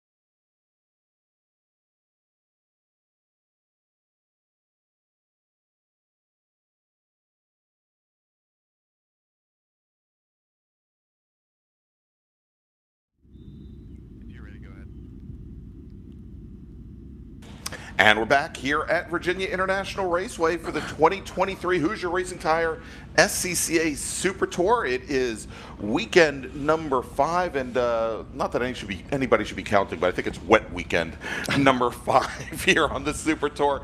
I'm Greg Ginsburg, Brian Bolansky, Brian Donati joining us once again for our next race. And we've got a small change in our schedule here, Brian. We are going to be moving, due to some restrictions on the amount of time that we have at the track this afternoon, we're going to be moving to 20-minute races throughout the rest of the day. So we have 6 20-minute races scheduled. First up after lunch here is going to be the first of our Formula car racers, and this is going to be the large winged Formula cars, Formula Atlantic, Formula Continental, and I don't believe we have any Formula X cars that qualify this weekend. No, I don't believe that we do. Just the 3 Formula Atlantics and 7 Formula Continentals. Boy, I almost got into your math scenario there. Thank you for counting for me. I appreciate that. All right, so Brian, as these cars are coming onto the front straight here and starting their pace lap in what has become once again a damp track, we've had, besides having some precipitation during our very last race of the morning, it kind of died down, and just within the last 10 minutes or so, the rain has picked up again, and I'm starting to see some rooster tails off of the back of some of these Atlantic cars. Yeah, these guys are all on wets. I mean, it has picked up. The track is back to somewhat what we had yesterday. So the last group there with the T2, T3, and T4 groups, I think that is going to be the last of our our dry racing scenarios, I think, for the rest of the day. I think this thing has moved a little bit more north than they anticipated for later today, and I think that we are going to have some it is going to be a rain race for the rest of the groups, unfortunately. Yeah, I think that's definitely where we are. So, Brian, let's do this. Let's go and we'll run down the starting order here. Much like we've had in a couple of our earlier races, we are going to have a split start. We're going to have our Formula Atlantics at the front. They're going to take the green, and then our Formula Continentals, as you mentioned, a little bit stronger, a little bit further back. There'll be a bit of a gap between the Atlantics and the Continentals, then they will get the green. So, and I think we might actually have 2 pace cars here. So let's go, and we will run down the starting order. In Formula Atlantic, as you mentioned, only 3 cars. Carl Lennox Barbary, from Midlothian, Virginia, driving his Swift DB4, starts 3rd, with Jim Booth in his Swift 016 Mazda-powered machine starting 2nd, and I believe that's what we'll see it painted and very much like the Mercedes Silver Arrows livery, and then Chip Romer in the number 71 Formula Atlantic Swift. He is your pole sitter for that first group. Then in Formula Continental, as you mentioned, 7 cars deep, Kevin Fandozzi, who I don't believe 8 cars deep? Yeah, it looks like Mike Pepitone has been added at the very end. Yep, So there you go, the 58 like probably machine. Going to start, yeah. Yeah, so Mike Pepitone, who did not set a lap in qualifying, he will start 8th in the group, driving the number 58 Van Diemen. He's out of Falls Church, Virginia. Kevin Fandozzi will start in 7th. He's driving the number 4 Mygale. He's out of St. Joseph, Michigan. Mario Fauza, we'll see if Mario makes the field here, because he had a pretty big shunt to end yesterday's qualifying session, driving the number 55 machine of Manalapan, New Jersey, in a Van Diemen. He is scheduled to start 6th. Then starting 5th, driving the number 45 Crossell, it is Chuck Moran, with Chris Charnow driving the number 24 Van Diemen. He is out of St. Petersburg, Florida. Then we've got starting 3rd, Michael Verisons driving the number 65 Van Diemen. He's out of Burlington, Wisconsin, multi-time national champion in Formula V, with Robert Allaire starting on the outside of the front row in the number 52 Van Diemen. He's out of Grosse Pointe Woods, Michigan. And then your pole sitter in Formula Continental, Tim Miner, driving the number 81 Citation. He's out of Fredericksburg, Virginia, had a qualifying time of 152.244. Lights are out on the pace car, Brian. Yeah, I tell you what, it's going to be interesting to see, Greg, as we get ready to go here. And I should mention, lights out on the first pace car. The second pace car will likely see the lights get extinguished here right about now. There you go. Lights are out on the second pace car. It's like a Karnak It's or like something. you've done this before. Yeah, or I'm listening to race control in my ear. One of the two. I'm going to go with like you've done this before. All right, pace car is on the pit lane for our 3-car Formula Atlantic field. Your pole sitter is Chip Romer with Jim Booth right just to his left. Right to his left to his right, something like that. And Carl Lennox Barbrew, and we can hear him start to rev up, and they are underway. Now, Lennox Barbrew in that much older Swift DB4, he started about, I'd say about the equivalent of like 3 car rows back, quite a bit further back, as our second field now makes their way down the roller coaster, and we're getting ready to start as that Formula Atlantic battle. Romer and Booth side by side going into turn number 1 for the very first time. And our Continentals now, Brian, they are all lined up, nicely formed up here with Minor and Allaire on the front row, and they get the green flag. And you can see lots of rooster tails in the air with that damp track as they head down into turn 1. Minor with a good jump on Allaire. Allaire falling a little bit further back now as they go under braking in turn number 1.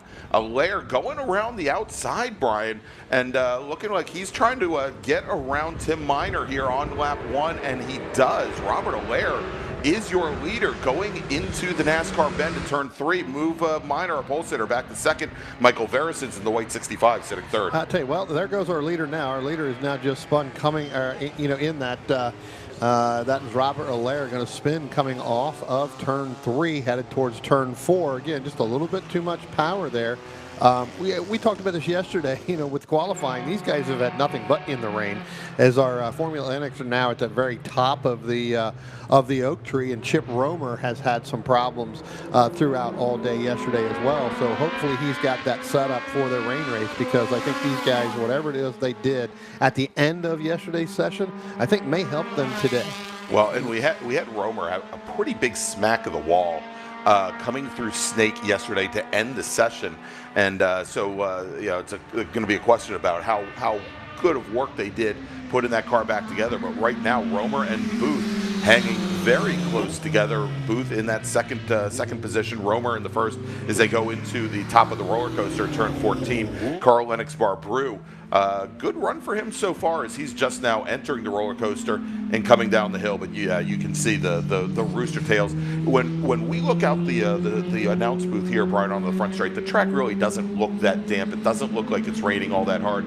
But we've had about an hour of light rain that has had time to accumulate on the track here, and it's definitely starting to build up. Yeah, the track itself, it is wet, right? I mean, there is no in between. I think that every group from here on out, as I said at the beginning here, they're all going out on wets, and it's what's really odd is that you see these cars, especially in the Formula Atlantic, especially coming down the backstretch, they get up to the top of the hill for the roller coasters, and they're actually on the brake before the 500-foot mark. Right. Or normally they're on the 100-foot mark.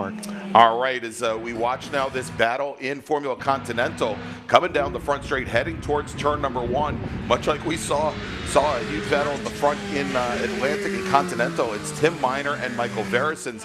Verison's in the 65 machine was your leader coming across the line to a complete lap number 1. Actually, Tim Minor was technically your leader. There was about a half a car length separating those two machines, and we had Verison to the inside. We've got a car that has gone off on the outside of turn number 2 over at the Horseshoe, and we'll try to pick up that car and the number on that car in just a moment. I think, from looking at it, I think that's Carl Lennox Barbrew Yes. in the Formula Atlantic machine that had gone off. Pretty distinctive, and indeed it is the 14 machine, so he's going to drop fairly far back from his Formula Atlantic compatriots here. Again, here in a 20-minute race. And so, Brian, let's do this quickly because we've got these shorter time frames. Let me make a quick call to the grid for our next group. Attention in the paddock. First call to the grid for Group 5. That's Spec Miata. If you could please head to the grid. Your race is next. Race Group 5, Spec Miata, to the grid, please. Greg, we talked about early on the Mauro Faza car. That did not make the field, and we know that he had a hard hit yesterday during qualifying. So the 55 not able to make the show here today. But 10 cars out there. Again, everybody just kind of tiptoeing. Again, 20 minutes. It's about trying to get through the race and really make sure that you have a rain setup, because these cars, especially in Formula Atlantic, you can set them up to be a rain race setup. So. Yeah, and Brian, Mike Pepitone, who we mentioned did not go out for qualifying, he has gone off at turn number 3, and I don't. There he is, right there, and he's kind of hot there. Yeah, and he's high-sided between turn 3 and left hook, and trying to get back on track again. That is the 58 machine of Pepitone. It, as I suspected, it looks as though Mauro Fossa, driver the number 55 out of New Jersey, did not take the grid today. Right. Yep. We'll have to see. I mean, we've talked about this, we've kind of joked about it, and we've said it. It seems that, today when you get off in the grass, right, obviously, and you're stuck, it's almost better. Now, it looks like Pepitone's going to be able to get that car moving.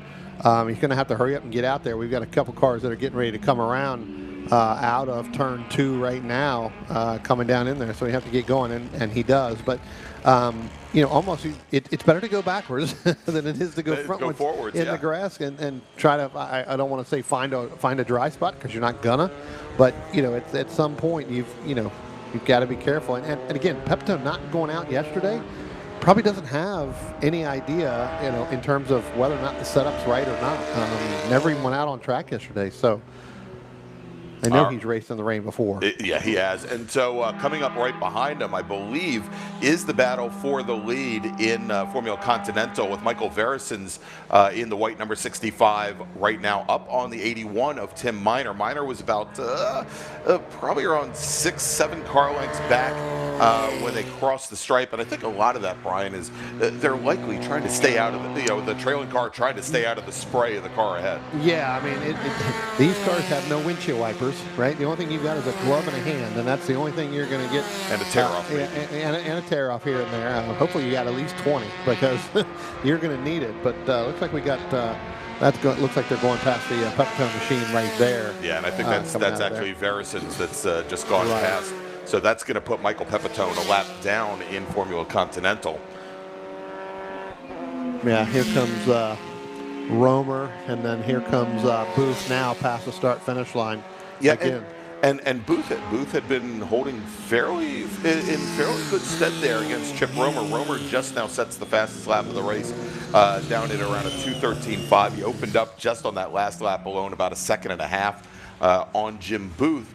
Booth had been hanging right within about a second, around 7 or 8 car lengths, but now we're looking at probably closer to 20 car lengths separating those two cars right now. Yeah, these guys went out yesterday morning, and it was still damp, right around that 142 mark when they went out yesterday afternoon in the rain. It was kind of the same time frame, so they were able to really work on that. Again, we talked about Chip Romer having some problems yesterday on a couple corners, but able to get that figured out, it looks like. And I think right now, again, it's the concentration we do. It looks like we may have had a waving yellow down there, or we had something where somebody may have gone off and then kept going, because I don't see the flag down there now. We're getting a word from race control right now what it was. It was the 71 machine. Chip Romer, our overall leader, spun the car center of track. He has now continued, and you can see him now. He's just coming through left hook, and I think that may put Jim Booth, the number 63 driver, up into the lead here as we'll follow the action here. Yeah, because I believe that's Booth right there going through, maybe. Or maybe that was Romer going through. Booth's already gone through. Let's see if we can't find out where Booth is. I think Booth is now probably coming back through. He just came out of Oak Tree, I believe, headed down. So we'll have to see. That may be Jim Booth right there, headed up over the hill, up to the roller coaster. But we'll check that out. But yeah, spinning center track there and continuing. That's pretty good, because, like I said, that's where he had the problem yesterday in the first go around, and then had the problem there through 4. So that does look like Booth now headed down through the roller coaster. All right, as we now have, we're just about 9 minutes into this 20-minute race.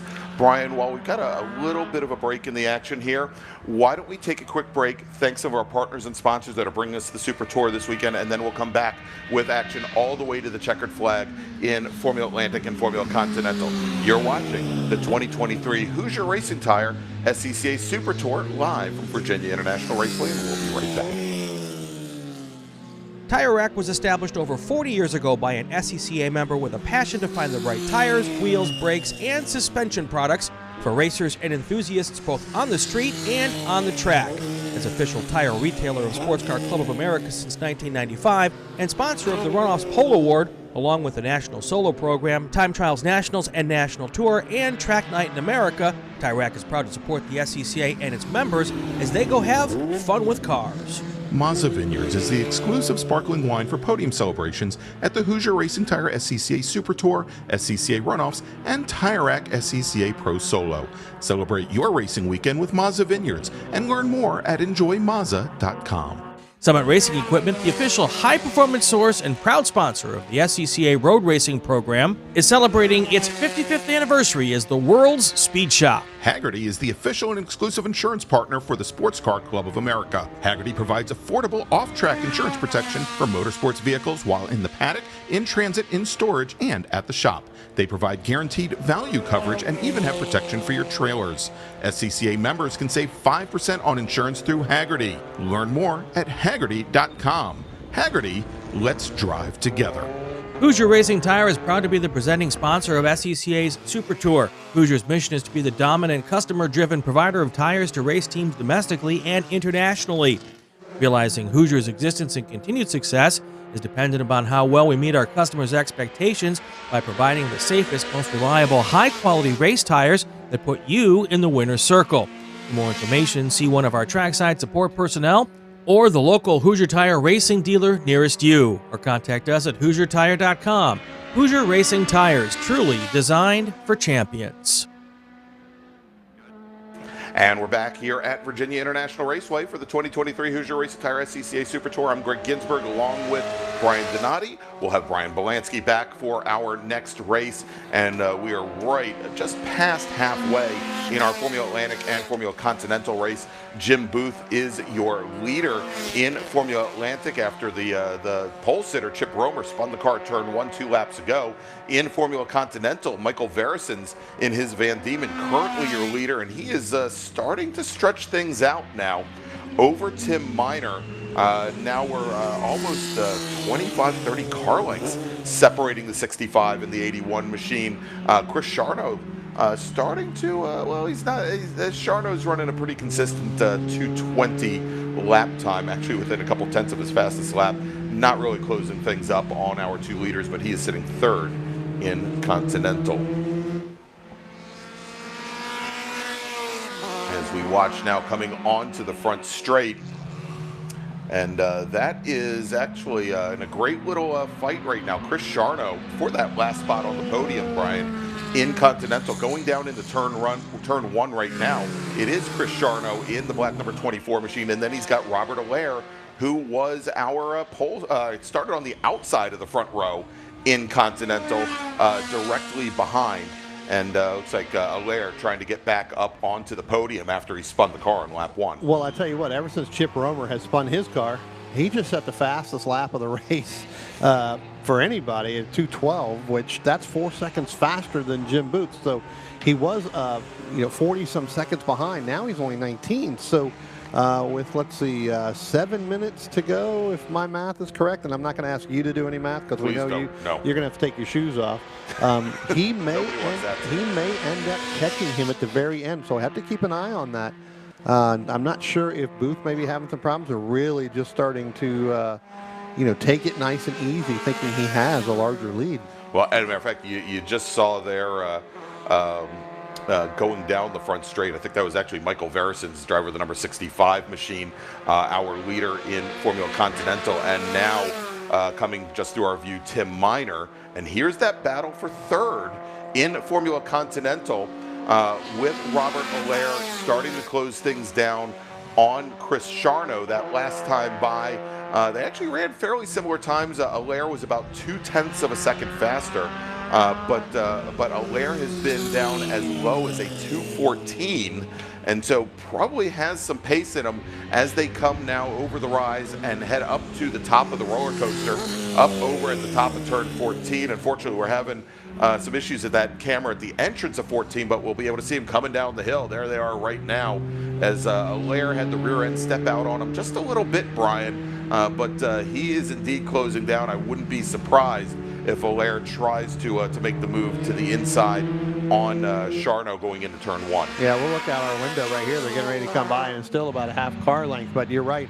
Allaire going down to the driver's right, trying to make that pass. We'll see how deep he's going to go there into turn 1. I'm not sure how deep he's going to want to try to make that, but you know, again, these guys are getting on the brakes around the 500-600 mark as opposed to where they normally do. It looks like Allaire, unless he can get through that, or unless he doesn't get through that turn, looks like he's going to make that pass, Greg. Well, we'll see. And no, he doesn't. No, Brian. he does not. He is not there, and he's off to the very bottom. I can see him down the bottom. Yeah, Robert Allaire, he's off headed towards the Dan River right now.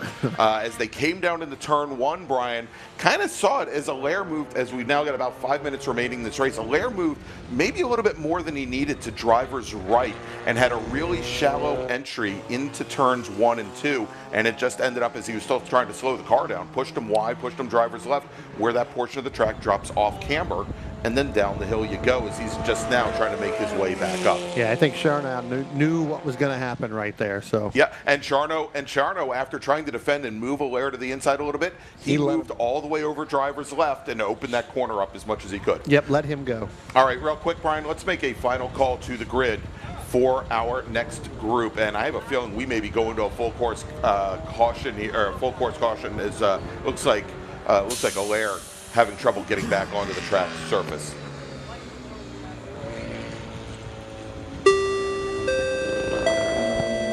Attention in the paddock, attention in the paddock. Final call to the grid for second call to the grid for race group number 5. That is Spec Miata. Spec Miata drivers, please head to the grid. You are scheduled to be on track at 2:15. Spec Miata drivers, please head to the grid. And Brian, indeed, we're going to full course caution here at Virginia International Raceway as we are trying to get our number 52 Formula Continental back on track. And Greg, you know, when we looked at that shot down there, down into turn 1, if we can pull that up real quick while we're going down in there, I think there's 2 cars down there. I think Robert Allaire is the one off to the right, and then there's to the left of that. Is there another? Is that Chuck Moran sitting down there just to the left of that? It looks like an orange and white car sitting there. There's 2 cars sitting down there. That is quite possible, and that may be. And I'm watching based on the colors of the car. Or is that Minor? No, that could be the other Formula One, Carl Lennox.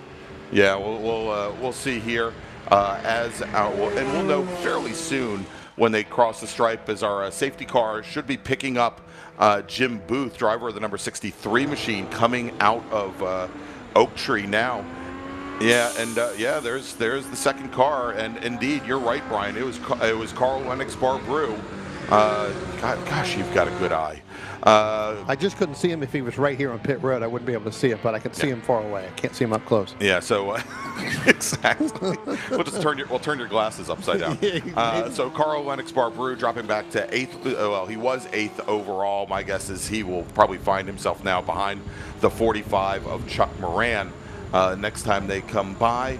As the safety car has picked up the field, we have 2 minutes and 5 seconds left, and we'll see. We should have the next time our leader, Jim Booth, comes around start-finish, he should be getting the white flag. And Brian, you know, we've been talking about Chip Romer, who had that spin and had fallen back. And here we go. I'm just getting word now, Brian, that we are going to be giving our lead car the checkered flag when they come by here to keep things moving along. Because I was going to say this might have been a good opportunity for Romer under full course caution to get right back behind Jim Booth and maybe have a shot at a last lap surge. But it looks as though we are going to finish this race under full course caution. Jim Booth taking the win in Atlantic with Chip Romer finishing in second. And, of course, Carl Lennox Barbrew finishing third. In Continental, we'll see here, I think right back behind the 2 Atlantic leaders was Michael Verisons in the white with Dayglow orange at the bottom of the side pods. Michael Verisons, the number 65 machine, as they're coming right by us. He will finish third overall, finish with the win, the top step of the podium in Continental. And then we have Tim Miner will come across the line in the number 81. He will finish second in Continental, and I believe we will see the 24 of Charno take home the third spot, last place on the podium. There is Chris Charno in the white and black number 24. He will come home in third in Continental. Kevin Fandozzi, after having started at the back of the field, works his way back up into fourth.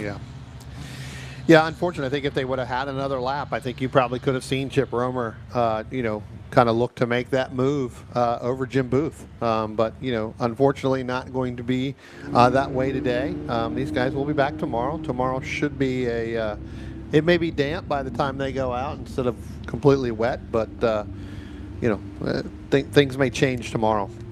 All right, so Brian, let's wrap things up here with for our Formula Atlantic and Formula Continentals. Let's make a final call to the grid for our next group, and then we're going to take a little break.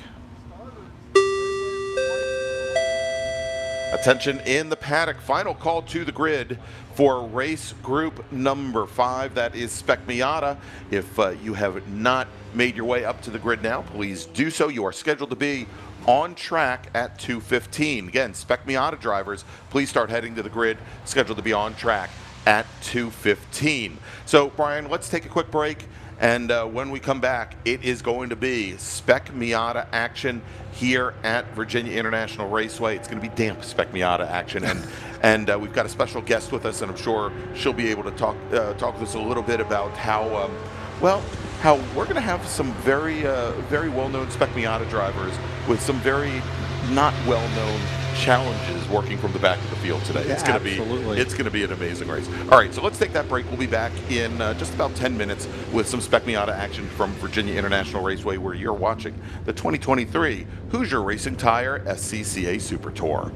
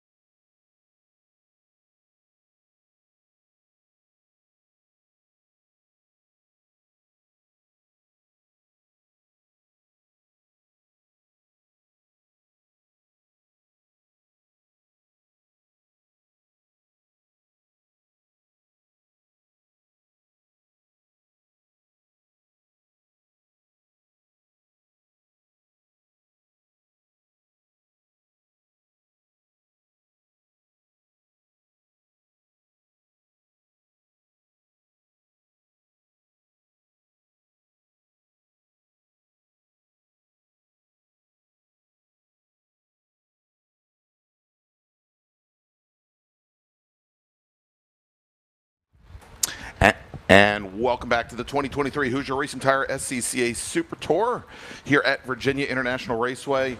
I'm Greg Ginsburg along with Brian Belansky, and I want to thank Brian Donati. We're actually going to have Brian back in the booth here in just a little bit, and we've got special guest Spec Miata driver Lauren Bralier joining us for this race, and she'll tell us why she's here and not with us on track in just a few moments. But as our drivers are getting ready to head out on track for their pace lap, let me run down the top. We'll do the top 10 rows, top 20 drivers here, and we're probably gonna miss some names that you expect to hear here. So let's start off here. Starting 20th, driving the number 72 machine, and I have a sneaking suspicion he probably will not be making the grid today due to how qualifying yesterday ended up. Connor Zillich driving the number 72 machine. He's out of Mooresville, North Carolina, representing BSI Racing. Starting 19th, driving the number 48 Mazda Miata from Miami Springs, it's Frankie Barroso. Jonathan Davis, representing Rossini Racing Products, will start 18th in the number 6 Mazda Miata. Ray Nickel, driving the number 193 machine. He's going to start 17th today for the Primal Racing Group. Skip Brock Jr., Junior Brock, he's going to start 16th in the number 61 machine. He's out of Birmingham, Alabama, representing OPM Autosports. Dan Conway's driving the 198 car. He starts 15th. He's from Ruther Glen, Virginia, and he represents Brannan Foot and Ankle. William Lambros is driving the number 7 machine. He starts 14th today. He's representing Skip Barber Racing, and he's from Northport, New York. And then we've got Alex Stanfield. He starts 13th in the number 55 car. He's from Argyle, Texas, representing A&M Excavating. Brian Henderson will start 12th today, driving the number 97 VDL Motorsports machine, while we've got Evan Carl representing BK Motorsports. He starts 11th today in the 118 car. Noah Harmon, he's going to start 10th. He's driving the 112 machine. He's from Orlando, Florida, with Austin Farr starting 9th, driving the 188 car. Starting 8th, he's driving the number 1 machine. He's your reigning national champion in Spec Miata from Arlington, Virginia. It's Nick Bruni. Not to be confused with that Arlington, Virginia, is Arlington, Texas's Logan Stretch. He is driving the number 99 Wheels America Mazda Miata and starting 7th. Starting 6th, driving the number 167 Mazda Miata from Chester, Maryland, it is Ben Meyer. Zach Barfield will start 5th. He's driving the number 107 car and hails from Jacksonville, Florida. Julian DaCosta, he's starting 4th. He's driving the number 78 car, representing the River Car Club, while Rafi Abdullali, great to see him here running so well. He's put in so much time. I normally see him at New Jersey Motorsports Park, and he's doing incredibly well this weekend. Driving the number 13 car, it's Rafi Abdullali, representing Encrypture. And your front row today, the 2 teammates from OPM Autosports, representing Rossini Engines, driving the number 39 Mazda Miata, is Danny Stain, and your pole sitter today, driving the number 66 machine.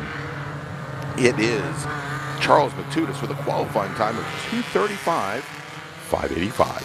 And so Brian and Lauren, welcome, Lauren. Thank you. All right.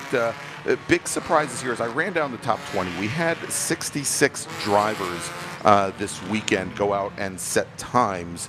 But things are working a little bit different for Spec Miata this weekend. That as opposed to having 2 qualifying sessions in order to set the grid for this race, they had just the morning qualifying yesterday setting the grid for this race. Their afternoon qualifying session sets the grid for tomorrow's feature race. And as these drivers were rolling off the grid yesterday morning, the rain started to come out.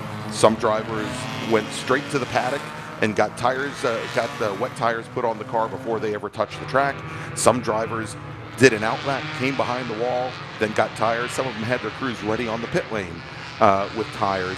But there were a number of drivers caught out. Jim Drago, 2-time national champion, did not put in a time. He's scheduled to start 61st. Preston Pardis, our only 3-time national champion, did not put in a time. He's due to start 66th today. Elvin Goulart, who I believe is our 2002 national champion, he is probably 2012 national champion, scheduled to start 65th, did not put in a time. There are just so many folks that are out of position here. It's not just comical; it's actually kind of sad, Lauren. It is. I was included in that list. I unfortunately had some mechanical issues, which is why I'm not in today's race. But yeah, it is a bit unfortunate for some of those faster drivers. Yeah, and it may, as the rain has come back out, it's going to make it very difficult running. For folks that may have at the runoffs started off in the top 10 or so and dealt with the wet conditions, these guys are going to be starting at tail end Charlie in a 60-plus car field. It's going to be very difficult for them to move up and get points. But luckily for them, tomorrow is a new day that everything is based on a second qualifying session where everybody had wet weather from beginning to end. Well, and Lauren's misfortune is our fortune because we get to have her in the booth with us, and that's always a pleasure to have. So, Lauren, welcome. Thank you very much. And we look forward to having your perspective over the next 20 minutes here as we have our 20-minute races. I just wanted to mention as a side note, the only thing better would be than Brondon foot and ankle if it were Brondon heel and toe. Just putting it out there.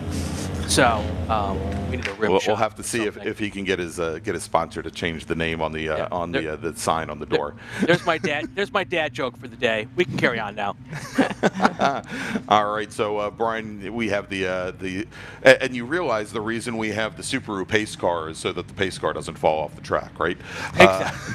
Exactly. Bringing the two teammates, both McTudis as well as Danny Stain, down through the roller coaster, and a very well-formed group here. Yeah. Stragglers. It's crazy at the end, but just absolutely amazing, whether it be wet or dry, to see all of these cars so tightly formed up, heading down the roller coaster. How come we can't do this on a regular day? I mean, that's like 28 rows of 2x2. This is awesome. All right, here they come onto the main straight. Just waiting for our green flag to fall here. 60-some cars, hopefully, will take the green flag, and we wait to see it. It is now waving. Look at the spray all the way back. It's got to be nearly impossible to see in the middle of this field, guys. Yeah, it's tough, Brian. Is obviously all of these drivers putting up the rooster tails. They are all running the Hoosier wets, Hoosier radial wets, going down into turn one. As there's a spec wet tire for all of these cars that are incredibly good in the wet. Lauren, you've raced the spec Miata in the wet before, I assume? Sure have. Yeah, that's my experience as well. These tires do hold up pretty well in the rain. And this track, while there is places you can find grip, it can certainly be slick in these types of conditions. So those drivers are certainly going to be relying on these tires. Yeah, and while they have a good spec wet tire, they don't have a good spec mud tire. So it's really important to stay on the racetrack, because if you come off the racetrack right now, look at the big, not pile up, but mash up there in the back of the pack, all those cars in there, 4 or 5 wide, trying to get through the left hook here without any issues. And so far, everybody's doing a fantastic job just kind of tiptoeing their way through the tulips there and getting through that area, and now on towards the uphill S's here, and just massive chaos here at the back of this track. And Brian, when you say mash up in the wet here with like 50 cars all in a very close proximity, I get very scared. Yeah, that's mash up, very different. Still, my ears perked up. All right, so coming out of Oak Tree for the first time, Charles McTudis now has opened up, Brian. Look at this, almost about a 6-car length advantage over his teammate Stain. A little bit further back, we've got Abdullahi and Julian DaCosta, and we saw a great move originally coming through left hook, and I think it was Ben Meyer who had gotten around Julian DaCosta around the outside of left hook, where that is a corner, turn 4 here, where there's practically in the wet no grip anywhere, and we saw so many cars go off there during the runoffs back in October. But so far, for the most part, and the corners maintain radio silence here on the corner net for the first lap. But as best I can tell, it looks as though we've got the majority of the field still on track. We do. Now, Lauren, during the runoffs, how much did you do in the wet here? You were here in Formula V, right? So you didn't do much in the wet here, right? Our race was like semi-wet. It was drier than this. It was those types of conditions where you're on slicks, but barely. Right. The track is just wet enough. Well, there's one car that obviously put their mud tires on. Is that Yes, that's and one of the that fallout, is right? yeah, and that's one of the Flat Out Motorsports Right, Flat Out. cars going off. We'll try and get the number on that in a moment. And I just saw Preston Pardis in the black number 42 machine as opposed to the white car that we'd seen for so many years. Looked like he'd already made up around 10 or 15 spots at the back of the field, and as the drivers come through, we'll check in on him in just a moment. Sure, and Charles McTudis is showing you why it is so important to be in the front. He's been able to pull on a 1.8 second lead, and that's because he's got a clear vision in front of him. No spray, no nothing, and that's got to be helpful when you're in the early stages of a race like this. For sure. It's also important to know he set the fastest sector times in every sector for this first lap. And I think Danny's got about 4/10 behind him on that. Well, yes, definitely, and he also had he went purple on that first lap with a 2:39.4 with everybody behind him in the 2:41s and slower. So clear track, clear vision is definitely helping in the situation. Yeah, and as we watch now, coming out of Snake and making the run over towards the S's through the uphill S's, climbing S's, Rafi Abdullahi in that white number 13 machine, all over the back of Danny Stain for second, in a great little fight just behind him with DeCosta, Barfield, Raiden Nickel, and Nick Bruni, who Bruni now moves up into 7th position after having started in 8th, and Bruni wearing that number 1 car, that number 1 on the door, signifying he is our reigning national champion. But here is McTudis again continues to stretch things out from the rest of the field. Looking down through the field here, Preston Pardis started in the 60s, up to 42nd early in this race. Looking to see where else there may have been some movers from the back of that pack. Definitely he had the best run of it here. Peter Ensor has moved up to 46. He started at the back. So definitely some movers here from the back to the front. Some of the cars you'd expect to move to the front, or at least towards the front, are doing so early on here. All right, and one early spinner, Brian, from that very first lap, Tom Gahn, driver of the number 49 machine, and he started off 43rd in the field, and he's now sitting at the top, at the rear of the field, as we had 59 cars take the green flag here today. Brian, real quick, let me make a call to the grid for our next race.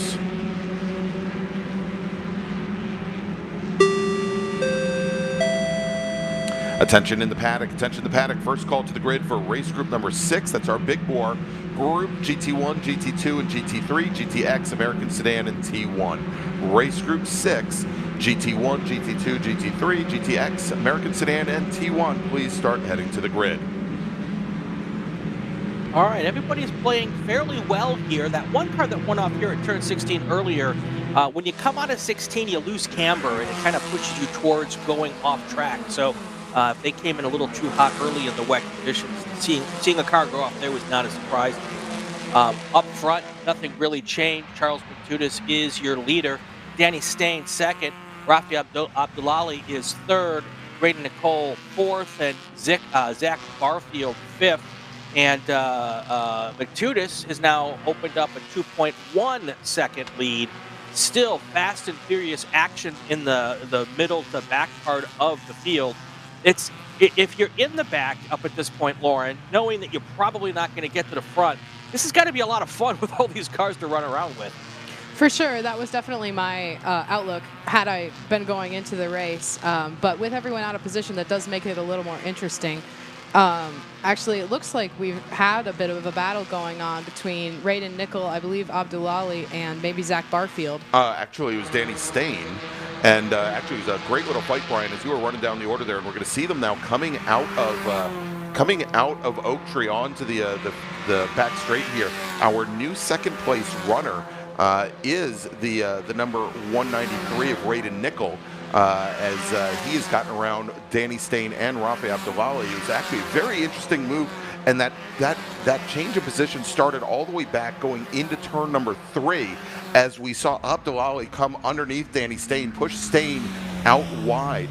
And as Stain was fighting understeer, Abdullahi got through him on the exit of 3, and then Nickel got past him coming out of the left hook and dropped him all the way back to 4th position as they come up to the top of the roller coaster now. And Yeah. we'll see here, but it also has allowed our leader McTudis to open up an even larger lead. Yeah, this could not be a better scenario for the 66 car.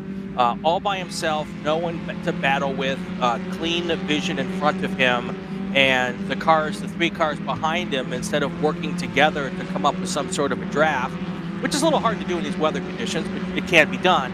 But instead of working together to try to catch the first place car, they're doing their own little dance back there and letting McTudis pull away. I'll be very interested to see what the gap is here this time by when this field goes through. Now it's 4.5 seconds is the lead that McTudis has. He just must be just smiling from ear to ear right now. Yeah, and a great little fight now for 5th position as well, as Zach Barfield and Julian DaCosta. And I believe the number 78 of DaCosta has managed to get around Barfield coming out of the horseshoe at turns 1 and 2, so move DaCosta up into 5th, move Barfield back to 6th, and then we've got Lambros and Stretch. Now Lambros driving the number 7 machine. He's out of Northport, New York. He's got some folks here from Skip Barber Racing School coaching him through the weekend. Lambros has been running one of Skip Barber's TCA Honda Civics in SRO World Challenge, and they brought him to this event primarily to give him experience working in close quarters and trying to give him some more tough race experience that he can take back to the pro ranks. Well, if there's a place to do that, it's certainly in Spec Miata. This is one of the closest classes in the country. Yeah, exactly. And so I think we actually have the 2 Lambroses in the field. We've got William, who's driving the number 7 machine. He's running 7th overall. We've got Dean in the 57. He's running 10 positions back, or I guess it would be 11 positions back in the 17th position. One is 17 years old, one is 19 years old, and I believe they both have seats in World Challenge currently. Yeah, we do have a car off right all the way at the end of that straightaway. You can see it there. It's a white car. It has started to move again. So it looks like it's going to be able to continue on, and we won't have to do any kind of fun and frivolity to get him out of there. Also should mention 34th position right now, Preston Pardis. So he has passed about half the field so far. He would love to have a full course caution now for a lap or two to get everybody back together. Because now it's going to come to the point where it's easy to pass a lot of cars when they're all bunched up. But to get to the front, he's getting a little bit of help here. But what an impressive drive by Pardis, up to 34th place already. All right, and I just had received word that we had the 49 and the 167. And I think that's the second time we've talked about the 49. I think that's Tom Gahn, as well as David Nagler in the 67. Both drivers had gone off on the outside of turn 1. They have both recovered. And we have a car off up at the top of the roller coaster and just now rejoining down the hill right in front of Nick Bruni and a number of other drivers here. But Brian, as they are now working away, and we'll get that. Yeah, I think we got another car off up at 14, getting very slick out there. Yeah. But Brian, I think we should probably take a break here. Let me make a call to the grid for our next group, and then we'll bring you some info about some of our partners and sponsors, bringing you the wonderful coverage here on the Super Tour. Attention in the paddock, second call to the grid for group number 6. That's Big Bore, American Sedan, GT1, 2, and 3, GTX, and T1. Please head to the grid. Race group number 6, American Sedan, GT1, GT2, GT3, GTX, and T1. Please make your way to the grid. All right, so let's, Lauren, Brian, let's take a quick break. And when we come back, we'll bring you all the way to the checkered flag here in Spec Miata. You're listening to and watching the 2023 Hoosier Racing Tire SCCA Super Tour live from Virginia International Raceway.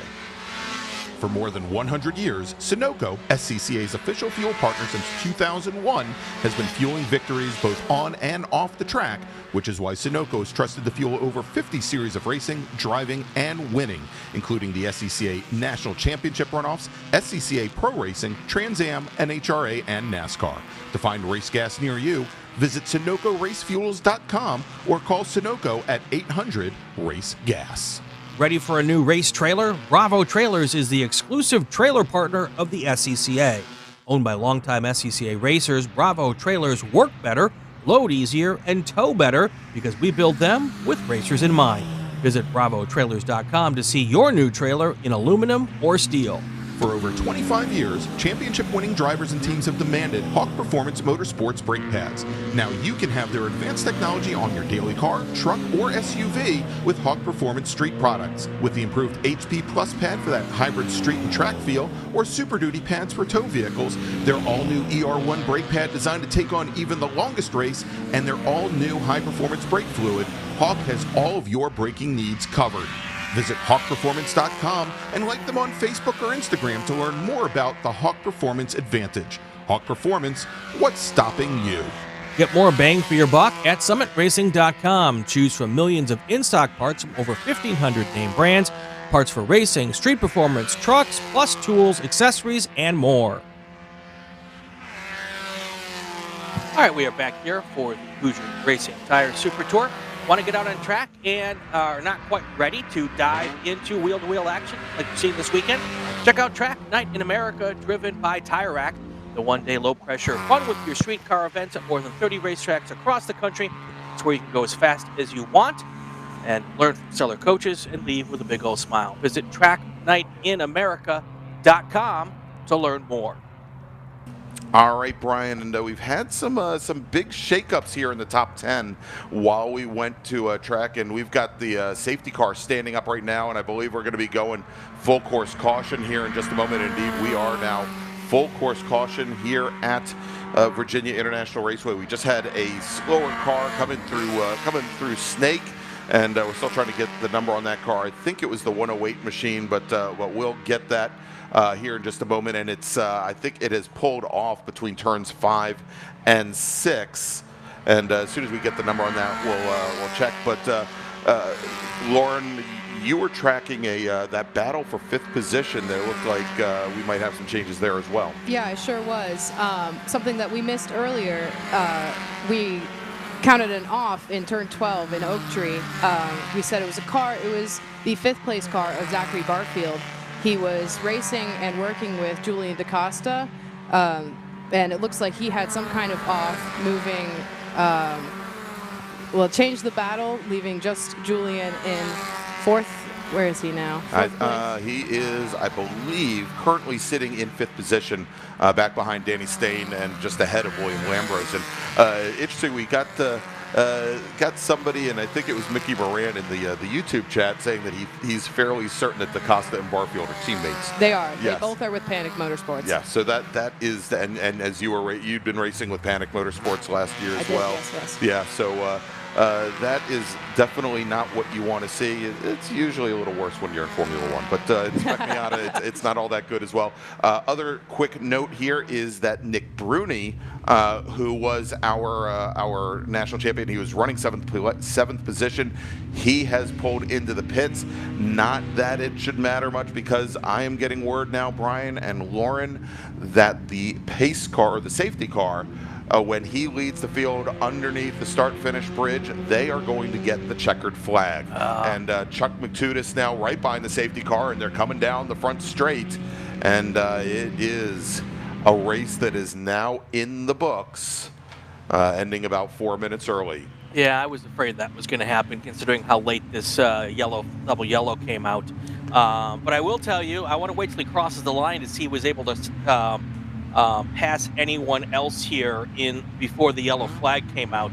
But talking about Preston Pardis again, he was up to 22nd at the end of the last lap. So just checking to see now as they come across the line for the final time if he was able to pick up any more spots here. But what an impressive showing to come through most of the field here and drive up into the top 25. Yeah, and Brian, he's not the only one. Todd Burris, who is our 2019 national champion, took the championship here. He started 43rd in the field. He comes home in 19th. Yeah, great 3 positions ahead of Preston Pardis. So a big move for him. And looking to see if we've got anybody else up towards the front that were pretty big runners. Yeah, definitely some big movers here to come up through the field. So, yeah, and I believe also Travis Wiley, driver of the number 77 machine, formerly out of Austin, Texas. He still lists Austin as home. He's living in Charlotte, North Carolina right now. I believe he started 27th and he finishes he started 31st, and he moves up to 17th overall. All right, so if we take a look at the top 10 here, Brian, now that we've given everybody who's not in the top 10, Chuck McTudis takes the win. He's out of Little Mountain, South Carolina, and Raiden Nickel will come home in second, driver of the 193 machine. Rafa Abdullahi takes that last step on the podium, the number 13 driver from South Salem, New York. Danny Stain, who started on the outside of the front row today, he's going to finish fourth in the number 39 machine. Logan Stretch in the 99 car will finish fifth. Then Brian Henderson, and Henderson had a pretty darn good run today as well. He started 15th, finishes in sixth. Julian DaCosta in the number 78 machine, he finishes seventh. Frankie Barroso will finish in eighth. Dean Lambros ninth, and Dan Conway in the number 198 machine. He started in 13th position. He will come home in 10th. All right, that's going to do it for this race. We're going to take ourselves a short break after Greg does one more call to grid for us here. And when we come back, we're going to have race number 6. That's our big four group. Brian Donati will be back in with Greg for that race. And then I will come back for Spec Racer Ford. Don't go away. Lots of great action ahead. And big thanks to Lauren Brayler for joining us for this race today. And are you going to get back out tomorrow? Are you going to be able to put it back together, Lauren? Yes, I will. I think we're going to get some of our issues fixed tonight, and I should be back out tomorrow starting 38. I'd like to give a thanks to Kessler Engineering, Matt Kessler. I have his motor in my car. This is the first time I've had real power, and it's been amazing. I've got great power in his motor. I'd also like to thank Cameron Conover with Conover Motorsports and Race Capture Data Systems. It's an amazing, easy, intuitive system that will help you go faster. So yeah, I'd like to thank them. All Nothing right, better to fix what ails you than horsepower. So true, so true. All right, Lauren. Right. All right, so Brian, let me make that call to the grid. Attention in the paddock, attention in the paddock. Final call to the grid for race group number 6. That is big boards, GT1, GT2, GT3, GTX, American Sedan, and T1. Race group number 6, you are scheduled to be on course just about 2:50, so just a little bit less than 10 minutes from now. Please head to the grid. Race group number 6 to the grid. And so let's take that break. When we come back, the ground pounders, I don't know how much ground pounding they're going to do here in the pouring wet at VIR, but they are up next for the 2023 Hoosier Racing Tire SCCA Super Tour. Stay with us.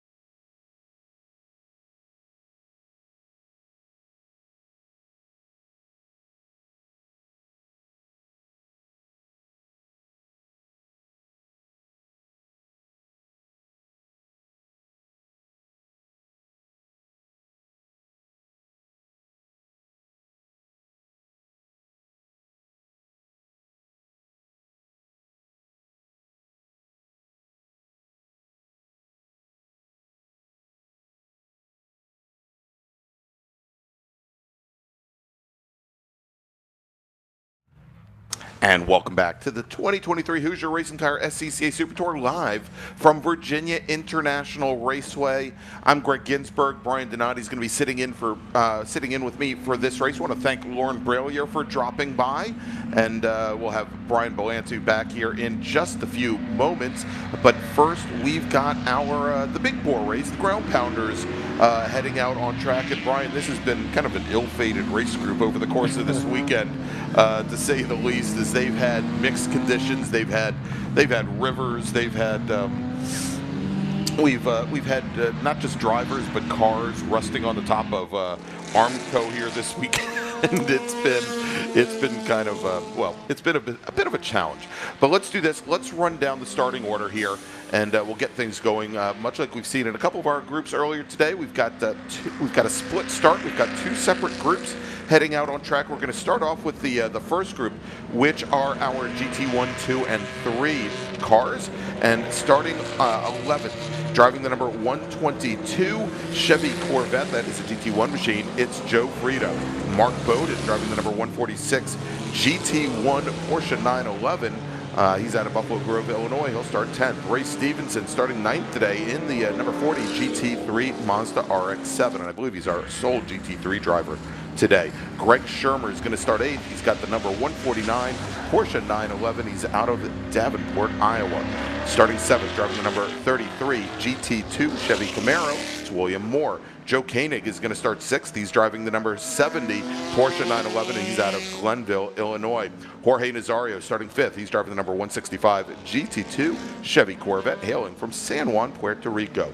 Tony Ave, and we'll have to see which car he's in. I believe he's going to be in the GT2 car today because he hasn't qualified the GT1 car. Yes. Tony Ave driving the number 44 Acura RSX, scheduled to start 4th. Simon Asselin in the number 81 GT2 Porsche 911, starting 3rd. Thomas Herb, our reigning national champion in GT1, starting on the outside of the front row in the number 16 Mercedes-Benz AMG GT3. And Barry Bowes, your pole sitter, driving the number 32 GT2 Ford Mustang from Austin, Texas, with a qualifying time of 2:13.616.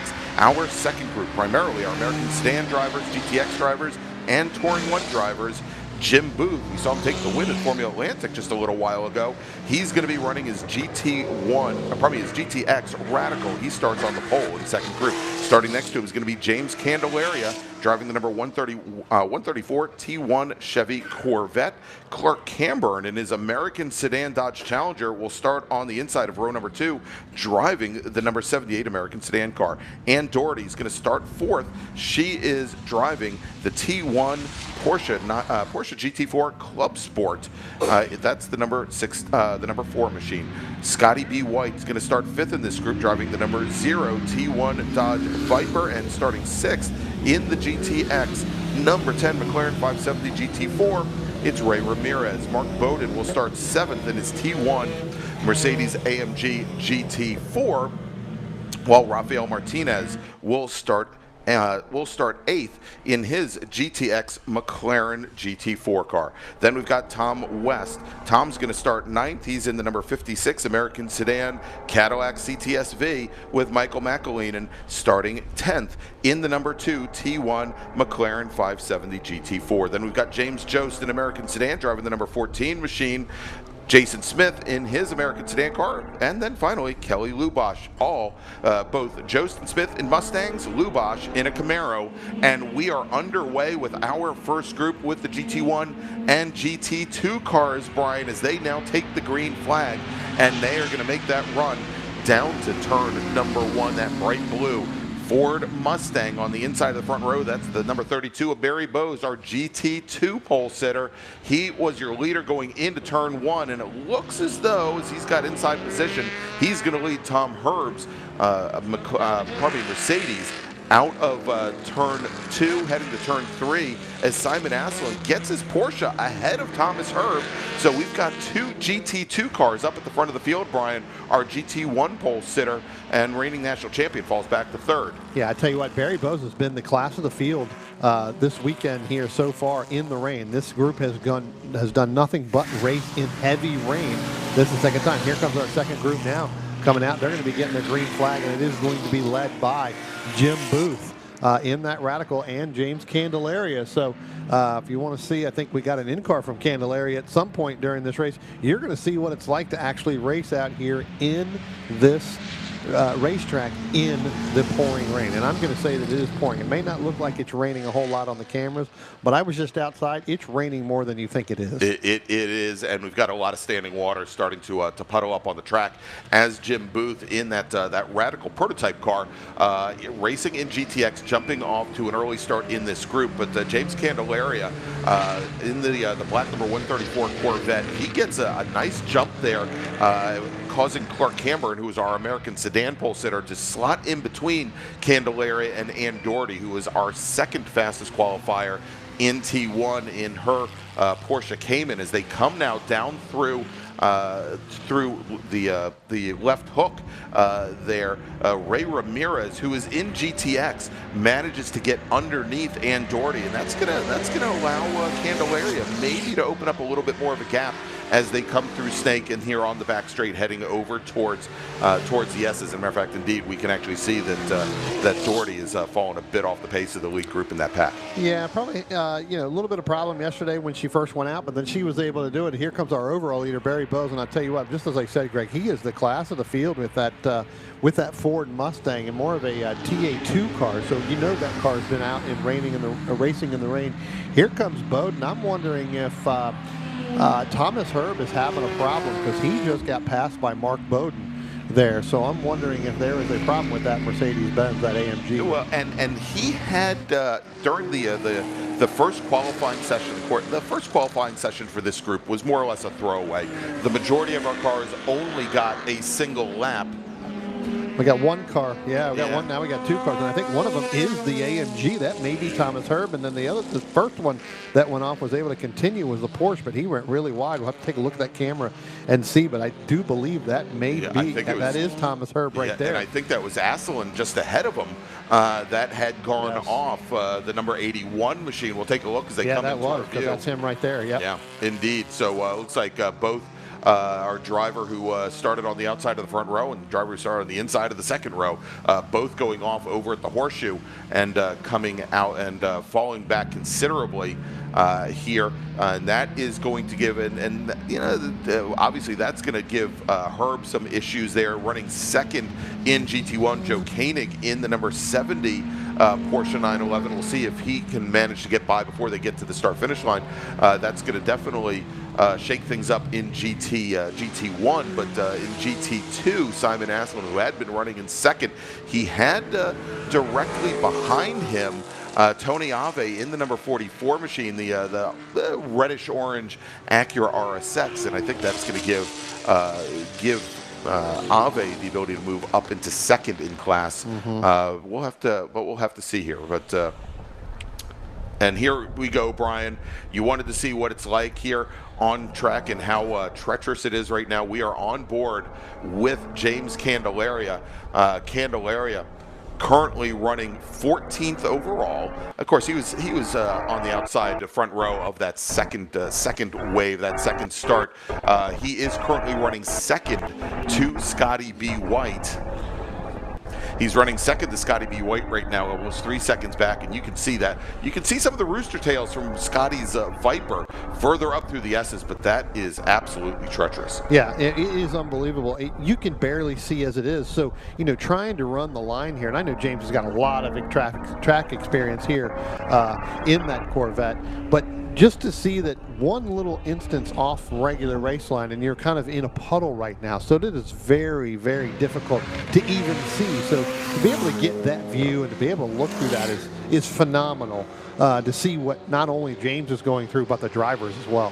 Yeah, and so there's Candelaria right there, the first in the line in his T1 Corvette. Right behind him, we've got I think probably the biggest car in the field. It's the white American sedan Dodge Challenger of Clark Cameron. It's the tank. It's the tank. Yeah, it was so interesting to see that at the National Championship runoffs this past year because it just hulked over the top of like Gen 3 Camaros and pretty much everything else in the American sedan field, except maybe the Cadillac CTS-V. I think they're pretty close size-wise. Yeah. the Cadillac's more top heavy Yes. than anything else, and I'm sure that Charger is as well. But yeah, I mean, it just again, out here in this conditions is just tough to even drive it. For those guys to be able to make any kind of decent time is pretty good. All right, so let's do this, Brian. Let's make a quick call to the grid for our next group.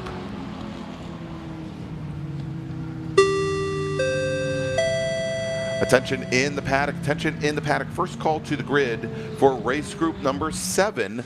That is Spec Racer 4 Gen 3. Spec Racer 4 Gen 3. Race group number 7. This is your first call to the grid.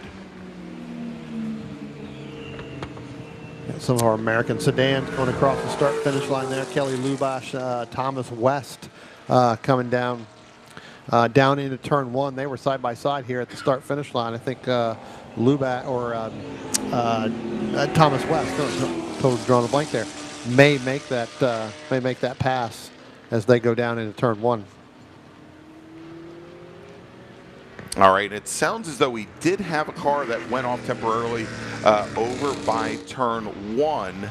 And trying to get the number, I believe it was, the call that originally came in from the corner was the 181 car, which does not make a lot of sense to me. I believe it actually might have been, I think it might have been the 98 machine of the 98 machine of Pete Peterson. We'll check on that in just a little bit. The Toyota Celica out of Lumberton, North Carolina. But we are back to Green Flag Racing down there at the moment. Well, I tell you what, Pete Peterson must be doing really well, because I show him in the 98 in a Toyota Celica and as a 198 right. in GT2. So I guess he's in 2 cars. 2 cars, yeah. And a matter of fact, I think you're right. And so it was the 198. He's in the Porsche 911. He ran this Porsche 911 at Road Atlanta as well. And I think this is the whole horse for course thing here. The Toyota Celica that Pete Peterson has been racing for years upon years is a tube frame silhouette body traditional GT car. And especially when the weather got very wet at Road Atlanta, he broke out the Porsche, did quite well in it. And so Pete Peterson right now in the 198 car, he is currently running 6th in class.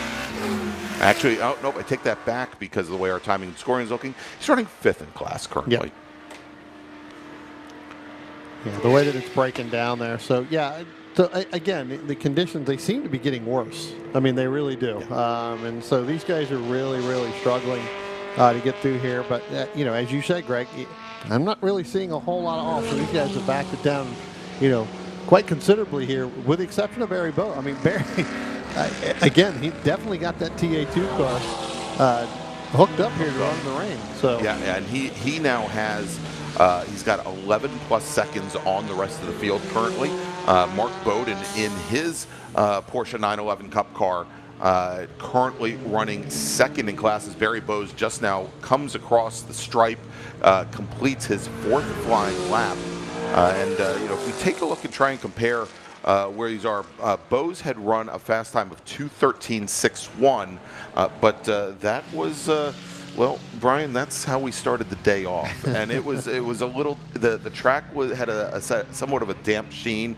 It wasn't a full downpour like we have now. So the fact that he is running right now anywhere between 2:17.3, which is a fast time, and right now he's hovering in the 2:20, 2:21 range. He's backed it off, I think, a little bit, as he has almost an 8-second advantage over the next car, which is not a GT2 car, it's a GT1 car. He's pulled it back a little bit. Simon Asselin in his GT2 Porsche 911 currently sitting 4th overall, back behind Joe Koenig. Two GT1 cars ahead of him. Yeah, really is a struggle right now to get through there. As some of these cars coming out of the oak tree and really nice and easy through the oak tree here. You talked about Joe Koenig down there, again, 24 seconds behind. Actually, it's like 16 and a half seconds behind Mark Bowden in that 146. So. All right, Brian. So real quick, I've got it's a little housekeeping to do for our stewards. Want to make a call for a driver. We're going to make a call to the grid, and then we're going to take a little break. Attention in the paddock. Attention in the paddock. Would Ryan Spray, driver of the number 194 T3 Ford Mustang, please report to the SOMs on the second floor of the North Tower. Again, Ryan Spray, driver of the number 194 T3 Ford Mustang, please report to the SOM, second floor of the North Tower. And race group number 7, Spec Racer Ford Gen 3, you don't have to go to the SOM. If you could please start heading to the grid, race group 7, Spec Racer Ford Gen 3 drivers, please head to the grid. And so, Brian, let's take a quick break. Going to thank some of our partners and sponsors. And when we come back, we'll take you all the way to the checkered flag here at Virginia International Raceway in our Big Bore race, where you're watching the 2023 Hoosier Racing Tire SCCA Super Tour. For over 25 years, championship-winning drivers and teams have demanded Hawk Performance Motorsports brake pads. Now you can have their advanced technology on your daily car, truck, or SUV with Hawk Performance Street products. With the improved HP Plus pad for that hybrid street and track feel, or Super Duty pads for tow vehicles, their all-new ER1 brake pad designed to take on even the longest race, and their all-new high-performance brake fluid, Hawk has all of your braking needs covered. Visit hawkperformance.com and like them on Facebook or Instagram to learn more about the Hawk Performance Advantage. Hawk Performance, what's stopping you? Tire Rack was established over 40 years ago by an SCCA member with a passion to find the right tires, wheels, brakes, and suspension products for racers and enthusiasts both on the street and on the track. As official tire retailer of Sports Car Club of America since 1995 and sponsor of the Runoffs Pole Award, along with the National Solo Program, Time Trials Nationals and National Tour, and Track Night in America, Tire Rack is proud to support the SCCA and its members as they go have fun with cars. For more than 100 years, Sunoco, SCCA's official fuel partner since 2001, has been fueling victories both on and off the track, which is why Sunoco has trusted the fuel over 50 series of racing, driving, and winning, including the SCCA National Championship runoffs, SCCA Pro Racing, Trans Am, NHRA, and NASCAR. To find race gas near you, visit SunocoRaceFuels.com or call Sunoco at 800-RACE-GAS. Shop anytime, anywhere with the Summit Racing app. Mazza Vineyards is the exclusive sparkling wine for podium celebrations at the Hoosier Racing Tire SCCA Super Tour, SCCA Runoffs, and Tire Rack SCCA Pro Solo. Celebrate your racing weekend with Mazza Vineyards and learn more at enjoymazza.com. Welcome to the 2023 Hoosier Racing Tire SCCA Super Tour, where we bring together top SCCA road racers from around the country to compete in the premier amateur road racing series. The Hoosier Super Tour visits some of the greatest racetracks in North America, showcasing our 27 car classes and packing a ton of fun and wheel-to-wheel action into every event. And you can now enjoy live streaming coverage of the Hoosier Super Tour events on site or from the comfort of your own home. For those details and more, visit scca.com/live. And so we are back here at Virginia International Raceway. I'm Greg Ginsburg along with Brian Donati, and we'll have Brian Belansky back in the booth in just a moment. Brian. I have a big update right now. Mark Bowden goes to the overall lead here, 10 seconds over the 32 of Barry Bowes. So Barry must have had some type of an off or an issue at some point, because Mark Bowden went from 8 seconds behind to 10 seconds ahead.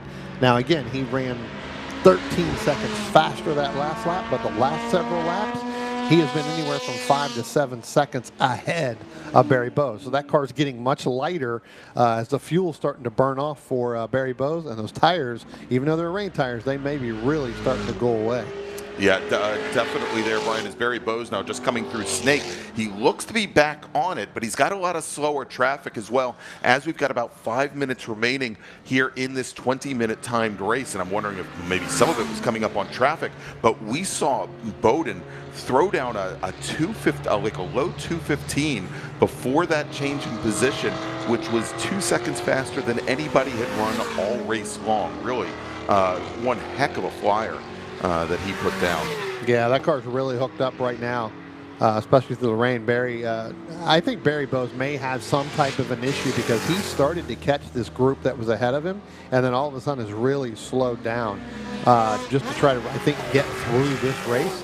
Again, the fuel starts to burn off, the brakes start to wear off a little bit, and you get something in there, and that car just doesn't handle in this rain even worse. So I'm sure he's got a big problem. Yeah, exactly. Now, he had a ton of traffic ahead of him, Brian, and I think he was fairly hesitant to move by, and we can see now as they come over the crest of the hill, although he's worked past some of our American sedan traffic here, we had another one of the Mustangs up ahead of him, and Bose lost a ton of ground on the back straight to him. Yeah, that's James Jost in the blue 14 Mustang, right. That American sedan, and now Bo's getting ready to come up on another one of the other cars there. That's the that's Candelaria. That's Candelaria. So Candelaria may be having some type of an issue as well. We'll look here. Here comes there's Candelaria right there. So he's looking around. Oh, Candelaria's going to pit. Yeah, I think Candelaria's coming down. Candelaria had fallen all the way back to the tail end of the T1 field, and there you go. He's on the pit lane. His day is now done as he pits in from fourth. Ann Doherty now up into third in T1 with Michael McElleen in second, and Scotty B. White in that Dodge Viper continues to lead T1. Now, the next time our leader, Mark Bowden, comes by, Brian, he will be getting the white flag. So not a lot of time left here on the clock. As Tony Ave in his GT2 Acura RSX goes by, and still Ave is about 29-30 seconds back behind Barry Bose in the lead, who is currently in the lead and still in the lead in GT2. We'll see what happens here, what transpires, or whether or not Ave can get up to Barry Bose, but there's not a lot of time left, as again our leader will be getting the white flag the next time by. We'll see if Candelaria goes back out. It looks like when he came down pit road, if you saw through his in-car camera, I think that it was fogging up and he couldn't see, and it does look like he's back in the paddock. So yeah, calling it a day, but they were wiping down the inside of it, so evidently it fogged up so bad he could barely see. So we'll have to and that's with the defroster on the inside of the windshield there. They've got you'll see this on a lot of the cars now. In order to keep the front windshield clear, is they will go to pretty much the lined elements, much like most cars have for their rear defrosters now, but they'll put them on the front windshield. As we have Jim Booth, who is our overall leader, I believe. Well, Booth had fallen back.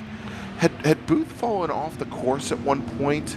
I don't know. He's back down in 10th. He's kind of been in there the whole race. Again, he's the one that's he's got an open cockpit radical here. Right, so exactly. And and I got a little confused. He was our pole sitter for our second group. Correct. Not for the lead group. Yep. All right, so we are on the white flag lap now, Brian. Our very last lap here at Virginia International Raceway. Mark Bowden, in his GT1 Porsche 911 Cup car, is currently your leader. Barry Bose has fallen back to second. He's your GT2 leader. Joe Koenig, currently running third in a Porsche 911. He's running in GT1. Tony Ave in GT2, running in fourth. As we see James Jost cross the stripe to start his very last lap. And Barry Bose just now crossing the stripe to start his last lap as well. Bose is currently 27 seconds back from our overall leader, Mark Bowden. And Barry Bose definitely having some issues here, has definitely fallen off the pace that last time by.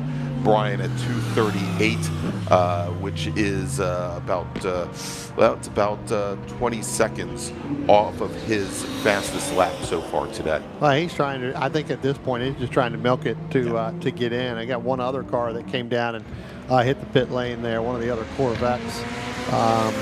Coming in, that may have been, it's not Candelaria, he's already in. Who else was in one of the other Corvettes, I believe? Jorge Nazario. The 165, he actually came down pit road. So we'll see. And we got Ray. 40, we've got Ray Stevenson, who is our sole GT3 racer. He's on the pit lane right now. Looks like he's going to call it a day, a lap early.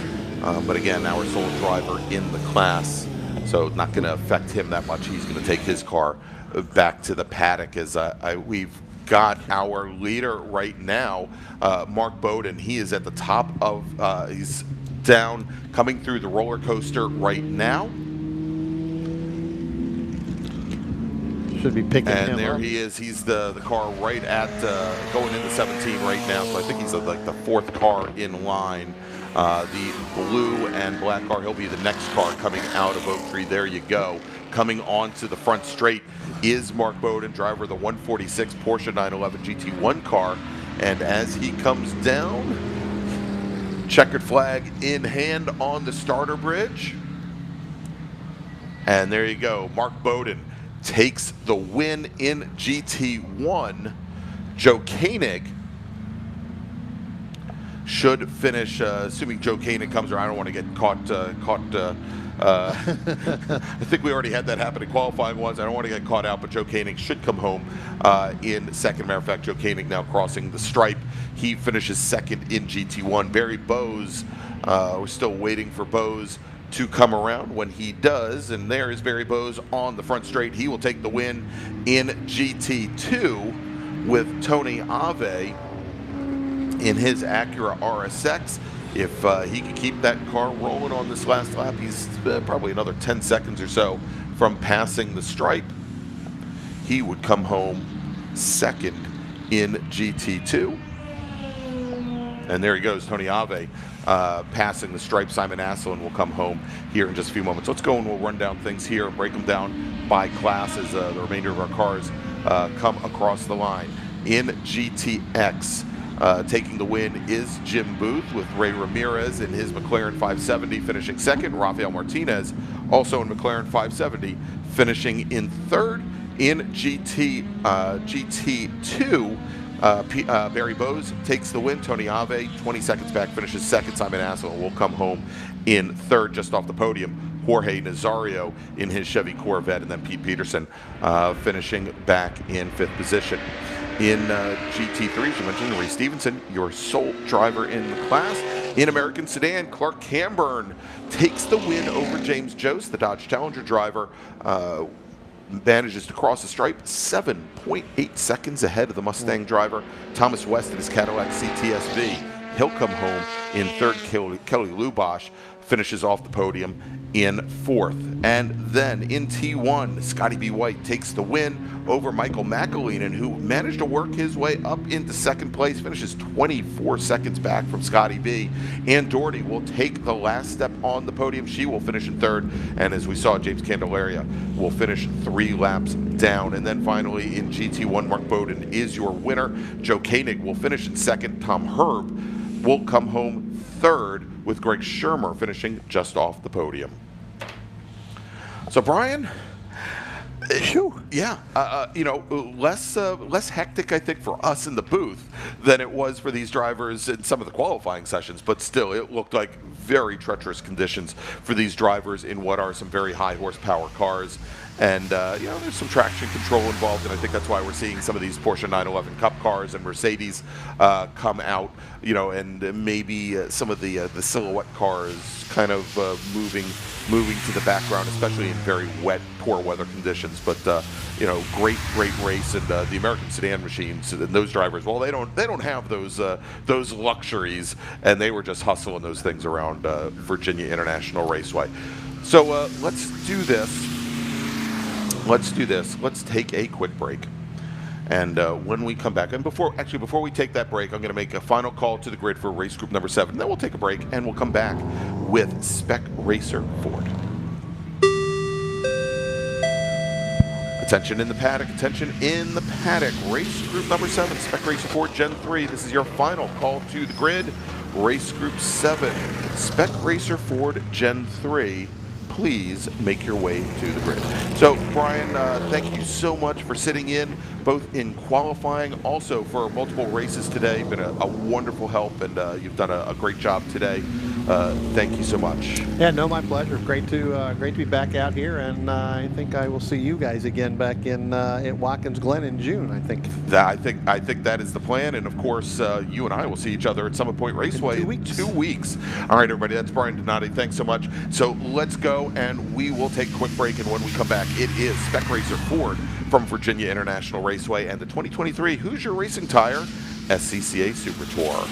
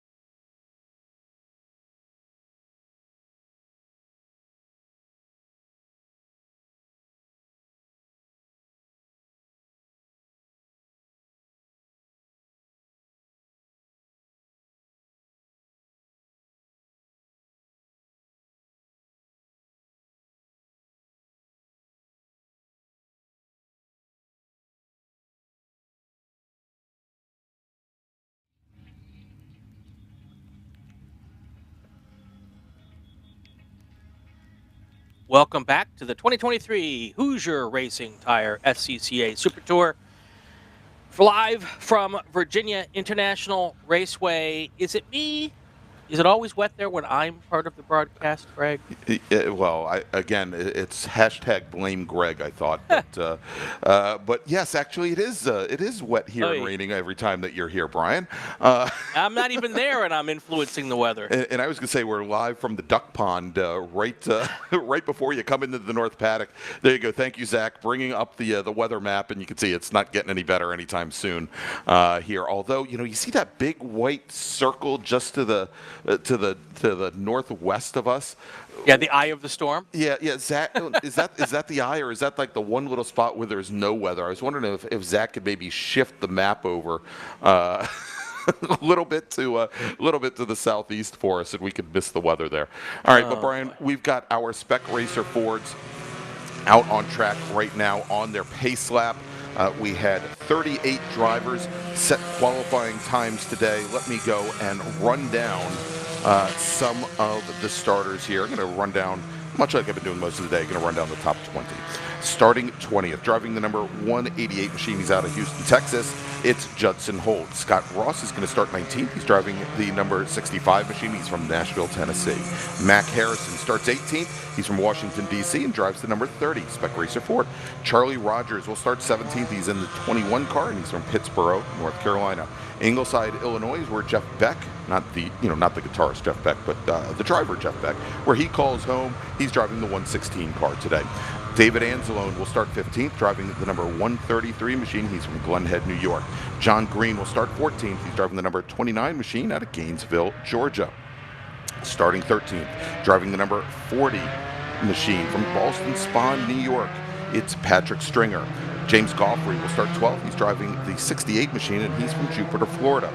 Jackson, Michigan is where Justin Clartree calls home. He's starting 11th, driving the number 7 car. Todd Vanacore is driving the 119 car. He starts 10th, and he's from Ormond Beach, Florida. Not all that far away from Lakeland, Florida, it's Brian Schofield. He's driving the 61 car. He starts 9th. Richard Baldwin, he's driving the number 8 Spec Racer Ford. He starts 8th. He's in the number 2 machine. He's from Covington, Louisiana. Denny Stripling from Three Fast Guys in Denny. Well, he was pretty fast this weekend in the wet, driving the 123 car. He's from McKinney, Texas. He starts 7th. Gianclaudio Angelini is from South Salem, New York. He's going to start 6th today, driving the number 6 machine. Starting 5th, driving the number 02 machine from Charlestown, West Virginia, Morgan Burkhardt. Starting 4th, driving the number 31 Spec Racer Ford from Spartanburg, South Carolina, 2-time national champion Robeson Clay Russell. Starting 3rd, driving the number 07 machine from Hillsborough Beach, Florida, it's Sandy Satullo. And your front row, starting on the outside, driving the number 23 machine from Montpelier, Virginia, it's Russ Turner, Charles Russell Turner, and your pole sitter from Bloomfield Hills, Michigan, 2-time national champion, driving the number 19 Spec Racer Ford with a qualifying time of 2:15.717. It's Bobby Sack. Okay, about 6 corners left to go before we get the pace car onto the front straight. Get this party started here. Got a slow car off the back there. There's plenty of time for it to catch up to the field, though. These Spec Racer Fords, it's not fun in the rain. I'll be honest with you, Greg. Been there, done that. You've driven these cars in the wet, Brian. Yeah, you know. It's a little squishy after about 2 laps. Is it squishy before or after, or? It depends on how much it's raining. It's actually not raining hard, but it's raining enough to be not fun. Oh, I can only imagine. Yeah. All right, so Brian, we've got the pace car now making its way down through the roller coaster. And again, there's a reason why we made the pace car not a Mazda MX-5, but a Subaru WRX. Yeah. I'm still waiting to see that power drift through Hog Pen. Haven't had it yet today, but the field, as you can see, the majority of the field making their way down through the roller coaster. The pace car now brings them out of Hog Pen and onto the front straight. It's going to make a hard right turn onto the pit lane, and there it is. Well, maybe an easy right-hand move over onto the pit lane given the weather, and that turns the field over to Bobby Sack, driver of the 19 Spec Racer Ford, the silver and black machine. Russ Turner in the blue 23 right beside him, and we have a green flag as they come over the crest, that little rise around the bend in the not so straight here at Virginia International Raceway, and start to make the run down towards turn 1. We can see Bobby Sack. He's set up center of track with Russ Turner and Sandy Satullo closely behind, and we have a car that's gone off on the outside of turn 1, and we've got multiple cars that have gone off on the outside of turn number 1. We'll try and get those numbers for you here in just a few moments, but it looks like we may have a new leader, Brian, and I believe it's Sandy Satullo in the 07 machine who has taken the point and leads the field as we've got cars now recovering through turn number 1. And indeed, it is Sandy Satullo, your leader. Morgan Burkhardt now moves up into second position in that blue and yellow number 02 machine. And I think we've got the 31, Clay Russell, in the gray 31 directly behind with Gianclaudio Angelini and Richard Baldwin. But wow, big changes here up at the front, just two turns in. Yeah, it doesn't take much to get yourself off in a bad spot here in this kind of conditions. And the whole key is to try to not get too far off the pavement, because getting back on so hard to do. It looks like all these cars are able to do that. And and these cars do have decent rain tires if they're using them, and there's no reason why they wouldn't be at this point. No. There was really no question as to what the tire choice was on this for this race. Yeah, and they only have 2. They've got dry weather Hoosiers, they've got wet weather Hoosiers, right? And you can't go and groove or set up intermediates or anything along those lines. So very few choices. And so far, and given the amount of standing water that we have on this track and the rooster tails you see being thrown up, that is the only choice.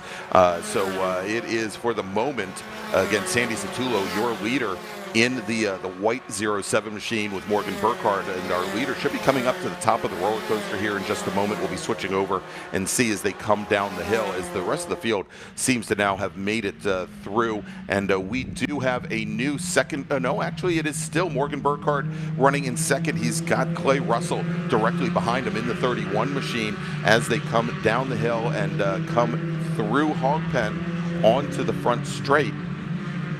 And that 07 machine, Brian, he has now opened up almost I think a 15 car length advantage over Morgan Burkhardt. Brian Schofield in the 61 running 4th, Angelini 5th. Justin Clautredy moves now up into the 6th position with Patrick Stringer, Denny Stripling, Charles Rogers, and we're starting to get an idea of some of the drivers that had gone off. Yeah, I just saw a waving yellow in turn 16, and then I saw a very slow blue car on the next camera as it was coming back onto the racetrack. So it looks like that was a self-cleaning situation there as our cars now go down into turn 1 again for the second time. They're all strung out a little bit more, so there should be a little less argy-bargy through there this time. But that was a very interesting first lap, to say the least. And Morgan Burkhardt, as we learned earlier, in his first ever Spec Racer Ford race, is in second place. Yeah, well, and his first ever races were last week at Summit Point Raceway. Oh, okay. Sorry. Where he took the win in his very first race. And we have 2 drivers pitting in, and this is maybe a bit of a surprise to some. The number 23 machine of Russ Turner is on the pit lane. He started on the outside of the front row. The number 30 machine on the pit lane as well. And we have a car that is off, Brian. It looks like has impacted the wall. And I believe that is over turn 3. And we'll see what happens here, as we are now local caution over at turn 3, and we'll see if that car can get it removed. Oh, there he is. There's the 116 machine, yep. Who has now recovered. And Bobby Sack, who was our pole sitter, has dropped to 23rd. He must have been part of that first lap thing that happened in turn 1. And I'm sure he's going to try to work his way back up through the field. We still got Sandy Satullo, Morgan Burkhardt, Robeson, Clay Russell. That's your top 3. Here they come into our vision right now. Yeah, and Brian getting it, besides Bobby Sack, Richard Baldwin in the number 2 machine, who had started 8th, was part of that that extended incident. Brian Cates in the 121 machine had also gone off. And I believe we also had Jeff Beck in the 116 car went off as well. They are all now sitting towards the tail end of the field. Also had gotten word that the 133 car had gone off over at turn 5. Morgan Burkhardt now, as we complete lap number 2, still sitting in second, but has run the fastest lap of the race. And Brian almost a full second faster than Sandy Satullo. Yeah, just keep an eye on that situation there. And one of our young up-and-coming superstars here in the SCCA, and he is not wasting any time making his presence known here as we continue now into, I guess, our 3rd racing lap here with about 14 minutes left in this race. And we still have a good number of 30 cars or so left on the track. Trying to negotiate these kind of wacky weather conditions here today. Right. And so Brian, I'm trying to go through all the comments from our associate producers as we just saw Morgan Burkhardt now actually going up through the S's side by side with Sandy Satullo. So things are very, very. The battle is definitely on here for the lead, but we have got we've got the Morgan Burkhardt fan club here. Murphy Nichols, we've got we've got Deacon Greenfield, we got a whole bunch of people. We got Andrew Wozencroft back in it, all holding out hope for Morgan Burkhardt. But Brian, real quick, let me make a call to the grid for our next group.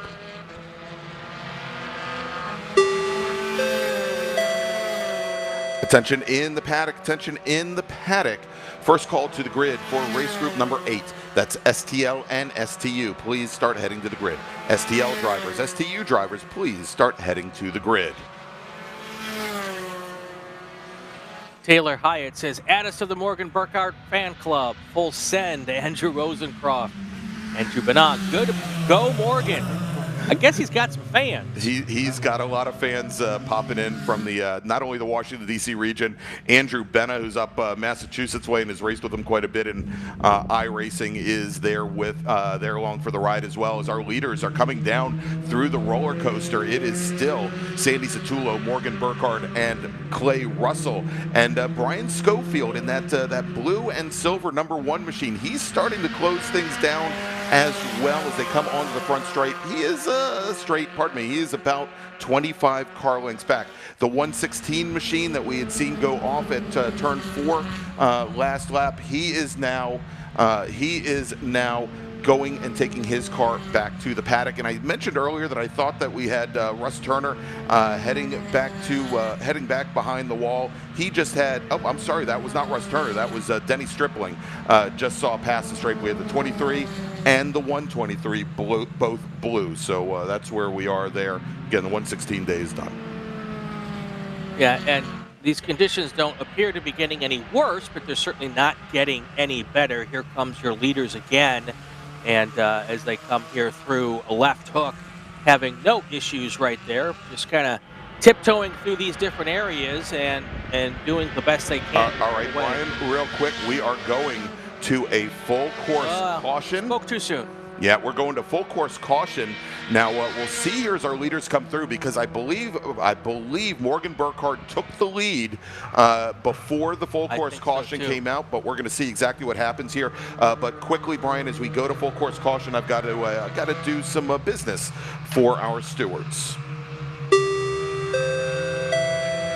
Attention in the paddock, would Travis Wache, driver of the Touring 3, number 130 Volkswagen Golf, please, Touring 3, number 30 Volkswagen Golf, pardon me, please report to the SOM on the second floor of the tower. Again, Travis Wache, driver of the Touring 3, number 30 Volkswagen Golf, please report to the SOM, second floor of the tower. All right, so Brian, we are waiting now for the safety car to deploy.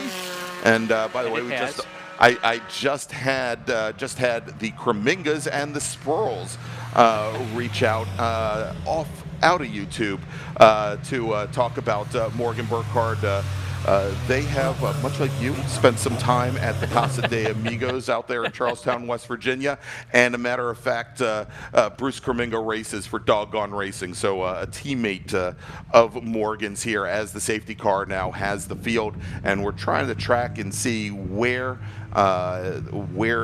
and why we had gone to that full course caution. Let's do this, Greg. While you guys work on that part of the deal here, let's take our break and get that out of the way while we're under full course caution. And then when we come back, we'll get it all sorted out. We'll tell you who's who and where's where.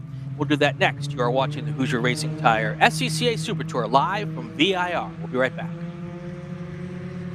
Hoosier Racing Tire is proud to be the presenting sponsor of SCCA's Super Tour. Hoosier's mission is to be the dominant, customer-driven provider of tires to race teams domestically and internationally.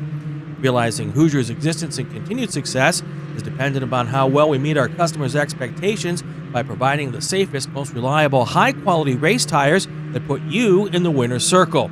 For more information, see one of our trackside support personnel or the local Hoosier Tire racing dealer nearest you, or contact us at HoosierTire.com. Hoosier Racing Tires, truly designed for champions. Mazza Vineyards is the exclusive sparkling wine for podium celebrations at the Hoosier Racing Tire SCCA Super Tour, SCCA Runoffs, and Tire Rack SCCA Pro Solo. Celebrate your racing weekend with Mazza Vineyards and learn more at enjoymazza.com. Tire Rack was established over 40 years ago by an SCCA member with a passion to find the right tires, wheels, brakes, and suspension products for racers and enthusiasts both on the street and on the track. As official tire retailer of Sports Car Club of America since 1995 and sponsor of the Runoffs Pole Award, along with the National Solo Program, Time Trials Nationals and National Tour, and Track Night in America, Tire Rack is proud to support the SCCA and its members as they go have fun with cars. For more than 100 years, Sunoco, SCCA's official fuel partner since 2001, has been fueling victories both on and off the track, which is why Sunoco has trusted to fuel over 50 series of racing, driving, and winning, including the SCCA National Championship Runoffs, SCCA Pro Racing, Trans Am, NHRA, and NASCAR. To find race gas near you, visit SunocoRaceFuels.com or call Sunoco at 800-RACE-GAS. Ready for a new race trailer? Bravo Trailers is the exclusive trailer partner of the SCCA. Owned by longtime SCCA racers, Bravo Trailers work better, load easier, and tow better because we build them with racers in mind. Visit bravotrailers.com to see your new trailer in aluminum or steel. If you like what you see today, become part of the action by joining Sports Car Club of America. Whether you want to drive, flag, just have fun with cars, SCCA membership opens the door to all kinds of motorsports to feed your obsession, along with 65,000 like-minded members ready to be friends. Ask someone trackside how to get involved or visit SCCA.com for more information. Back here live at VIR, we're under full course caution for an incident, I guess, between 5 and 6, right, Greg? Yeah, that is the case, Brian. I'm still waiting to get information, and I think as we had all the excitement there, and we had a couple people in the room here, unfortunately I did not get the number of the car that was off there that brought out the full course caution, but I do have a bit of an update. As you know, we see now that Morgan Burkhardt is your leader, and apparently coming up to that incident over at turns 5 and 6, it was getting awfully hard and heavy there. Got a report from the turn 5 corner station that Clay Russell, who had momentarily gotten around Morgan Burkhardt, was challenging Sandy Satullo for the lead, and they may have gotten together. That the gray number 31, the white number 07 got together. Satullo had temporarily gone off track, and there's going to be a write-up on that, but that is what we heard. And so as you can see here, as we've got the field coming down the back straight here and heading up to the top of the roller coaster, we've got Morgan Burkhardt currently your leader, with Clay Russell in that gray number 31, second Sandy Satullo, who had been your leader previously, now sitting back in third position. I should also mention that Morgan Burkhardt was not mentioned as part of that incident. So, right. You know, for the moment, it looks like he is free and clear. Well, and I'm worried before we get too deep into this, with 5:50 left in the race on the clock, and seeing some more cars, some more track cars getting out of the racetrack. I don't know if they're going to reposition themselves, or if oh no, they're going to another car here. Yes, and that is afraid, the car Greg, over in Snake, exactly. Yeah. Yeah, I don't know that we're getting this one started up again. So Yeah, well, what we're going to see here is they're reporting, and now that car there, I was going to say it is, I was wondering if it was just a question of whether or not they could pull that car back out onto the track, but I see a wrecker, I see a rollback. yeah, And I see a lot. we'll see here, and we're. Let's you know what? I want to give a shout out because there's a whole bunch of people standing in this weather, Greg, who are volunteers and have been through 2 rough days of weather. Thankfully, tomorrow it'll be nicer for them. But all of our workers, it's not just our flagging communication folks. There's a lot of people who have to work out in the elements here to keep these races going. And thank you to all of them. And we always say if you want to come out and join them, today's probably not the best advertising day for that job. Yes. But for someone, and you've done it too, Greg and I have. And Brendan, our producer. He was out Friday morning. I know he was. I know he was. We've all been flaggers for some of us decades and have stood in conditions like this. And it is not fun, kind of, but I love it. And I know they do too. But thank you to all of those folks who are out there. We could not do it without you. And if you want to come out and be part of all this fun, go to SCCA.com, find your local region, and or if you're at the racetrack, find anybody dressed in white, and they'll be happy to give you the info because we always love having people out there to stand in the weather with. All right, so Brian, we've got 4 minutes, just about 4 minutes remaining on the clock here in our 20-minute timed race. And I'll tell you, I'm looking across as I look over towards the start-finish line. I'm looking and I see a very pensive Sheila Cockey. That is Morgan Burkhart's grandmother. Yep. And she is working in timing and scoring. And I'm looking to the start-finish bridge where Josh Cockey has been watching the field come underneath him. And Brian, I've just gotten word that the checkered flag will be out the next time the pace car, or probably the safety car, brings the field down the front straight. So that is going to bring an early end to this race. But for the people that I just talked about, all the Morgan Burkhart fans are jumping up and down right now. That's right. I mean, I can feel the building moving right now. Morgan Burkhart from Charlestown, West Virginia, is going to take his second majors win, but in his debut on the Hoosier Racing Tire SCCA Super Tour, he is Spec Racer 4 Gen 3 winner here in the sprint races at Virginia International Raceway. Clay Russell, driver of the number 31 machine out of Spartanburg, South Carolina, a 2-time national champion in his own right. He will come home in second. Sandy Satullo will come home in third. Of course, well, again, I don't want to read anything into it. Having heard what I heard, there may be some changes there in that podium post-race. Brian Schofield, who started off in 4th position today, well, that is where he is going to finish out of Lakeland, Florida. Justin Clautredy in the number 7 car. He started in 6th position. He makes up a position. He finishes in 5th. Gianclaudio Angelini will finish 6th. Patrick Stringer will finish in 7th. Denny Stripling in the 123 car. He started 8th. He finishes 8th. Charlie Rogers, he starts in 9th. Well, he finishes in 9th. And James Goffrey will round out your top 10. Bobby Sack, who had that lap 1, turn 1 off. He was your pole sitter.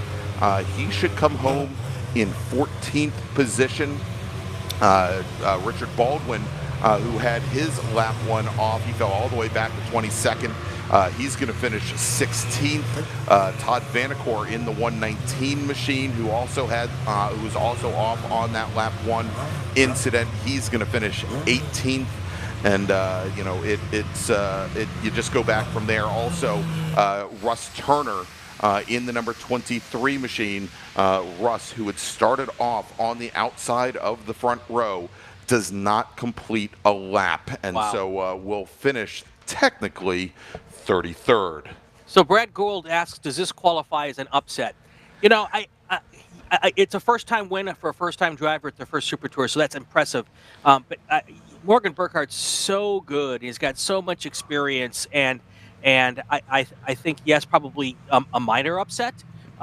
What a great finish for him. Yeah. And is he going to be like Wolfgang Puck, win his first Iron Chef America, and then just quit?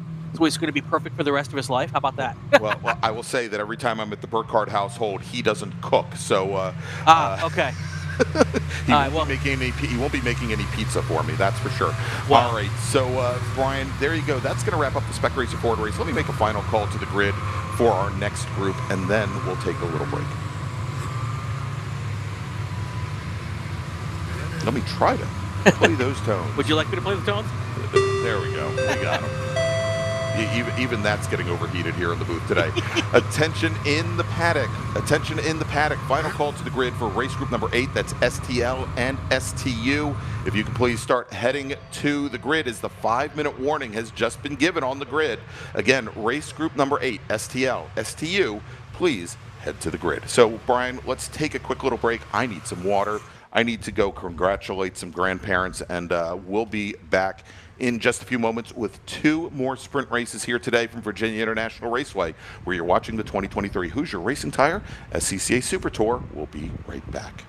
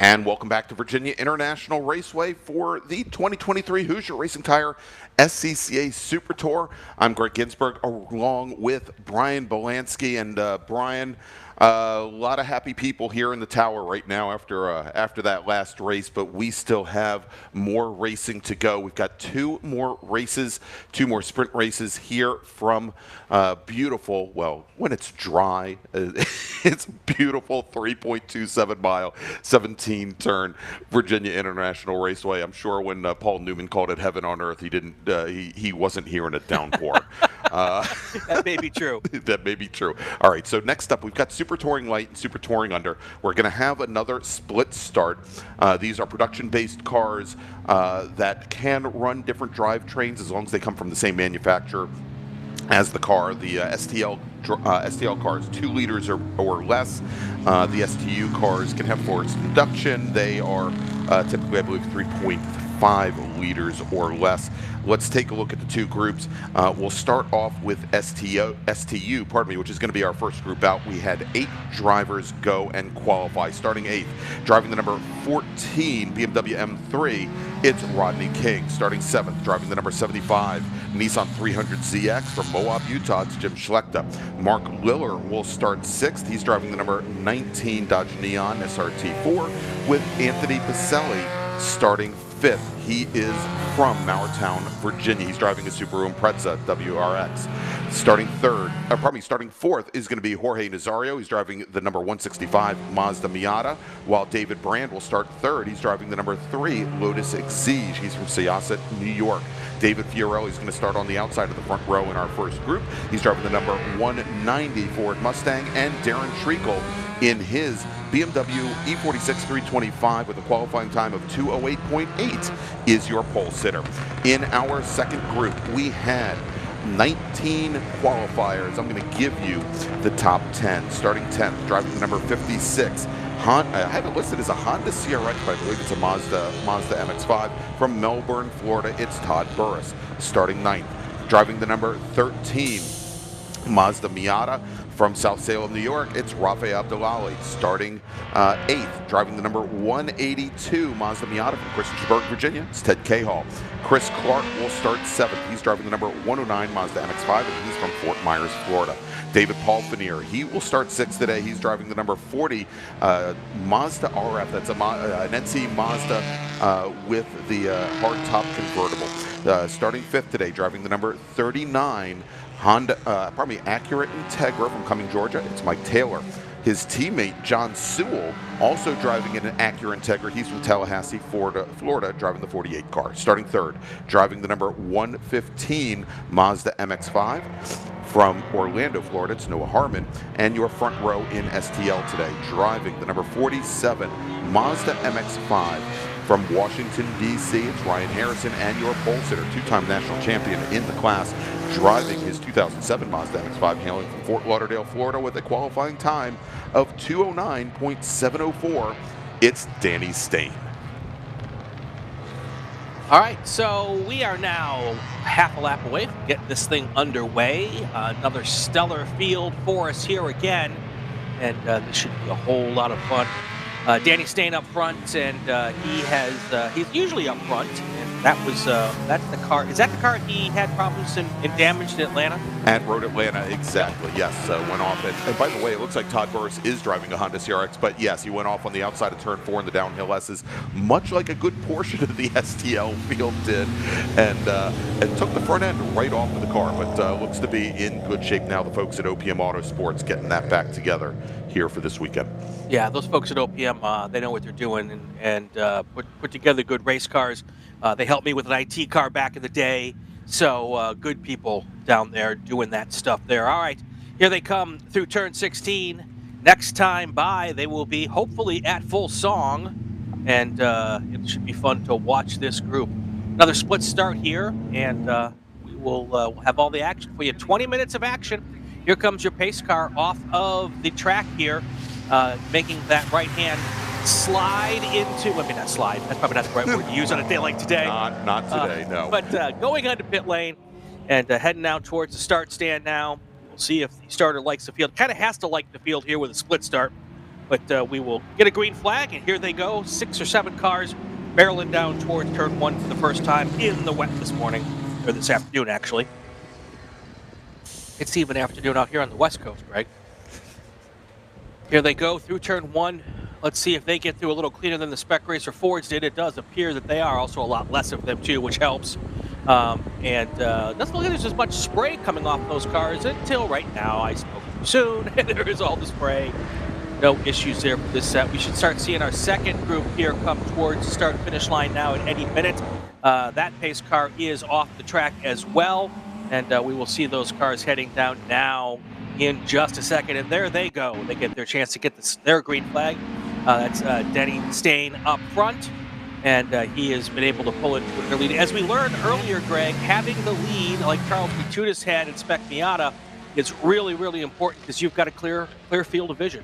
Yeah, absolutely. As long as you can clear the rest of the field and get over drivers right to set up for turn 1, as we learned from Bobby Sack, if you stay to the inside going into 1 here in the damp, it could lead to tragedy on lap 1. But already Danny Stain with a good jump there, and I believe in that second group that we're watching, I believe we've got Noah Harmon, who's jumped out to an early second position there, having gotten around Ryan Harrison. 2 cars off their driver's right. One is in the tire wall trying to back away from it now. The second car has already continued on. I hope that car is not stuck in the mud. It didn't look like it hit the tire wall really hard, but that doesn't mean much when all that mud is around. Here's that group now coming up through Snake and then up towards the climbing S's. And they've kind of gone into a straight line pretty quickly here, single file, which is helpful, except for the fact that you got to deal with the spray of the car in front of you. Exactly, yeah. That always complicates things, Brian. Yeah, there is that. All right, we've got our first pack coming up to the top of the roller coaster now. This is the STU field. Absolutely. Now down towards turn 16. Not quite as fast as you would see them go through there in the dry, but they're all trying to figure out where things are at the moment. All right, and Brian, here's a big development here in STU. Is hopefully I'll have some information about the car that's off at 3, and it is the 40s. It's the 4. Well, one of the cars was the 4.0 that went off, and we could see the other car. That is that the 109 car of Chris Clark. Is the red Miata that had gone off, and you can see he's continued, but that car looks maybe more damaged than we thought. That front right wheel does not, and now here he's really slow, and I think he's off the track again. The front right wheel on that car did not look like it was pointing in the same direction as the it did front not. left wheel. Yeah, it looked like the right wheel might have helped him get to the grass there, driver's left. So here's the big thing, Brian, in STU. We've got a new leader in STU, and that is Mark Liller, driver of the Dodge Neon SRT, and he had started back in 6th position. He had made his way around Treacle, who's our pole sitter, Fiorelli, Pacelli, Brand, as well, to work his way to the lead. And there's a kind of a story here, because back in October when we ran the 2022 National Championship runoffs, our leader, and this was the STU race, was a race that I think only ran maybe 3 laps under green before we had gone to a full course caution and then a red flag because the track was heavily oiled down. And Liller had been your early leader in this race. He had moved out to a pretty substantial lead. And then we had a car a little bit further back in the field had oiled down the track surface, and Mark Liller spun the car off track over by turn 3 from the lead, and just literally seconds after spinning that car off, we went to full course caution, and so he went from hero to not quite zero, as unfortunately. He gave up the lead there, and I believe we had Oh my gosh! All of a sudden, I'm losing track of who won that race. I'll pull it up in just a second. I've just all of a sudden just drew a blank. But Pacelli did incredibly well. Pacelli had actually brought a spare car and had given it to Chip Herr, who started 18th in the field, and Chip Herr ended up finishing second in an all-wheel drive Subaru as he diced through the field. But right now, that number 19 machine again in the wet, looking incredibly strong. And I'd say also, Lillard's taking advantage of the fact that Dodge Neon's a front-wheel drive car in these conditions versus the BMW behind him and the Mustang behind him that are rear-wheel drive cars. Definitely an advantage in the wet to have that front-wheel drive. So. Yeah.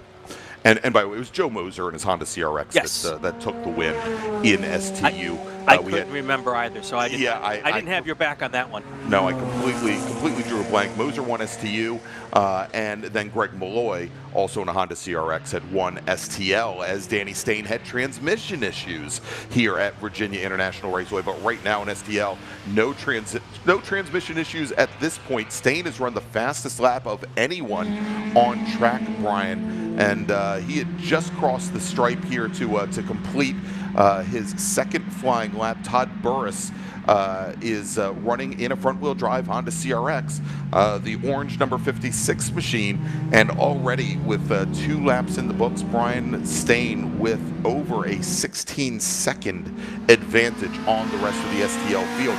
But there is a nice little pack right now battling it out for 4th. John Sewell in his light blue Honda, or probably Acura Integra. Noah Harmon in an MX-5. Nathan Pring in a Ford Mustang, as well as Rafe Abdullahi, who we saw finish on the podium in Spec Miata earlier today. They are all bunched up now going down through turn 1.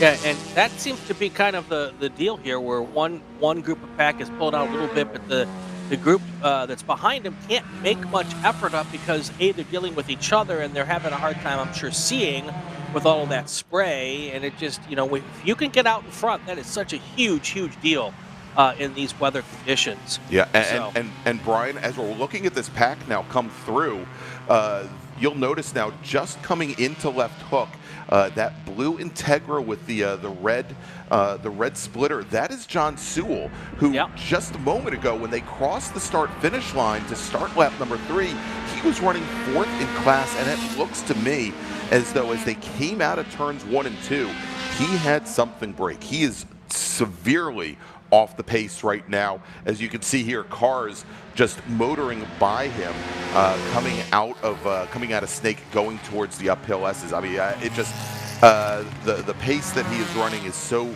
and he may be running an okay pace, but just severely off the pace of what he did on laps 1 and 2. It does look like the skies are lightening up a little bit. I don't know if that's me just being hopeful. I'm sure the people at the track are hopeful about that too. But it does look like, at least in this particular area, those look like lighter clouds to me. I can't tell. I made the mistake of trying to tell how much it was raining out at Buttonwillow, and corner workers started yelling at me over the thing when they heard what I said, that, it seems like had to stop. Well, Brian, I think part of it is, and I want to thank Brendan and Brendan Kesmerick and the great folks at Driver's Eye Live. I think the exposure systems on our cameras might be fibbing just a little bit, because after all, at Road Atlanta, when it was pitch black at like 7 in the morning a couple of weeks ago, it looked like it was about 3 in the afternoon. I think they may be brightening up the exposure just a little bit here. Hey, Brian, real quick, let's make a quick call to the grid for our final race group of the day. Hey, it worked that time. Attention in the paddock. First call to the grid for race group number 8. That's Formula Enterprises 2, Prototype 1, and Prototype 2. If you can please start heading to the grid. Race group 8, race group 9, FE2, P1, and P2.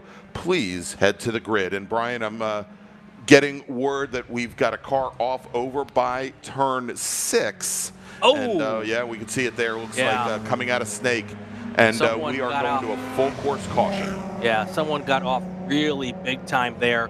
My guess is that they maybe went left, right side, tried to overcorrect, and then went hard, head first, nose first into that tire wall. Because I see some stuff off to the right as well. That's my suspicion. I've got nothing other than a guess. The great news is there is the driver getting out of that car, and I'm not 100% positive, Brian, but based on the type of damage that we're seeing, I am going to go out on a limb, and I probably should not, but based on the color, which is yellow of the pieces that we see out, I believe that is likely the Lotus Exige of David Brand, the number 3 machine. But we will try and verify that in just a few moments. Well, and then we go full course yellow here with about 9 minutes to go and a lot of cleanup. And there's going to be some tire wall repair there, I think, as well. This is also going to not bode well here, unfortunately. But we'll keep an eye on things and see if they can quickly get things wrapped up. Best part of the whole story, though, is standing right there next to the Armco is the driver, upright, out of the car. Cars can be fixed. People cannot. Well, people could be fixed too, but it's harder. Yeah, it's a little harder. But we're real happy to see that driver out of the car. They'll get the field under control here, and we'll figure out what's going on at this point. So let's do this. Let's take our break, Greg, and maybe do another call to grid, take our break, and then we'll come back and get it all sorted out afterwards. All right, sounds good. Let's do that, Brian. Attention in the Paddock, race group number 9, Formula Enterprises 2, Prototype 1, and Prototype 2. Please head to the grid. Race group 9 to the grid, please. And so let's take that quick break, Brian. Thanks to our partners and sponsors that are bringing you this wonderful rainfall coverage here on Virginia International Raceway, the 2023 Hoosier Racing Tire SCCA Super Tour, and we'll be right back. Hagerty is the official and exclusive insurance partner for the Sports Car Club of America. Hagerty provides affordable off-track insurance protection for motorsports vehicles while in the paddock, in transit, in storage, and at the shop. They provide guaranteed value coverage and even have protection for your trailers. SCCA members can save 5% on insurance through Hagerty. Learn more at Hagerty.com. Hagerty, let's drive together. Tire Rack was established over 40 years ago by an SCCA member with a passion to find the right tires, wheels, brakes, and suspension products for racers and enthusiasts both on the street and on the track. As official tire retailer of Sports Car Club of America since 1995 and sponsor of the Runoffs Pole Award, along with the National Solo Program, Time Trials Nationals and National Tour, and Track Night in America, Tire Rack is proud to support the SCCA and its members as they go have fun with cars. For over 25 years, championship-winning drivers and teams have demanded Hawk Performance Motorsports brake pads. Now you can have their advanced technology on your daily car, truck, or SUV with Hawk Performance Street products. With the improved HP Plus pad for that hybrid street and track feel, or Super Duty pads for tow vehicles, their all-new ER1 brake pad designed to take on even the longest race, and their all-new high-performance brake fluid, Hawk has all of your braking needs covered. Visit HawkPerformance.com and like them on Facebook or Instagram to learn more about the Hawk Performance Advantage. Hawk Performance, what's stopping you? Winning takes work. Getting parts is easy. SummitRacing.com. For more than 100 years, Sunoco, SCCA's official fuel partner since 2001, has been fueling victories both on and off the track, which is why Sunoco is trusted to fuel over 50 series of racing, driving, and winning, including the SCCA National Championship runoffs, SCCA Pro Racing, Trans Am, NHRA, and NASCAR. To find race gas near you, visit SunocoRaceFuels.com or call Sunoco at 800-RACE-GAS. Want to get out on track but not quite ready to dive into the wheel-to-wheel action you're seeing this weekend? Check out Track Night in America driven by Tire Rack, the one-day low-pressure, fun with your street car friends events at more than 30 racetracks across the country. It's where you can go as fast as you want, learn from stellar coaches, and leave with a big old smile. Visit TrackNightInAmerica.com to learn more. And we're back here at Virginia International Raceway, where we are under full course caution conditions here at the 2023 Hoosier Racing Tire SCCA Super Tour. I'm Greg Ginsburg along with Brian Belansky. That's right. And Brian, I have gotten some confirmation it is indeed the number 3 machine of David Brand, who we saw off there at turn 6. That's right. And real quick before we talk about that, we just talked about Track Night in America. If you're in the VIR Mid-Atlantic region area, there's a Track Night on June 8th at Dominion Speedway in Woodford, Virginia. And then if you want to race this fantastic racetrack, you want to get out there in your street car, the track night at VIR is July 20th. So tracknightamerica.com to sign up. All the info you need is right there. That's right. If you're from the Washington D.C. area, Dominion Raceway just off I-95, about 90 minutes or so south of D.C., very close to Richmond as well. A much easier drive, frankly, from Richmond, and of course here at Virginia International Raceway. And I've done some coaching at Track Night in America. Been a novice coach, and I've also sat in and done some work on the logistical side. And it is a wonderful program if you want to get out on track. All right, Brian. Much as we've seen a couple times today already, checkered flag is being displayed from the starter stand, and when the safety car leads the field across the stripe, we will be complete, and that means Mark Liller from Bowie, Maryland.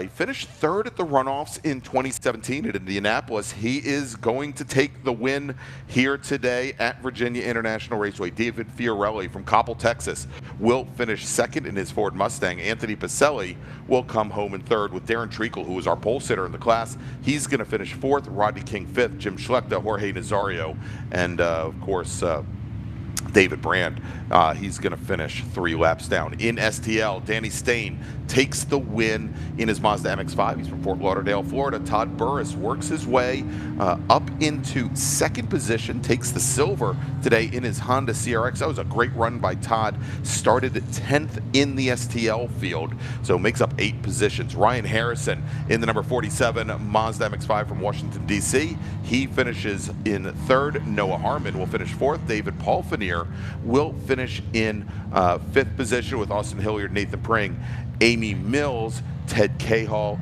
David Goldner rounding out the top 10. Well, unfortunately, we've had a couple of these this way. It's kind of, when the weather is the way it is, things happen, and when they happen late in the race, and with our little compressed schedule here this afternoon, it just makes sense to throw that checker flag and get everybody in and get everything cleaned up so we can get the next one started. So let's take a break, maybe another call to grid and then a break, and we'll come back with our final race of the day. That's what we'll do. Attention in the paddock. Final call to the grid for race group number 9. That's FE2, Prototype 1, and Prototype 2. Please head to the grid. Your race is next. Formula Enterprises 2, Prototype 1, Prototype 2.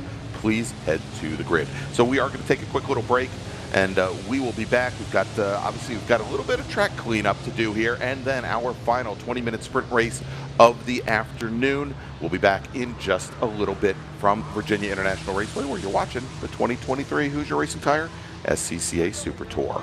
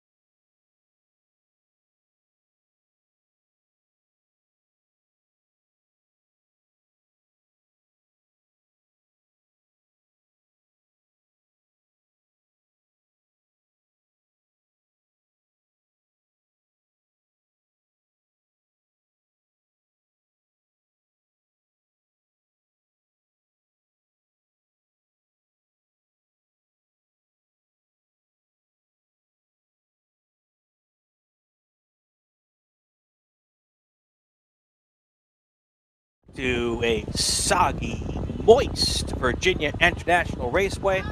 I'm Brian Polanski. Greg Ginsburg's out there in the big VA. Virginia is for boaters, Rick. Greg. That's what I think. That's what I put on my Instagram feed earlier today. Yes. Oh my lordy! We saw a goose. I believe I've seen ducks. We had crows yesterday. I'm just Dolphins. Waiting. I saw. I'm waiting for the vultures. That's all. Yeah. It's a good time here. So 8 races in the books, 9 total today. It means there's 1 to go. This is one of my favorite groups, Greg. FE1, FE2, or FE2. P1, P2. That's right. FE2, P1, P2, alphabet soup. I'm tired. I know, and don't I'm not worry, working half as hard as you are. Well, I don't know about that, but FE1, Brian, is a regional only class Right. now. We're left with just FE2. I know. All right, so let's take a look here as we've got again a split start. You see them here. Our Prototype 1 and Prototype 2 drivers are going to be in the lead group. We have 10 drivers who have taken 10 drivers that have set qualifying times in our FE2 field. We had 17 drivers set times. And so let's go and we'll start off with our prototype cars, scheduled to start 10th in his Prototype 2 store, driving the number 188 car from Gastonia, North Carolina. It's AJ Snyder. Todd Schlusser, scheduled to start 9th today in the number 62 Elan. That's a Prototype 1 car. He's from Las Vegas, Nevada. Starting 8th, driving the number 77 P2 store from Wilmington, North Carolina. Michael Moulton. John Dunches, scheduled to start 7th in the number 2 Elan DP02. He's from Naples, Florida. And that is John Dunches. Matt Gendron, scheduled to start 6th. He's driving the number 82 P1 at Downing Atlanta Peach. He's from Monson, Massachusetts. John McAleer, scheduled to start 5th in his Prototype 1 Elan DP02. That's the number 72 car, starting 4th. Driving the number 48 Prototype 1 store from Springfield, Tennessee, Lee Alexander. Todd Vanacore, scheduled to start 3rd in the number 19 Elan DP02. He's from Ormond Beach, Florida. And then our front row in the prototypes. John Luke Liverato, driving the number 8 Elan DP02 out of Atlanta, Georgia. He is scheduled to start on the outside of the front row. And your pole sitter, driving the number 26 Prototype 1 Elan DP02 from Lake Havasu City, Arizona, with a qualifying time of 143.604. It's Chip Romer. Let's take a look now at our second pack at the Formula Enterprise 2 machines. And Brian, let me clear my eyes here because I'm getting awfully teary all of a sudden that this day is about to end here. But let's see. We're going to run down the top 10 here. All right, so let's see. 1, 2, 3, 4, 5, 6, 7, 8, 9. That's right, I can do math. Brian Yates, driver of the number 145 machine at Curtisville, North Carolina. He's going to start 10th. Sam Harrington will start 9th. He's driving the number 33 machine. He's from Finksburg, Maryland.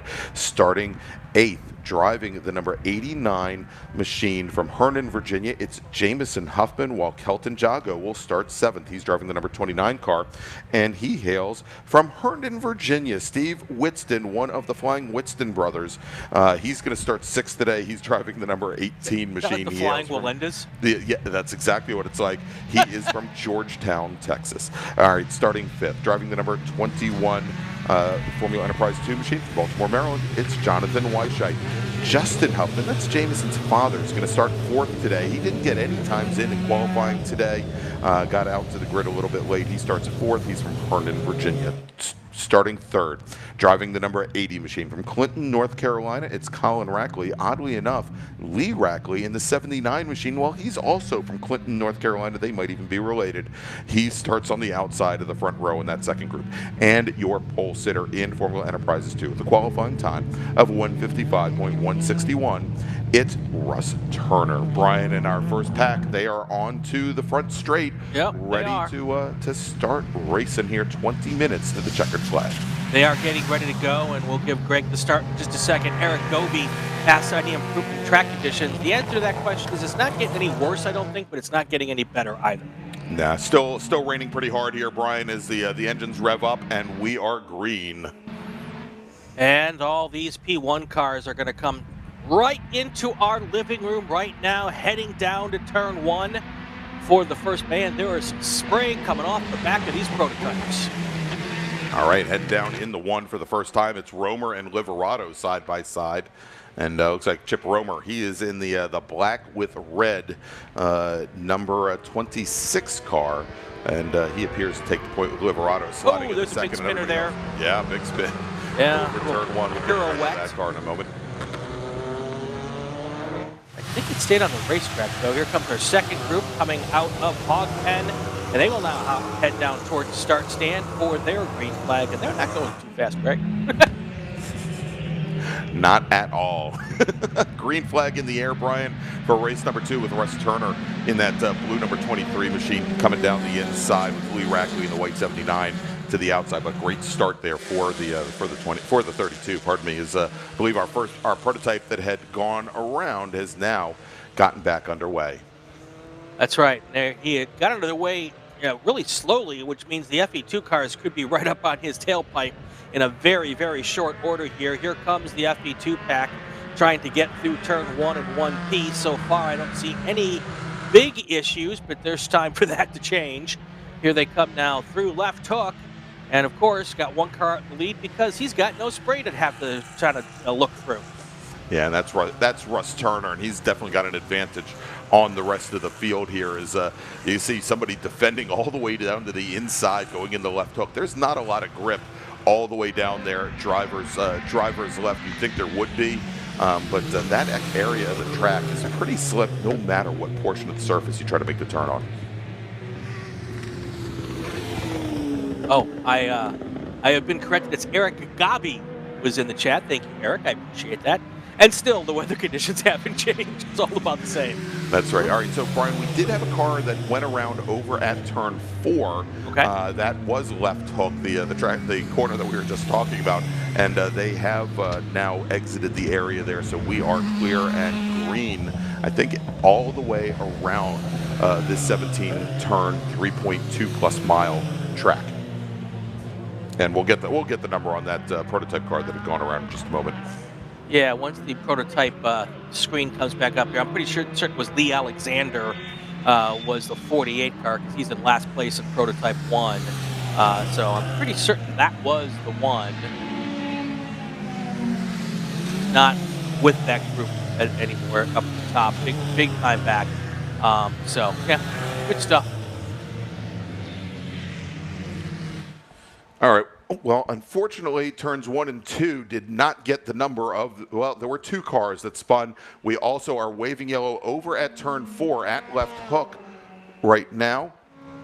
And we have a car that has gone off and spun. And the only word I have on it right now is that it is green. It is the 194 machine that has gone off, except, Brian, I don't see a 194.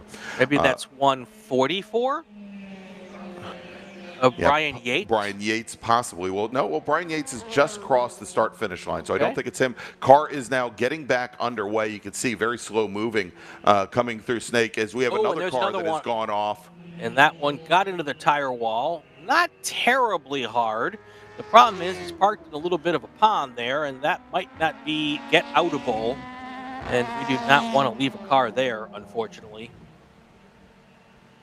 All right, so we do still have a car off at 4, Brian, and we are going to a full course caution here at Virginia International Raceway. So we've got the car at 4, and the report from turn 4 is he was making no effort to move. And as you can see, we've got the car that spun off, the prototype car that had spun off over at the area called Snake through those S's there. And we do have the safety car standing up.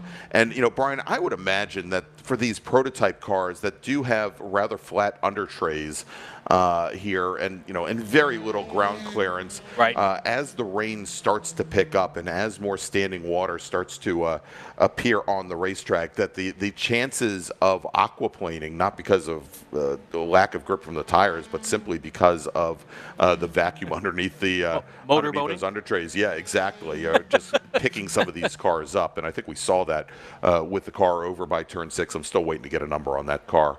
Yeah, definitely.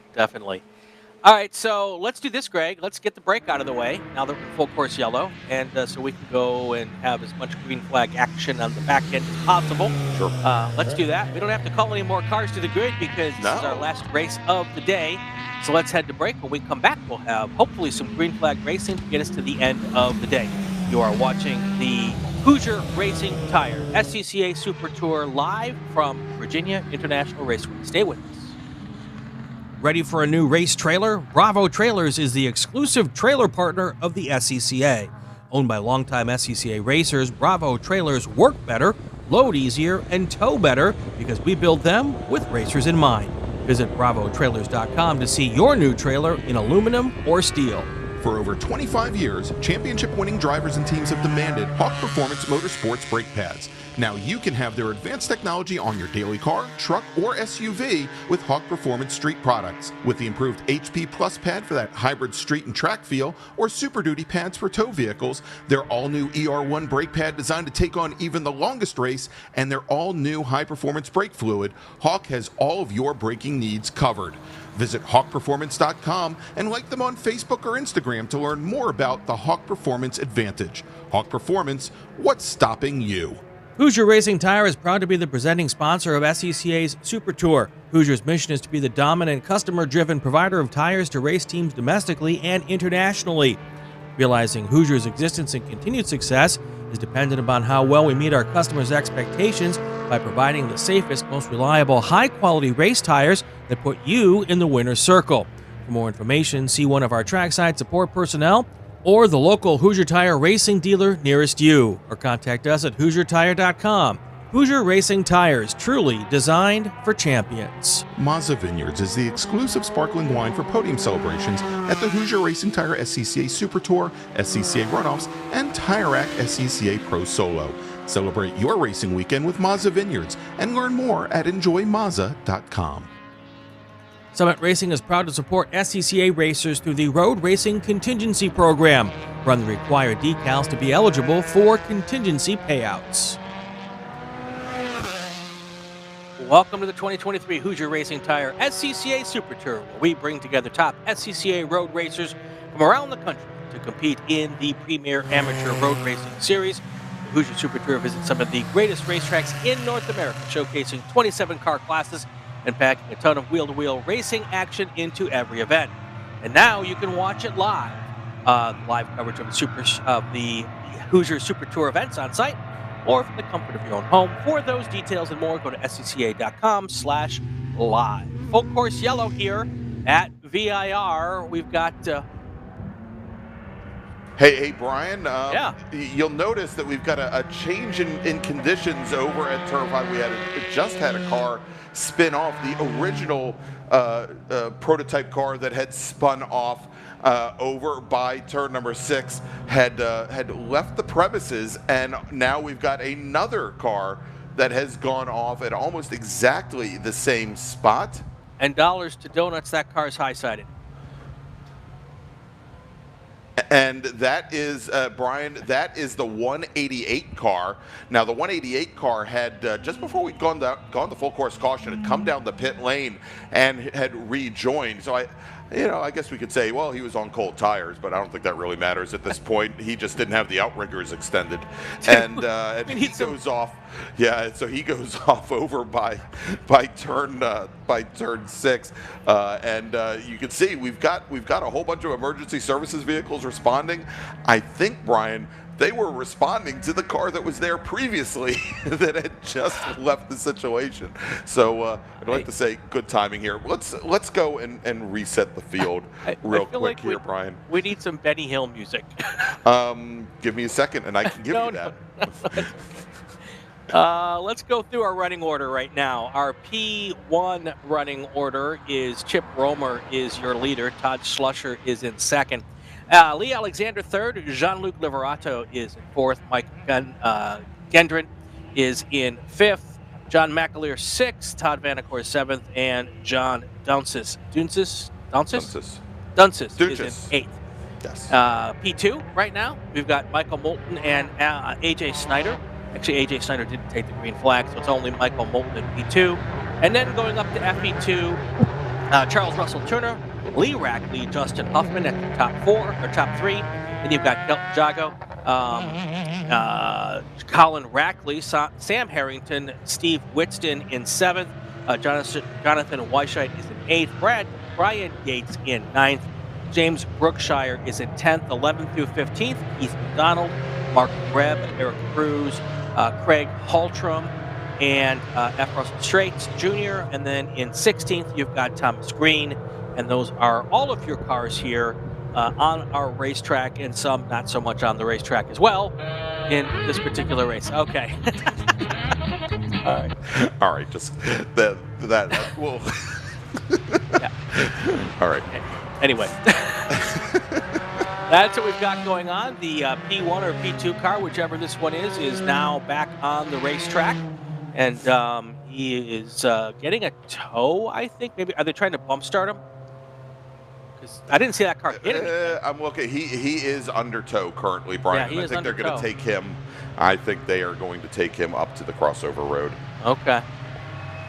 Because I don't think that car hit anything. So whatever. We'll get this thing going here. Right now we've got 8 minutes left. So if we get this car in a crossover, and Brian, we've gotten word from race control that they've asked the safety car to put out the lights, and we should be going back to green flag racing this time by. All right, there'll be probably about 4 laps to go, I'm guessing, once we get the green, maybe. And we'll see what all happens here.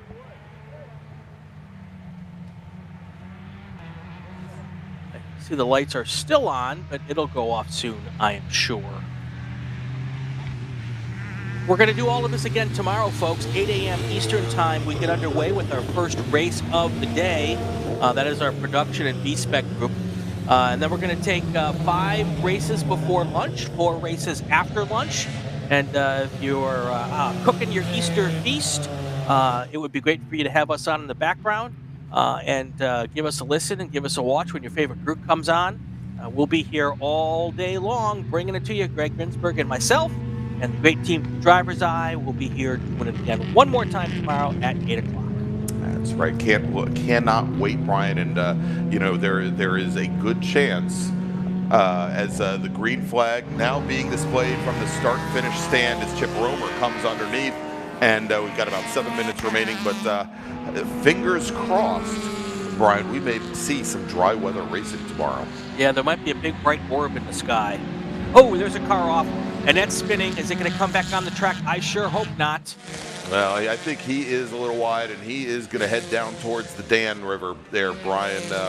We can see him go down the hill. We'll pick this up. We'll get the car number there in just a second of that Formula Enterprises 2 machine that went for the wild ride. Mr. Toad's wild ride there, as we have another car that's gone around coming out of turn number 2, another Formula Enterprises 2 machine, Brian, and it would have to work its way. You can see the drop-off there. Yeah, that's a tough spot. And that is the 79 of Lee Rackley. Rackley, who had started off second in Formula Enterprises 2 at the time that we came back from the caution. Lee was running third in class. And we have another driver, as we mentioned, that light blue Formula Enterprises 2 machine off on the outside driver's left, and we're trying to get the number, but that car has not re-entered the track surface as of yet. Yeah, there was another car with a big tank slapper there coming in through that section there, the left hook section, and now we have a car going around an oak tree. That car looks like it's trying to fix itself, but he's got a lot of cars coming right at him as he makes a little U-turn there right in front of traffic, and able to get through there are all 5 of those cars. So thankfully that didn't become a problem, but that car pulled a U-turn there right as 4 cars were bearing down on Oak Tree. All of them made it through just fine, thankfully, and we're able to continue motoring on. Yeah, and and Gabe Fairback, thank you, Gabe, is saying that it is Colin Rackley, driver of the number 80 Formula Enterprises 2 machine that had gone around on the outside of the front straight, and we are, Brian, once again going to a full course caution with just about 5 minutes remaining on the clock, and I fear Actually, maybe not fear. I was going to say, I pray that this will bring out the checkered flag. Yeah, No, this will likely be the death knell for this sprint race here from Virginia International Raceway, and as so many have today, finishing early, finishing under full course caution. As indeed, as we take a look at the order here, it is indeed another one of the Rackleys that has gone by. So both Lee and Collins spinning their cars on the same lap, on lap number 4. So here, as we are under full course caution, again, Chip Romer, your leader in Prototype 1, with Todd Slusher and Lee Alexander second in Formula Enterprises 2. It is Charles Russell Turner, Russ Turner from Montpelier, Virginia, with the lead. Sam Harrington second. Kelton Jago, great run. How about that?